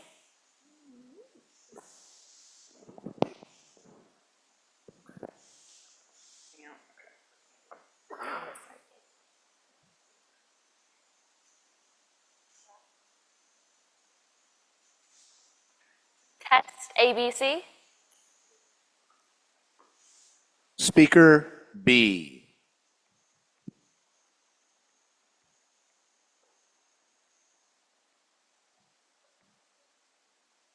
How to change the world with optimism. Hey Siri, how do you change the world with optimism? For those of you who didn't have your phones on silence, I'm sorry. Siri is now searching the internet for an answer to my question. Unfortunately, my online Siri quests led me through a maze of results. From healthy eating to psychic readings for only $19.99, all while dodging conspiracy theories and cat videos. Changing the world isn't as simple as following automated Siri voice directions on a GPS. It requires intentionality and practical applications. Let's unfold our paper map and explore the how of world-changing optimism. Picture this. You're driving a Tesla through a deep, dark tunnel of despair. The road ahead seems bleak, no light in sight. You're feeling alone, scared, helpless. Not exactly what you pictured at the start of a speech about optimism, right? Well, let's get out of that tunnel.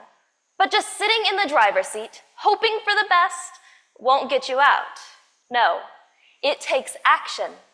You have to drive. Changing the world is more than possessing a mindset of optimism. It's about setting clear goals and taking deliberate steps towards a better world. Think of optimism as the charge that powers our journey. So let's plug in. Shift gears and accelerate out of the tunnel of despair towards the how of change. Optimism alone won't get us very far if we don't have a clear route on our map. That's where practical applications come into play. We must learn to turn our optimism into tangible actions. Practical applications are how we apply our optimism, whether volunteering at local charity, advocating for social justice, or simply sharing a smile with a stranger on our drive. Opportunities are at every turn. According to my Siri search, the world is made up of 8,019,876,189 individuals. On a daily basis, the average person will interact with 5 individuals. And in your lifetime, you will encounter over 80,000 human beings. That's a lot of change you can create as one single person. Don't bypass the opportunity for change that stares you in the face daily. Instead, let's pump the brakes to understand why we utilize these opportunities for change. Sometimes when I attempt to be optimistic, it feels like I hit a brick wall, fell off a bridge, and ran straight into a stop sign. I began to wonder why it's so hard to follow such simple directions. Be happy, wear a smile, and interact kindly with others through big and small actions and words, right? But why am I on this trip? So I made a pit stop to adjust and realign my intentions. Wayne Dyer, author of The Power of Intention, once said, "Intention is the active desire and commitment to be of service to the universe." To reach our destination, it's time to decide. What change do you want to make? Your intention with every word, breath, and action matters. You have your roadmap to change, but no one can drive your two-legged machine for you. You can use optimism for change to feel happier, become stronger, succeed, stay mentally healthy, inspire others, and so much more. We all have a separate set of directions.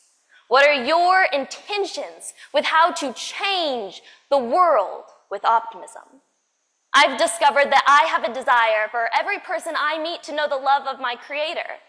I want people to know they're loved, saved, blessed, and whole. I want my actions to show my intentions. I like to think of God as my heavenly GPS, although sometimes it feels like he's taking the scenic route. Optimism is like parallel parking. It's all about finding the right angle and not hitting too many curbs. Embrace your role and intention as a catalyst for a better world. Take each intentional step forward. And who knows, maybe our roadmap is better than Apple Maps. Thank you.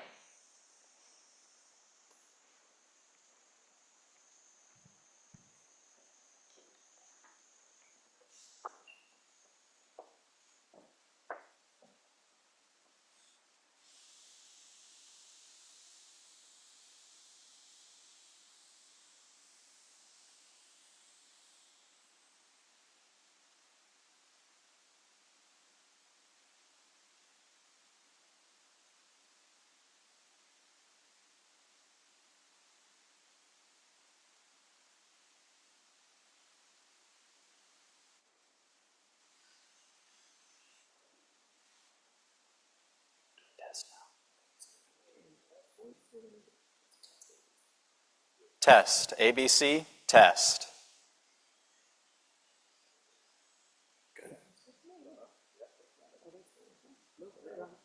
Fantastic. I'm ready. Speaker C.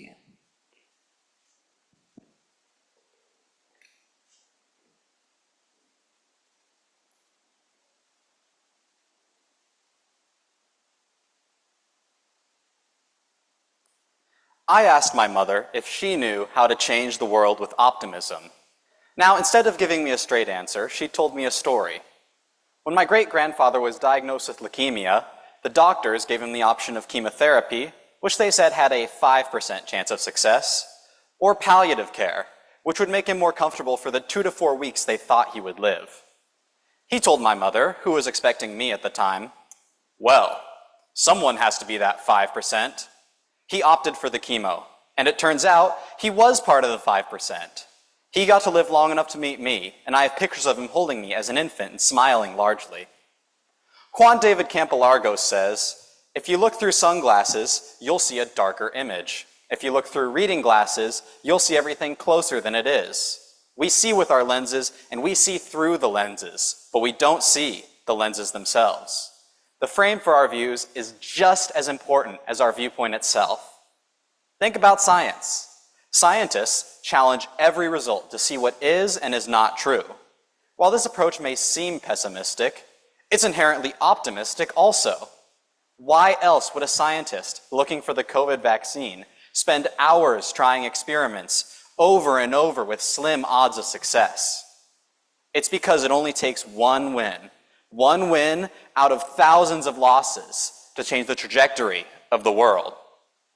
Some suggest that optimistic individuals are nothing more than unrealistic dreamers. While blind optimism does not create positive change, optimism that is realistic and acknowledges difficulties, or grounded optimism, a term coined by Lynn Twist, is an important component in generating the ideas necessary to change the world. So, how do we develop grounded optimism? First, let's consider an important question. Where does optimism come from? Does optimism stem from a person's rearing? Is it just inherently a part of some people and not others? My father, for example, has an overwhelming sense of tragedy that sustains him through temporary periods of joy. However, even people like my father can dig deep and muster optimism. Optimism is really about determination. Optimism requires a quiet persistence coupled with a positive self-expectation and a sliver of hope. When I am optimistic, I am intrinsically motivated by hope, not by promise. I chase a chance for positive change, not a guarantee. The possibility of failure does not inherently invalidate a course of action. Combining a positive attitude with a pragmatic assessment of challenges is the key to success. We keep trying. Despite hardships, we push on, striving for the mere chance to make things better. Where have we seen this in history? Consider the moon landing. The chances of success were small, and the margin for error was slim. We faced hardships and setbacks. There were injuries, and there were deaths. But we kept striving for success, which was eventually achieved. This would not have been possible without hope and optimism. Given that optimism is a necessary part of achieving all great goals, how will I apply this in my life? I will be mindful of my outlook. Thoughts become actions, and mindsets become lifestyles. It's important to make sure that both are positive while also being measured. From ages 5 to 12, I was on the bottom 1% of the growth chart and not even on the curve for weight. Why? I was sick. I had undiagnosed celiac disease, and my intestines were inflamed to the point that I could no longer absorb nutrients. This, combined with the fact that I was never hungry because of the cramps and pains, stunted my development. Although I sometimes felt like I would never get better, I never gave up hope. I traveled 60 miles to specialists every quarter for 4 years, and eventually, after initially being told I couldn't possibly have celiac disease, I was diagnosed with the same. Without realizing it, I was practicing grounded optimism. I knew that something was not right with my body, but I was optimistic that eventually things could get better, and this optimism allowed me to pursue success. How do we change the world with optimism? Simply put, we remain optimistic. We remind ourselves that we can always strive for a better future and work for a better world. And I am confident that together, we can change the world with optimism.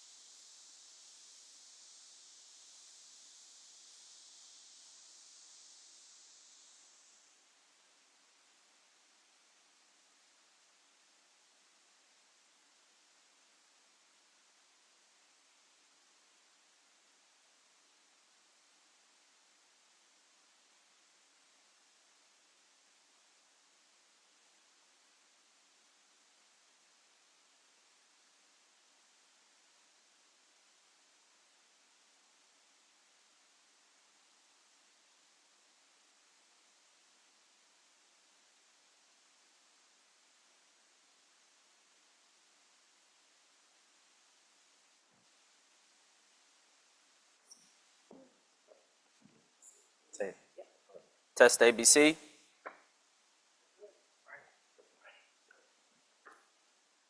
Speaker D.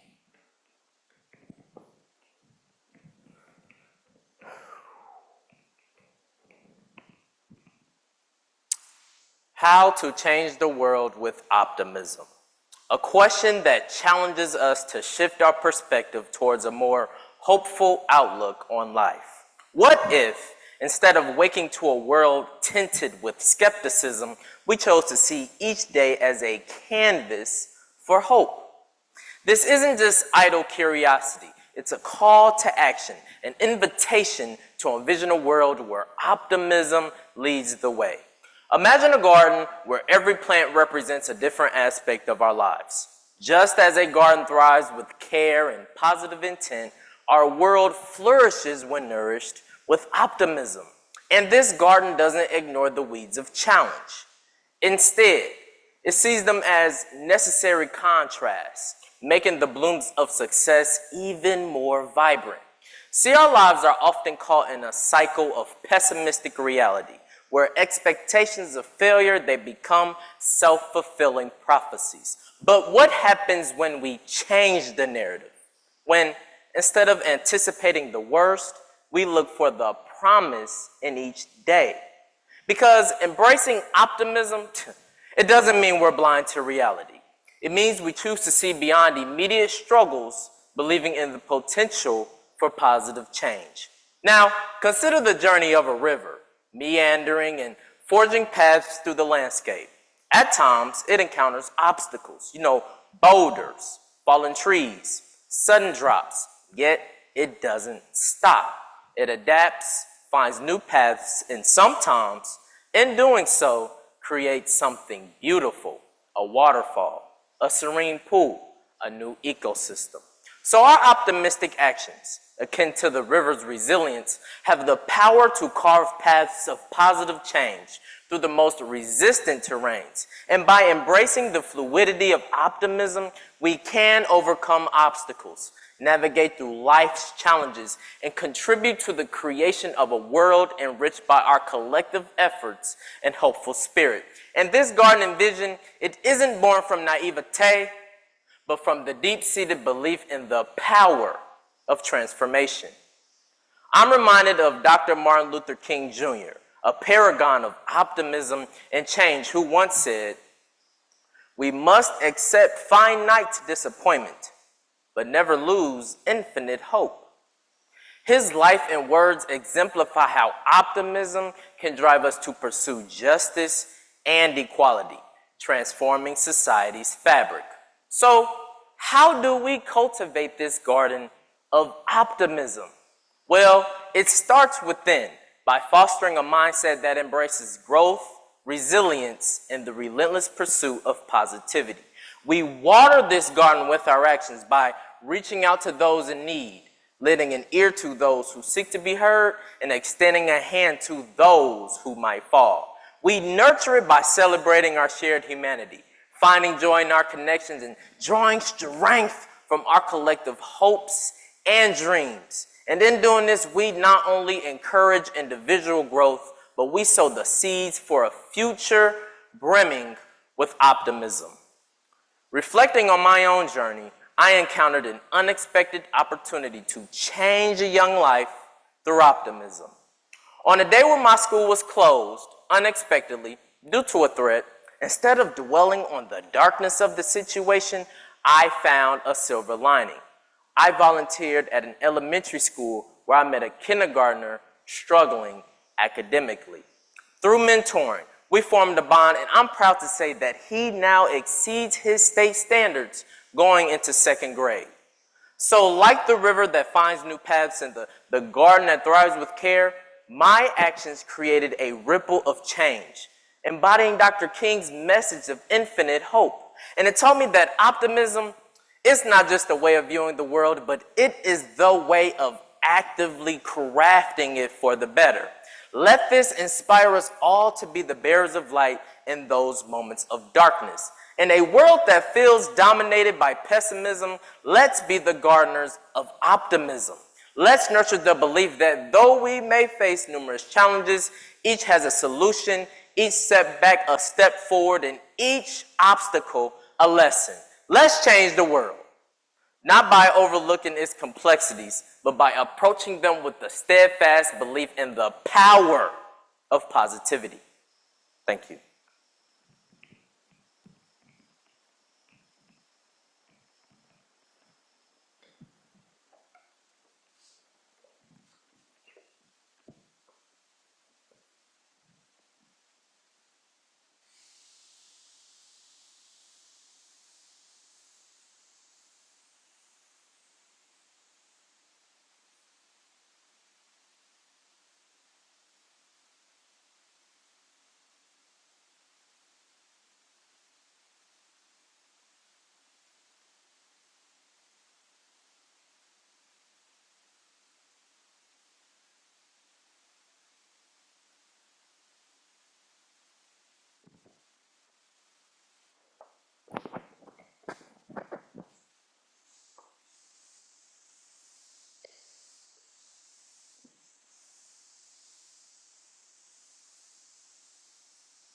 Test ABC.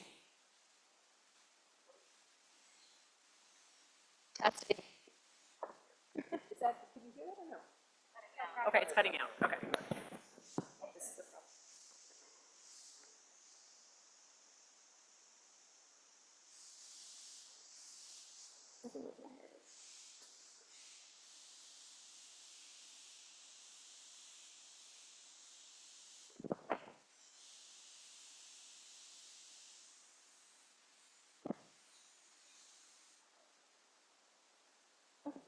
You can move it like on my side too if you need to.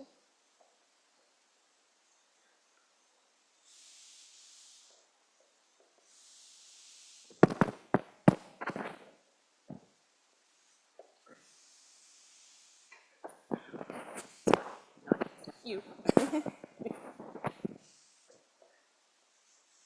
Test ABC.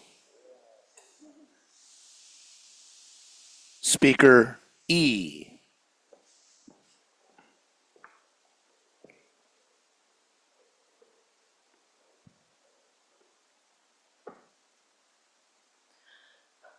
How to change the world with optimism. When I first heard this prompt, I didn't focus on the optimism part immediately. I focused on the part that seemed a bit more immediate to me, the changing the world part. Whenever I talked to my friends and family, when most of them thought of changing the world, they thought of it on the biggest level possible. I can tell you that's what I thought of when I was younger. I can tell you I was gonna grow up and I was gonna invent something that was gonna help hundreds of millions of people and it was gonna be the best thing ever. But looking at this prompt now, I don't think of it that way. I think of my optimism as changing the lives of those around me and the environment I'm in for the better. Let's start with the definition. Optimism is defined as hopefulness or confidence about the successful outcome of a situation. My dad has always told me since I was little that it's not the situation you're in, it's how you react and respond to it. Whatever situation you're in, you can choose to be positive or you can choose to be nervous about it. One of my favorite songs ever is the song Waiting Room by Phoebe Bridgers, simply because the chorus repeats, I know it's for the better. My optimism has always been including people. I want to help those around me. I had the opportunity to help with a 5th grade class in my school district for 5th grade camp. I was one of the high school counselors. At our first pre-camp meeting, the other counselors were saying how nervous they were that their kids were going to be disrespectful, loud, rude, pretty much every negative thing you can think of to describe a 5th grade class. I did my best to say that I was really excited for the week, that the kids were going to have so much fun. Throughout the week, these things showed up. The other counselors told me that their classes were loud, rowdy, disorganized. But whenever we were in large groups all together, I didn't see kids that were being disrespectful or trying to be mean. I saw kids that were having fun, kids that were excited for camp. I had so much fun with that class that week, and at the end, they told me they had fun too. And I think one of the biggest reasons for my positive experience was that I went into it looking forward to it. I was excited, I wanted to be there. I was so happy to meet these kids and to be there for them, because I remembered my 5th grade camp and how positive an experience those counselors were. They made the week, so I wanted to make the week for those kids. Changing the world, it wasn't millions of people, but I changed something in that 5th grade class. I knew I remembered my camp and I wanted to make theirs the best possible. Back at high school, I'm a part of my school's drama club. Theater tends to be a positive place, but whenever we get close to Tech Week, which is the final week of rehearsals before the shows, people tend to get a little bit, you guessed it, dramatic. It's pretty stressful and it can be really difficult. Everyone wants to put on the best show possible. We've all worked on it for months and we know we can do it. As the student director, I decided that week I was going to be obnoxiously positive. If someone was struggling, I wasn't going to tell them to get over it and be happy, but I wanted to be excited. I told everyone how proud I was of them and how excited I was for the show. I was looking forward to it and I wanted them to look forward to it too. Even though I wasn't any of the people grabbing props last minute that we suddenly figured out we needed, or helping people run lines, I told them I was proud of them.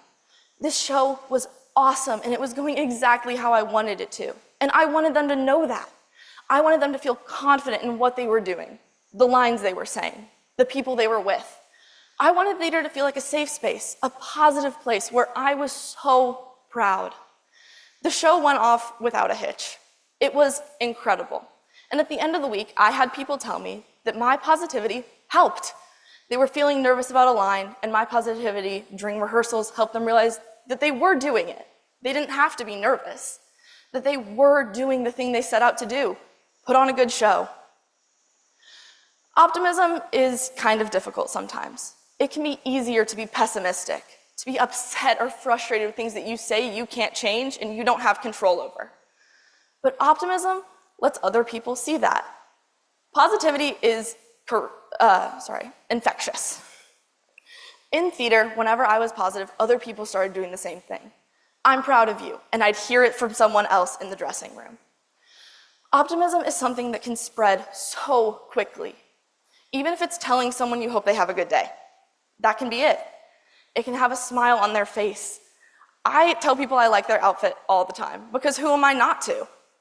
It can make their day better. Even if they were just a little bit frustrated, their shirt was really cute.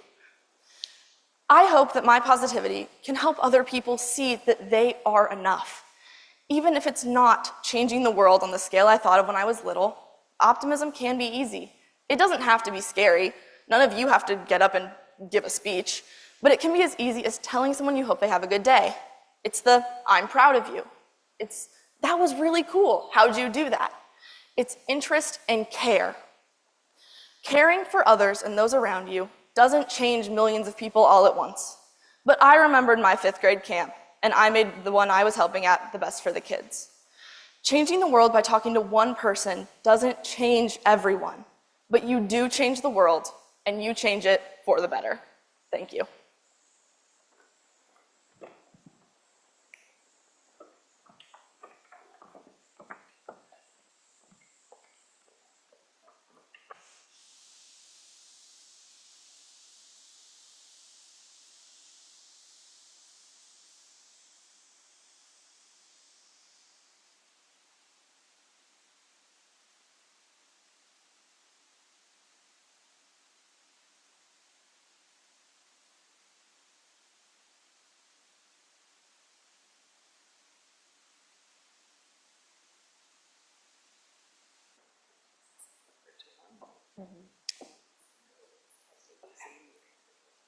Test ABC. We good? Speaker F.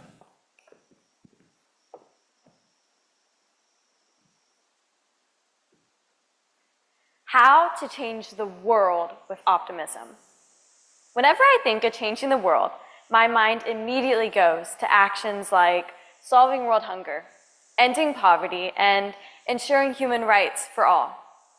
These actions sound extremely daunting.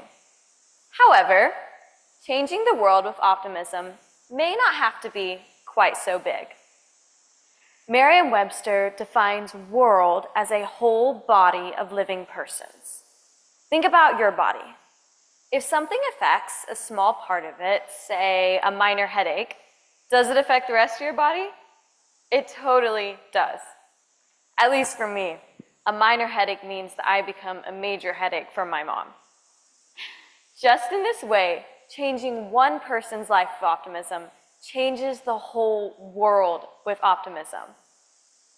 Now that we have defined how we can change the world with optimism, what are some ways that we can do this? I propose 2 simple actions: encouragement and kindness. Encouragement is the key to unlocking positivity in people's lives around you.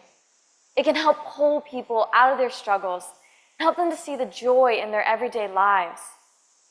I have seen the power of encouragement through my cross-country team. Before a cross-country race, we runners are extremely nervous. Imagine, your palms are sweating, you've got butterflies in your stomach, and you're trying to figure out what in the world you just signed yourself up to do. It is very easy to fall into a spiral of what-if questions. What if I don't start right? What if something hurts? What if I get injured? What if someone passes me? What if I feel like I didn't give it my all? What if I fail? These questions can become paralyzing for runners, and I know this because I've been there. That is why, over the past 3 years, It has been my goal before each and every race to go around and encourage my teammates, giving pep talks to those who need a little extra comfort and handing out fidgets to those who just need to de-stress. I also try to do this after my race, as feelings of disappointment and failure are very common among runners. I have seen how this has transformed my team into all of us focusing on a much more positive and growth mindset.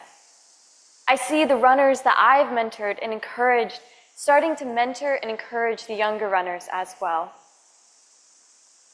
Encouragement can help people to focus on the light, even when they feel like they're surrounded by darkness. It can change the world with optimism. Kindness can also change the world with optimism. Kindness is a ripple effect. It starts with small actions like opening a door for someone, smiling at someone in the hallway, buying someone Starbucks, or sending a text to check in with someone. These small actions can have a huge impact, not only on that person's day, but their life as well. I have been the recipient of huge kindness from one of my middle school cross-country coaches. When I first moved to my middle school in my 8th grade year, I was really nervous about how it was all going to go. But she welcomed me, introduced me to my two new teammates, and helped me work through a lot of the anxiety that I was facing that year. Not only did she help me then, but she has been one of my greatest mentors and encouragers throughout my high school years as well. Whenever I'm feeling down, she invites me over to bake a cake or just talk over a bonfire. Her kindness has even inspired me to choose to pursue a career in helping others, nursing. Kindness and encouragement can change the world with optimism. They show that if we are deliberate with the way that we live our everyday lives, we can have an impact not only on our community, but the globe. So the next time you want to go out and change the world, don't feel like you have to start a nonprofit. You can start right here, right now, with a little bit of encouragement and kindness.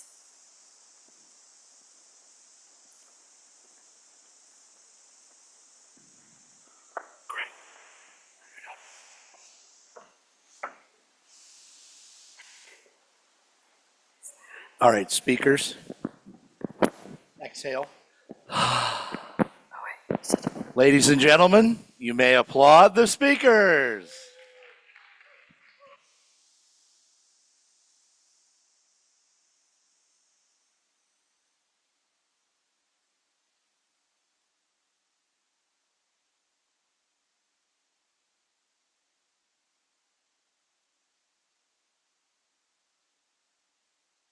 One more time for our speakers, please.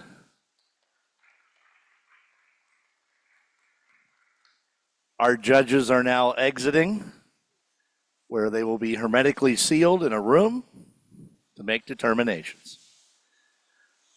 Okay, now is your opportunity to tell us who you are, what your age is, or what school grade you're in, where you're from, the Optimist Club that's sponsoring you, a shout out to anybody who's here or online watching you, and something you're passionate about. You got all that? All right, let's go. My name is Callie Neal. I'm going to be a senior. I'm 17. Thank you to the Avon Optimist Club for sponsoring me. I'm from Avon, Indiana. A shout out to my mom and my boyfriend Alex who are here, and then shout out to Davey Neal and my grandparents who are watching at home. And something I'm passionate about is music and other people. I love talking to other people and making people happy. Hello, my name is Andy Gooden. I am from a very, very small town in Marshall. I just graduated, so I am headed to Oral Roberts University this fall to study pre-med.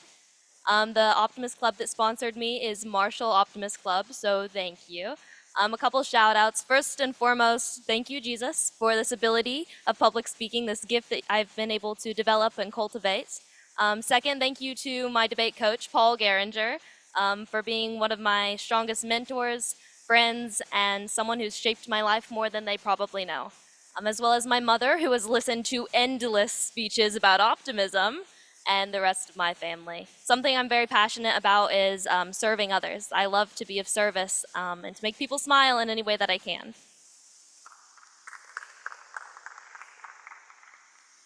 Hello, my name is Hayden Slow. I'm from Kansas. I was sponsored by the Lawrence Breakfast Optimist Club. I would like to give a huge thanks to my mother and father for driving me out here. They were here watching me, and I'm under the impression my sister is too, with my niece Sarah, so thank y'all. I am passionate to know that the F22A1 motor is generally considered to be Honda's best motor in the Honda Accord from 1990 to 93, and in the 94 through 97 base end models. Thank you. Hello, everyone. My name is Michael Turner. I am a rising senior at Urbana High School. I would like to first thank my mom and my dad for being here to support me, and shout out to the best speech coach I could ever ask for, Norland. I know you're out there listening, so thank you to that. As my mom repeatedly tells me, ever since I learned how to start talking, I never stopped talking. So I'm very grateful for this opportunity that God has given me to use my voice in a positive way. I'm very passionate about elementary education and special education and creating a more equitable system for all of our learners and achievers. Thank you. Hi, my name is Maddie Wolf. I'm 18. I just graduated high school and I'll be going to Mizzou to pursue a degree in elementary education. I was sponsored by the Wentzville Optimist Club, and I just want to say thank you to my mom for getting me here and my dad for telling me I needed to do public speaking. So I am very passionate about just, again, people. I love working with people. I love being around people. And also thank you to my brothers. You never listened to this speech, but you told me you'd watch. Hi, my name is Madison. I'm from Indianapolis, sponsored by the Zionsville Optimist Club. Very thankful for them for this opportunity. I'm a graduated senior. I'll be going to Purdue next year to study nursing. And I shout out to my family, my grandparents who are both here. I'm very thankful for all of you and for listening to this speech probably 100 times at least in the car. And also thankful for God for just this ability to public speak. I'm very passionate about loving others, helping people, being able to reach others and know others is something I love doing. So, yeah. All right, stay right there. It's photo op time. We bring up the president of Optimist International, Tracy Huxley, squeeze in the middle, and family, friends, come on down and take some photos.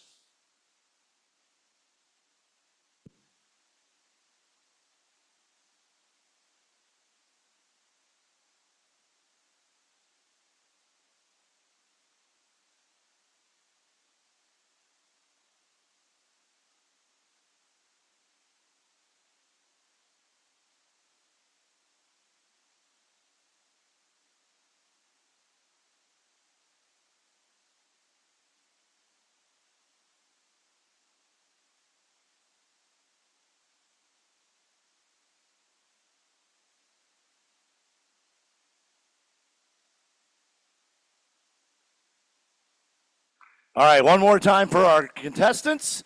And our next region is the West Coast region, which will begin in 15 minutes. 15 minutes.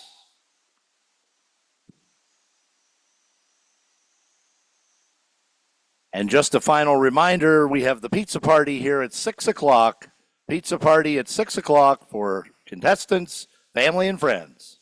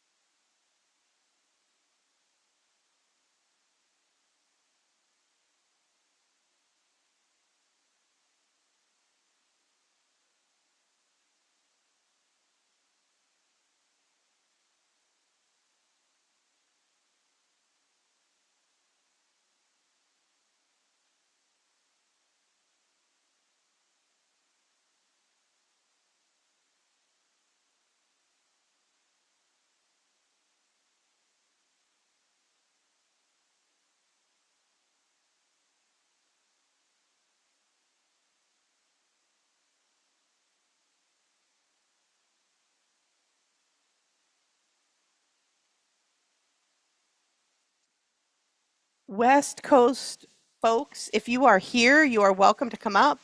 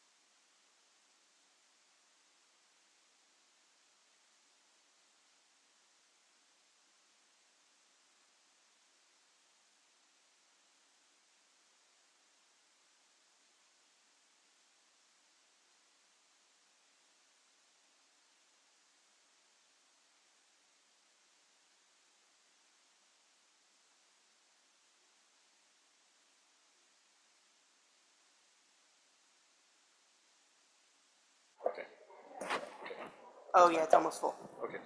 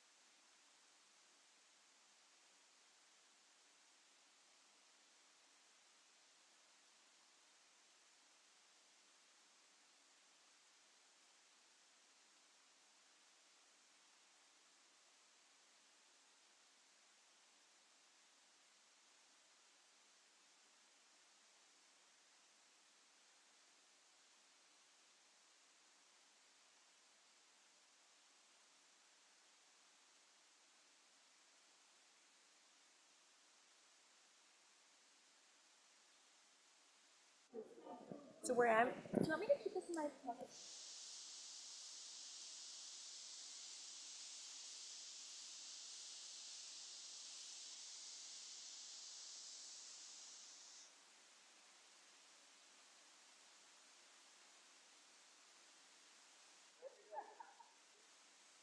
Okay, we're getting the first speaker mic'd up, so I'm going to ask everyone to take their seats. If there's anyone in the back of the building, it's time to come to the front of the stage.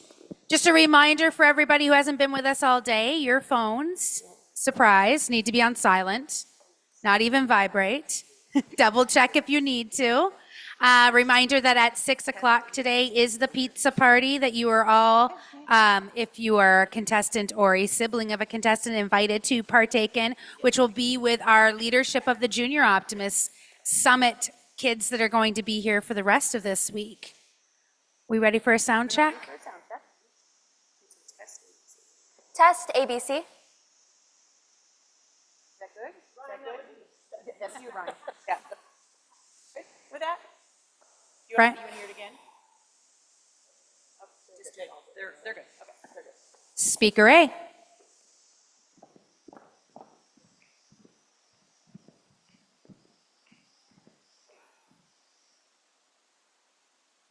How to change the world with optimism.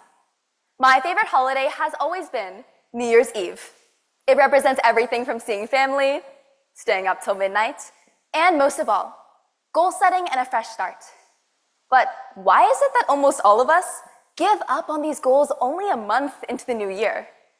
Collectively, as a society, we are scared of change. While we may temporarily dream of a better future, our imaginations turn negative and filled with a pessimistic view of being realistic. These negative views hold us back from making a positive impact in the world. And to combat this, optimism is the answer. We can change the world using optimism through positive risk-taking and chasing after our dreams. First, it is crucial to understand that optimism and risk-taking is what gets a movement started. When Rosa Parks refused to give up her seat to a white man on a bus, she took a risk. And when Martin Luther King Jr. refused to stop protesting, despite having been arrested and knowing it could be again, he took a risk.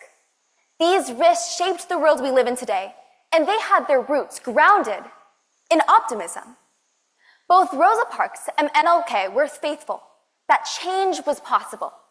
And if no one would, they would try. But if they had looked at it from a pessimist standpoint of being realistic about their chances of success, they may have never taken that risk necessary. And in turn, our world would be an entirely different place for the worse. So what actually happens when we fail to take that risk? Well, Alfred Wegener was a scientist with a theory that all the continents were once one, as Pangea. At that time, there was insufficient evidence to prove his theory to be true, and all the other scientists mocked and ridiculed him for his work. So he gave up. But 50 years later, a different scientist, Harry Hess, proved it to be true using the idea of seafloor spreading. If Wegener had only stayed optimistic and kept working hard for the opportunity to prove his theory, he could have accomplished so much more. Instead, he lost faith in himself and was too scared of failure to take that risk necessary. So in the end, he ended up setting back the scientific industry by half a century. It just proves that if you don't believe in something, you probably can't achieve it. And to change the world with optimism, you have to be willing to take the risk of failure with the mindset that your goals are meaningful and worth it to you. One person's optimism is all it takes to change the world. And even though there is a risk of failure, the risk is worth it because the cause is worth it. Claire Patterson was a scientist in the 1900s, trying to date the age of the Earth using lead dating. The problem was that the lead levels were astronomically off the charts due to an overabundance of lead in gasoline. This was causing detrimental impacts in human health. But when Patterson brought this up with the gasoline companies, they refused to change their methods and even got him fired from his job for trying. Here he had two options. One, he could be pessimistic. Realistically, how could he ever single-handedly change the law and get these companies to stop? Or he could be optimistic. His thought process was, even though there was a large chance of failure, the chance of success was invaluable. So he kept working. And in the end, it took 2 whole decades to finally get it banned. But when he did, lead levels in children's blood plummeted. His optimism was both a vision and a risk, one that saved countless of lives in the end. The root of true optimism is not certainty of success. Rather, it is certainty that what you are doing is for the right cause. Because you might fail, but even if you do, your optimism will at least inspire the next person that tries. So did you really fail? As the Optimist Creed quotes, "Be too large for worry, too noble for anger, too strong for fear, and too happy to ever permit the presence of trouble. It is up to us to believe in our ability to change the world and not let anyone bring us down trying. And when we can finally do that, it's time to take a risk."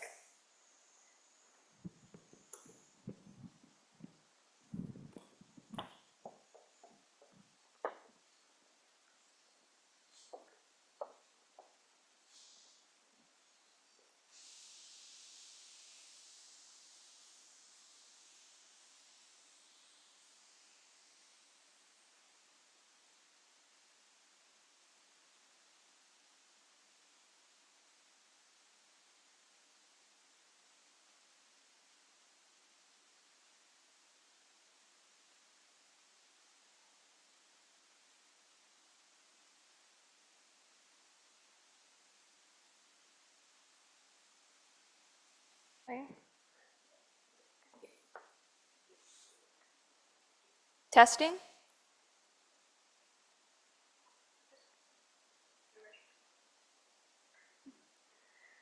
Speaker B.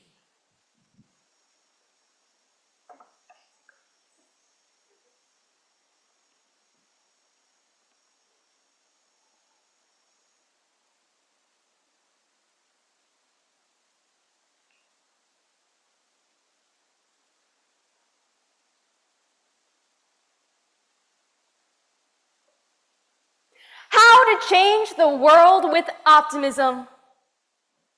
You can't. That's what my grandpa said when he saw this prompt. I love him, but my grandfather's a very pessimistic person. Every time some inconvenience ensues, he's known for murmuring under his breath, "What does this world come to?" And respectfully, while he's wrong about his answer to this prompt, he's right about this. What has this world come to, and how? My grandfather grew up in the Philippines in a time and society directly succeeding the Filipino independence movement. It was a fight for justice and equality after centuries of colonial rule revolving around racism, exploitation, and slavery. It was a fight that was relatively successful, but the question is, how? My grandfather's history books credit a man named Jose Rizal. Jose Rizal was an eternal optimist. He was a figure of unwavering optimism during times when storms of oppression and injustice raged in the Philippines. He committed himself to writings that evolved from simple literary works into powerful political tools, resonating so deeply with Filipinos as he spoke ideas of a better world. He truly believed things can get better. And it wasn't just the belief things can get better, but it was the belief they will get better. People aren't accidentally optimistic. Change doesn't accidentally happen. People willingly choose optimism. People choose change, like the Philippines, like Jose Rizal. He was the mole against the mountain. He believed things would get better inch by inch, day by day, and he chose to believe that. So many opposed him. When it wasn't the Spanish government, it was poverty, racial discrimination, and violence that worked against him. When it was the Spanish government, it was censorship, unlawful arrest, and trying to falsely convict him of every crime, every chance they got, and they did. Jose Rizal was executed by firing squad on December 30th, 1896. charged with conspiracy. He never saw the independence of his country, but it was his death that spurred Filipinos to finally revolt. They fought together for years until they finally gained independence on July 4th, 1946. Colonialism withdrew, the US recognized their sovereignty, and plans for reconstruction were implemented, allowing people to tear down racial barriers and social classes that had previously been up for so long. It gave people hope progress would continue. It gave people optimism. I reference the Filipino independence movement because when we look at the world around us, we find history wasn't made by pessimists, whether that's good or bad change. But we see this in our own country's history. Great Americans who struggled too. Everyone in the history books believed change was possible, which gave them the energy and the force to try. This country, this world was built by optimists. This club, people came together because we believed we could inspire optimism in others and do something good for this world. And that's what this is all about. If we want to see change in this world, then we must act risking everything. Because we believe it will get better. Because we believe change will happen no matter what we must go through to achieve it. With just one optimistic person, we can do so much. And that sounds like something my grandpa might laugh at, but Jose Rizal said, "Nagsisimula ang pagbabago sa paniniwalang posible ang isang mas mabuting mundo," which means change begins with one belief that a better world is possible. If we, empowered by optimism, come together with other people who truly believe in change, we can together create massive movements for the betterment of this world. Inspire optimism in others. Choose to be optimistic. That's how we will change the world.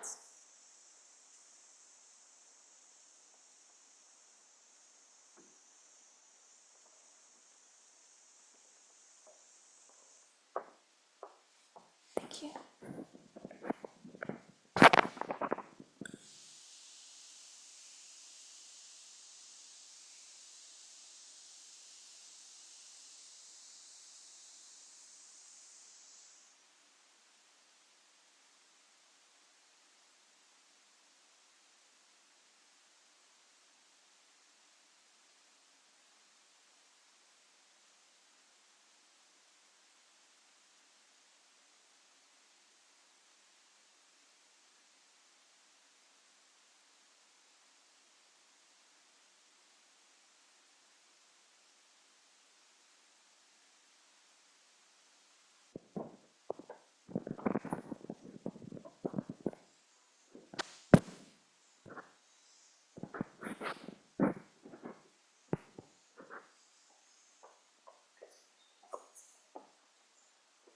Testing, testing.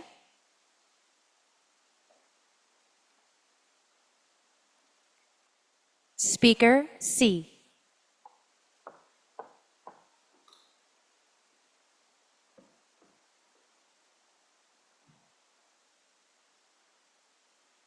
How to change the world with optimism is through suffering.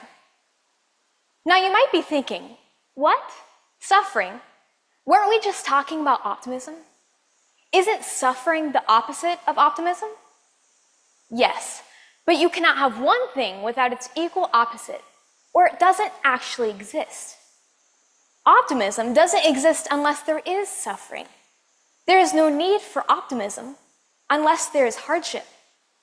The question then remains, how are we going to handle pain and suffering in such a way that will change the world?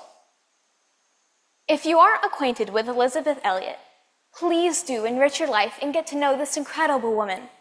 She lived with her husband, Jim Elliot, in Ecuador, working among the local tribes as a missionary. Upon trying to reach a fierce, isolated tribe called the Aucas, 5 missionaries, including her husband, were speared to death. 2.5 years after this terrible tragedy, she was warmly accepted into the Auca community because of her determination to love this tribe. She was then able to share her faith with them. Elizabeth Elliot has impacted me immensely. She has taught me that whatever hardships I am facing, I can still find hope. Elizabeth Elliot said, "Whatever is in the cup that God is offering to me, whether it be pain or sorrow, or suffering or grief, along with the many more joys, I am willing to take it because I trust Him, because I know that what God wants for me is the very best." She acknowledges that there is going to be pain and suffering in our lives, but she dares to believe that maybe, just maybe, there is purpose beyond the pain. My beloved music teacher is someone who has chosen to have optimism through her suffering. For years, she has been battling cancer, yet she continues to serve our community selflessly and joyfully. She has persevered through cancer, radiation, on 2 occasions. Watching her endure this pain with such grace has given me the chance to watch someone suffer well. Her testimony to not give up, to remain hopeful, to continue against all odds, is encouraging to me that I too can choose to have optimism in the hardships. We all will have our share of trials and suffering in our lives. There is no avoiding it. It is part of being human. But what if we viewed our trials as an opportunity to help others? Elizabeth Elliot's story is widely known. She's impacted many lives internationally because of her testimony. My music teacher's story is only known to a small number of people in comparison, but they are both changing their lives with optimism through the painful opportunities they have been given. They have taught me that despite my situation, whether trite or towering, optimism becomes brighter, stronger, and more powerful when the pain and cost is deeper. The greater the trial, the greater the opportunity for optimism to shine bright. So, back to the question at the very beginning.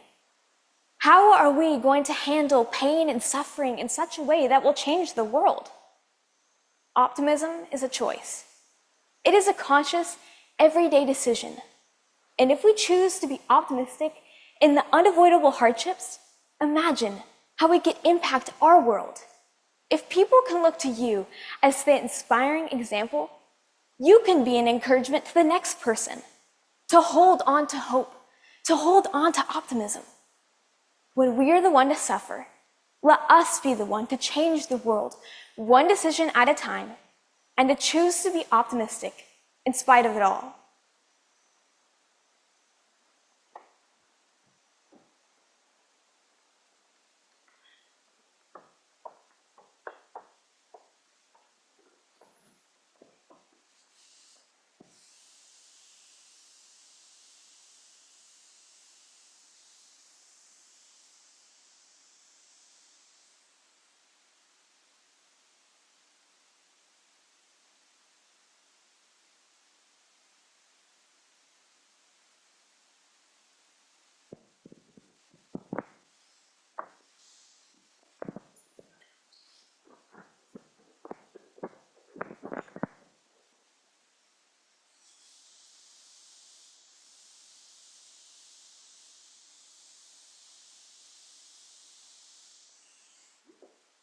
Test ABC.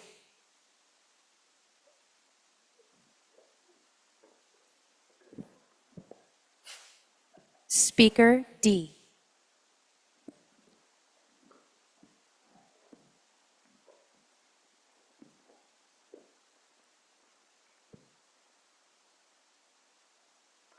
When I first heard the question, how to change the world with optimism, my initial reaction was, good luck with that. Look at it this way. 10, the number of years we have until climate change is irreversible. 32, The number of armed conflicts going on as we speak, 720 million. The number of people in poverty, 8 billion. The number of people living in a society plagued with these issues. Now you can turn all the lemons into lemonade, see that glass on the table is half full, and find the light at the end of the tunnel. But how's that supposed to solve these problems? Oxford Languages has defined optimism as hopefulness and confidence about the future. So using this concept, world change can occur through taking action, spreading an optimistic mindset, and focusing on solutions rather than dwelling on problems. Let me elaborate. In the past, there have been numerous people who have used optimism as the premise of their actions. This can be seen with environmental activist Greta Thunberg. To combat climate change worldwide, she organized protests and strikes and even inspired world leaders to take action. And remember, she did all of this when she was just 15 years old. She could have easily stayed at home and in bed until noon, or binge-watched an entire Netflix TV show, but instead, she chose to do something others were afraid to do. Now logically, she wouldn't have articulated her beliefs on climate change if she didn't believe she could succeed. That is to say, she was optimistic that she could change the world for the better, and was able to do just that. After all, how are you supposed to change the world when you don't believe the world can be changed? Well, you can't. If people didn't expect a positive outcome, they would not act, meaning the root of all activism is optimism. Now, Greta's story doesn't end there. After her rise to fame, her optimism was contagious and led to what journalists call the Greta effect. It is difficult for worldwide problems to be solved on an individual level. But when one person acts, it serves as the match to ignite the flame in others, allowing for this optimism to spread. And though her experience may seem unique, it does not stand alone. There are many other people whose optimistic attitudes have influenced others. For example, Martin Luther King's optimism rallied together entire communities to unite to eradicate discrimination. Aung San Suu Kyi's optimism inspired people to protest for democracy and improved human rights. Even Mr. Beast, a YouTuber who uses his optimistic platform to encourage others to uplift the impoverished. And this concept has even been reflected into today's world, with students optimistically protesting to end the war in Gaza, to ensure the displaced civilians have a home to return to. The strength of this collective optimism has already been seen when the entire world was brought to a standstill due to COVID. But because of the persistence and optimism of people across the globe, doors that were previously shut were opened again, literally. A single optimist can turn lemons into lemonade. But when that optimism spreads, those lemons will become lemonade, lemon cakes, and lemon cream pies. So, how do we use this to change the world? Well, by acting upon issues that are plaguing our society, the optimism we possess will be shared. We must stop thinking that these problems will solve themselves and start acting so we can solve them ourselves. We must make a collective commitment to use optimism to ensure our world of tomorrow is far better than it is today. Thank you.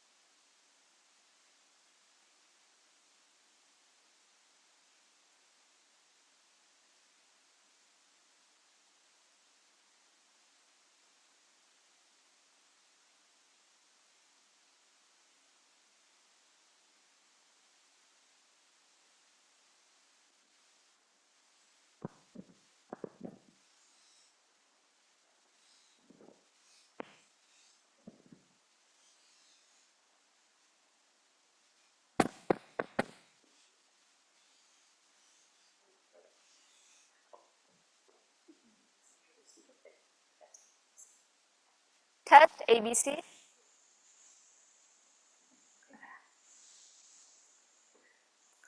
Speaker E.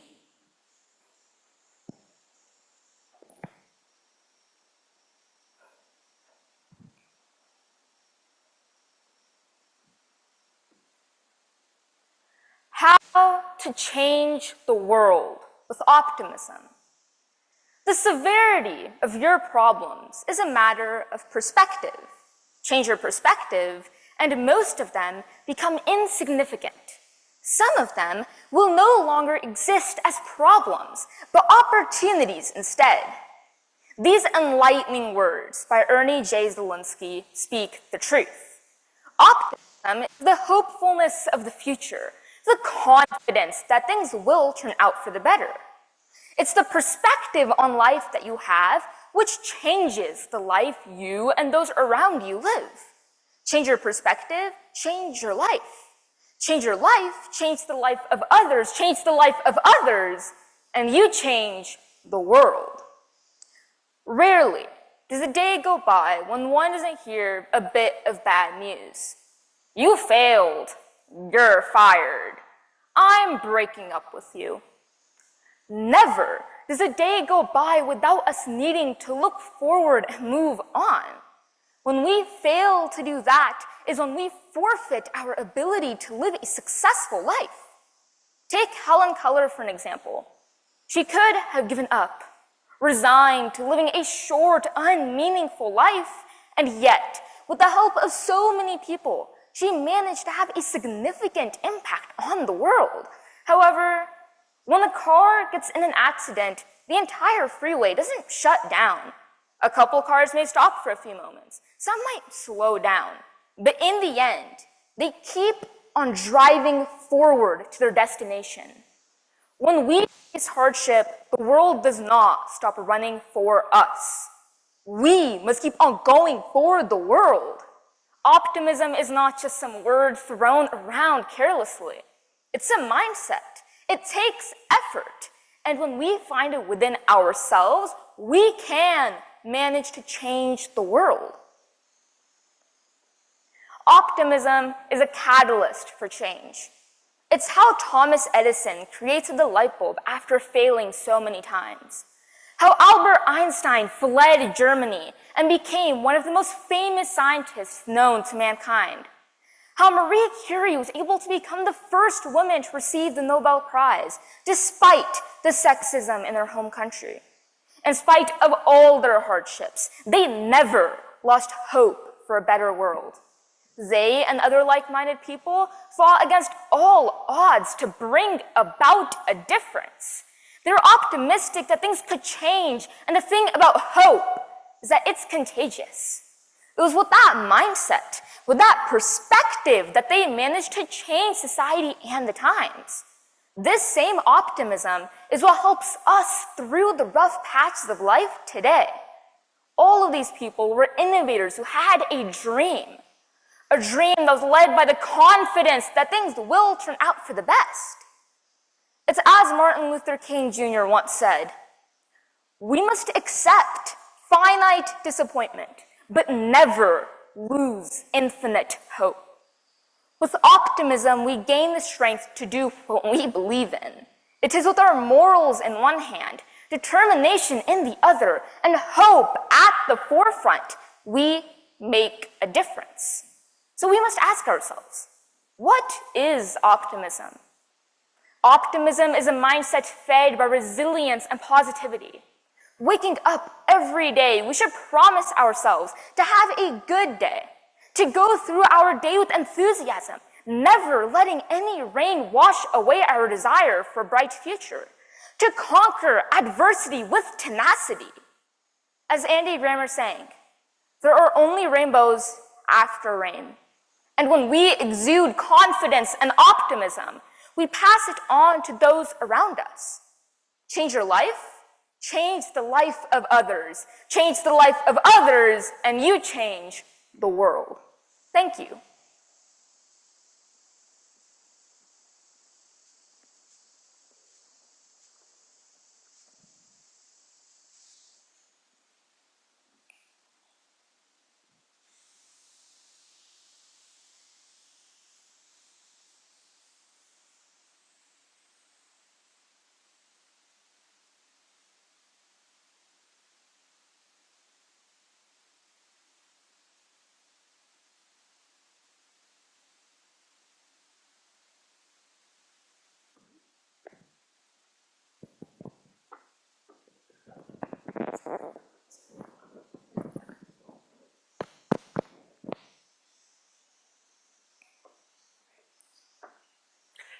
Test 1, 2.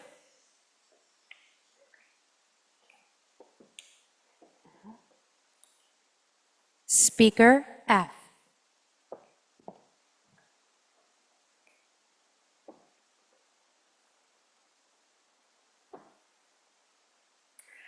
How to change the world with optimism.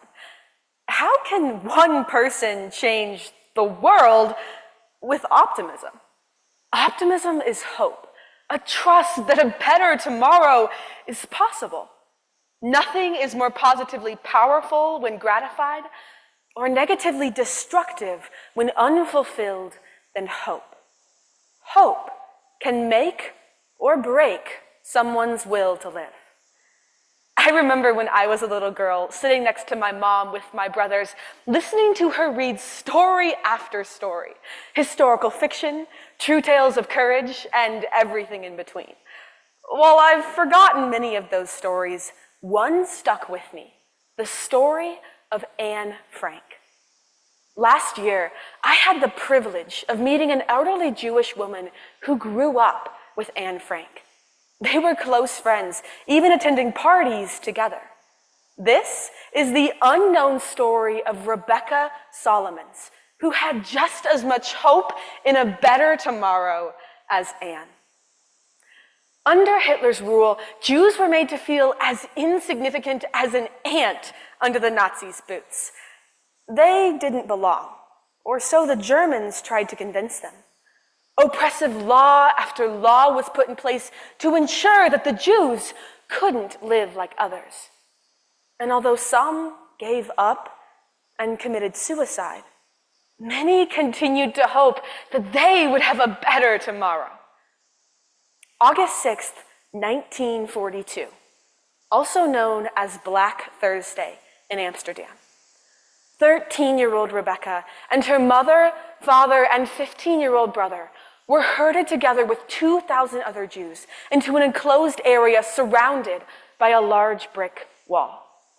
They stood squashed together for hours before finally being released back to their homes. But that was not the end of the nightmare. For the next year, the Solomons family lived in constant fear. Then, on September 29th, 1943, the wait was over. Rebecca and her family were rounded up and sent to Westerbork Transit Camp in northern Holland. After that, they spent the next 2 years in concentration camp after concentration camp, including Bergen-Belsen, where her dear friend Anne Frank perished. By the end of the war, Rebecca had lost her father, along with her large, extended family, uncles, aunts, cousins, and grandparents. All that remained was her mother, her brother, and herself. If you want the full story, I highly recommend reading Rebecca's memoir, Fragments Under Glass. With both poetry and prose, she details her life before, during, and after the war. When I got the chance to personally speak with 94-year-old Rebecca, one of my friends asked her how she moved past the emotional damage and continued with her life. Her response surprised me. I was expecting her to say that she never did, which must be true to a large extent. Instead, she remarked, "I went to work." It took me a few seconds to understand exactly what she meant. Then it hit me. She knew that by working, she could start to create a brighter future for her small, surviving family. That was her believing that a better tomorrow was possible. That was her hope, her optimism. Rebecca's story of a hope in a better tomorrow inspires me to pursue my own dreams of optimism. I and my 2 brothers were adopted, so I know firsthand the struggle of not knowing where you belong. Through my parents' clear demonstration of acceptance and love in my life, I have found my place, and I want to help others find theirs. I dream of making an impact on foster children by giving them hope. After going to college and earning my master's degree in family counseling, I hope to do my part to change the world, one hurting child at a time. That's my hope in a better tomorrow. How I'm going to change the world with optimism. Thank you.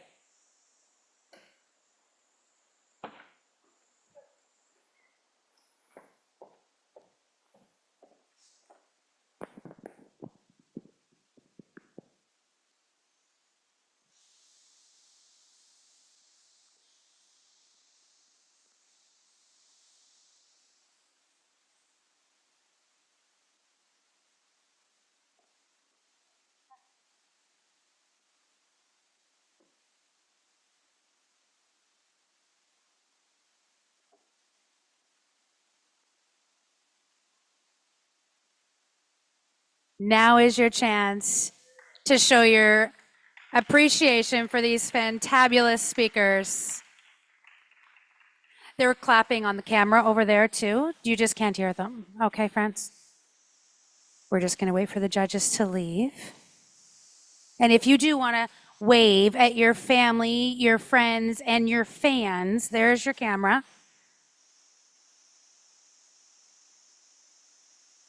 So what we're going to do right now is we're going to learn a little more about our speakers from the West Coast.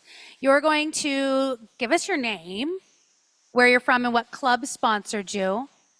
Something about what your currently grade, school, interest in school, and then I would love to know something that you're passionate about, okay? Oh, and don't forget, maybe if there's anybody out there you want to give a little shout out to. Okay. Hi, my name is Ava DiNapoli. I'm from just outside of Los Angeles, California. I'm going into the 11th grade. I'm here with the Santa Clarita Optimist Club. Something I'm passionate about is speech and debate. I love speech and debate. It's everything that I put my passion to in my life, and it's just something I really enjoy. Shout out to my mom for taking me to all of these things and making these opportunities possible for me. Hi, I'm Chloe Gunter. I'm 18 and I just graduated. So I'm from the Southwest Optimist Club in Nevada. I'm from Henderson, Nevada. Something I'm passionate about is public speaking and the topics like in politics. Those are things I'm passionate about. And shout out to my parents. They make me nervous, so I kick them out. I'm Jane Ani. I am 16. I come from the West Tacoma Optimist Club in the Pacific Northwest District. I really, really enjoy swing dancing. It's just something that I like to do for fun. And I really want to thank my mom for coming out here with me and all the teachers and the people that have helped me from West Tacoma Optimist Club get to the spot where I am today. And I just want to thank all of you from the Optimist Club and the Optimist International for being here and for hearing us and letting us have this opportunity. It's really great. So thank you. My name is Abhinav Deshpande. I'm going into 9th grade. I'm from the Sacramento Optimist Club in Northern California. I would like to thank my parents and my brother for getting me here and everyone who helped organize this tournament. One thing I'm passionate about is speech and debate. Hi, I'm Harup Oparai. I'm from Valley Center, California, and I'm sponsored by the Valley Center Optimist Club. I would like to thank my parents for coming, and along with my family back home and every teacher and mentor and principal that's ever pushed me to come this far. Something I'm passionate about is doing this, giving speeches, along with I'm in band, so love doing that. And reading is always the best thing ever. Hey y'all, my name's Emily Levy. I'm from Scottsdale, Arizona, and I was sponsored by, fairly certain is the Phoenix Optimist Club. I am 18 years old. I just graduated high school, and something that I'm very passionate about is actually counseling, and I want to work with foster kids, which is why I'm going to college and getting a degree in family counseling. So, thank you.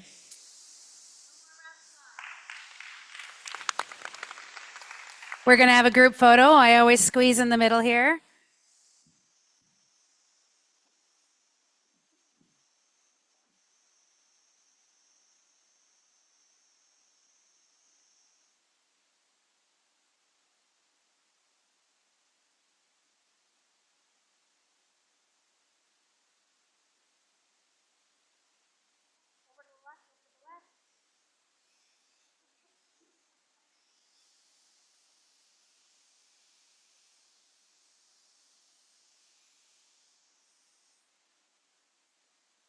Don't forget about the pizza party at 6 o'clock in here tonight that you're all invited to. Dave, do you have any announcements?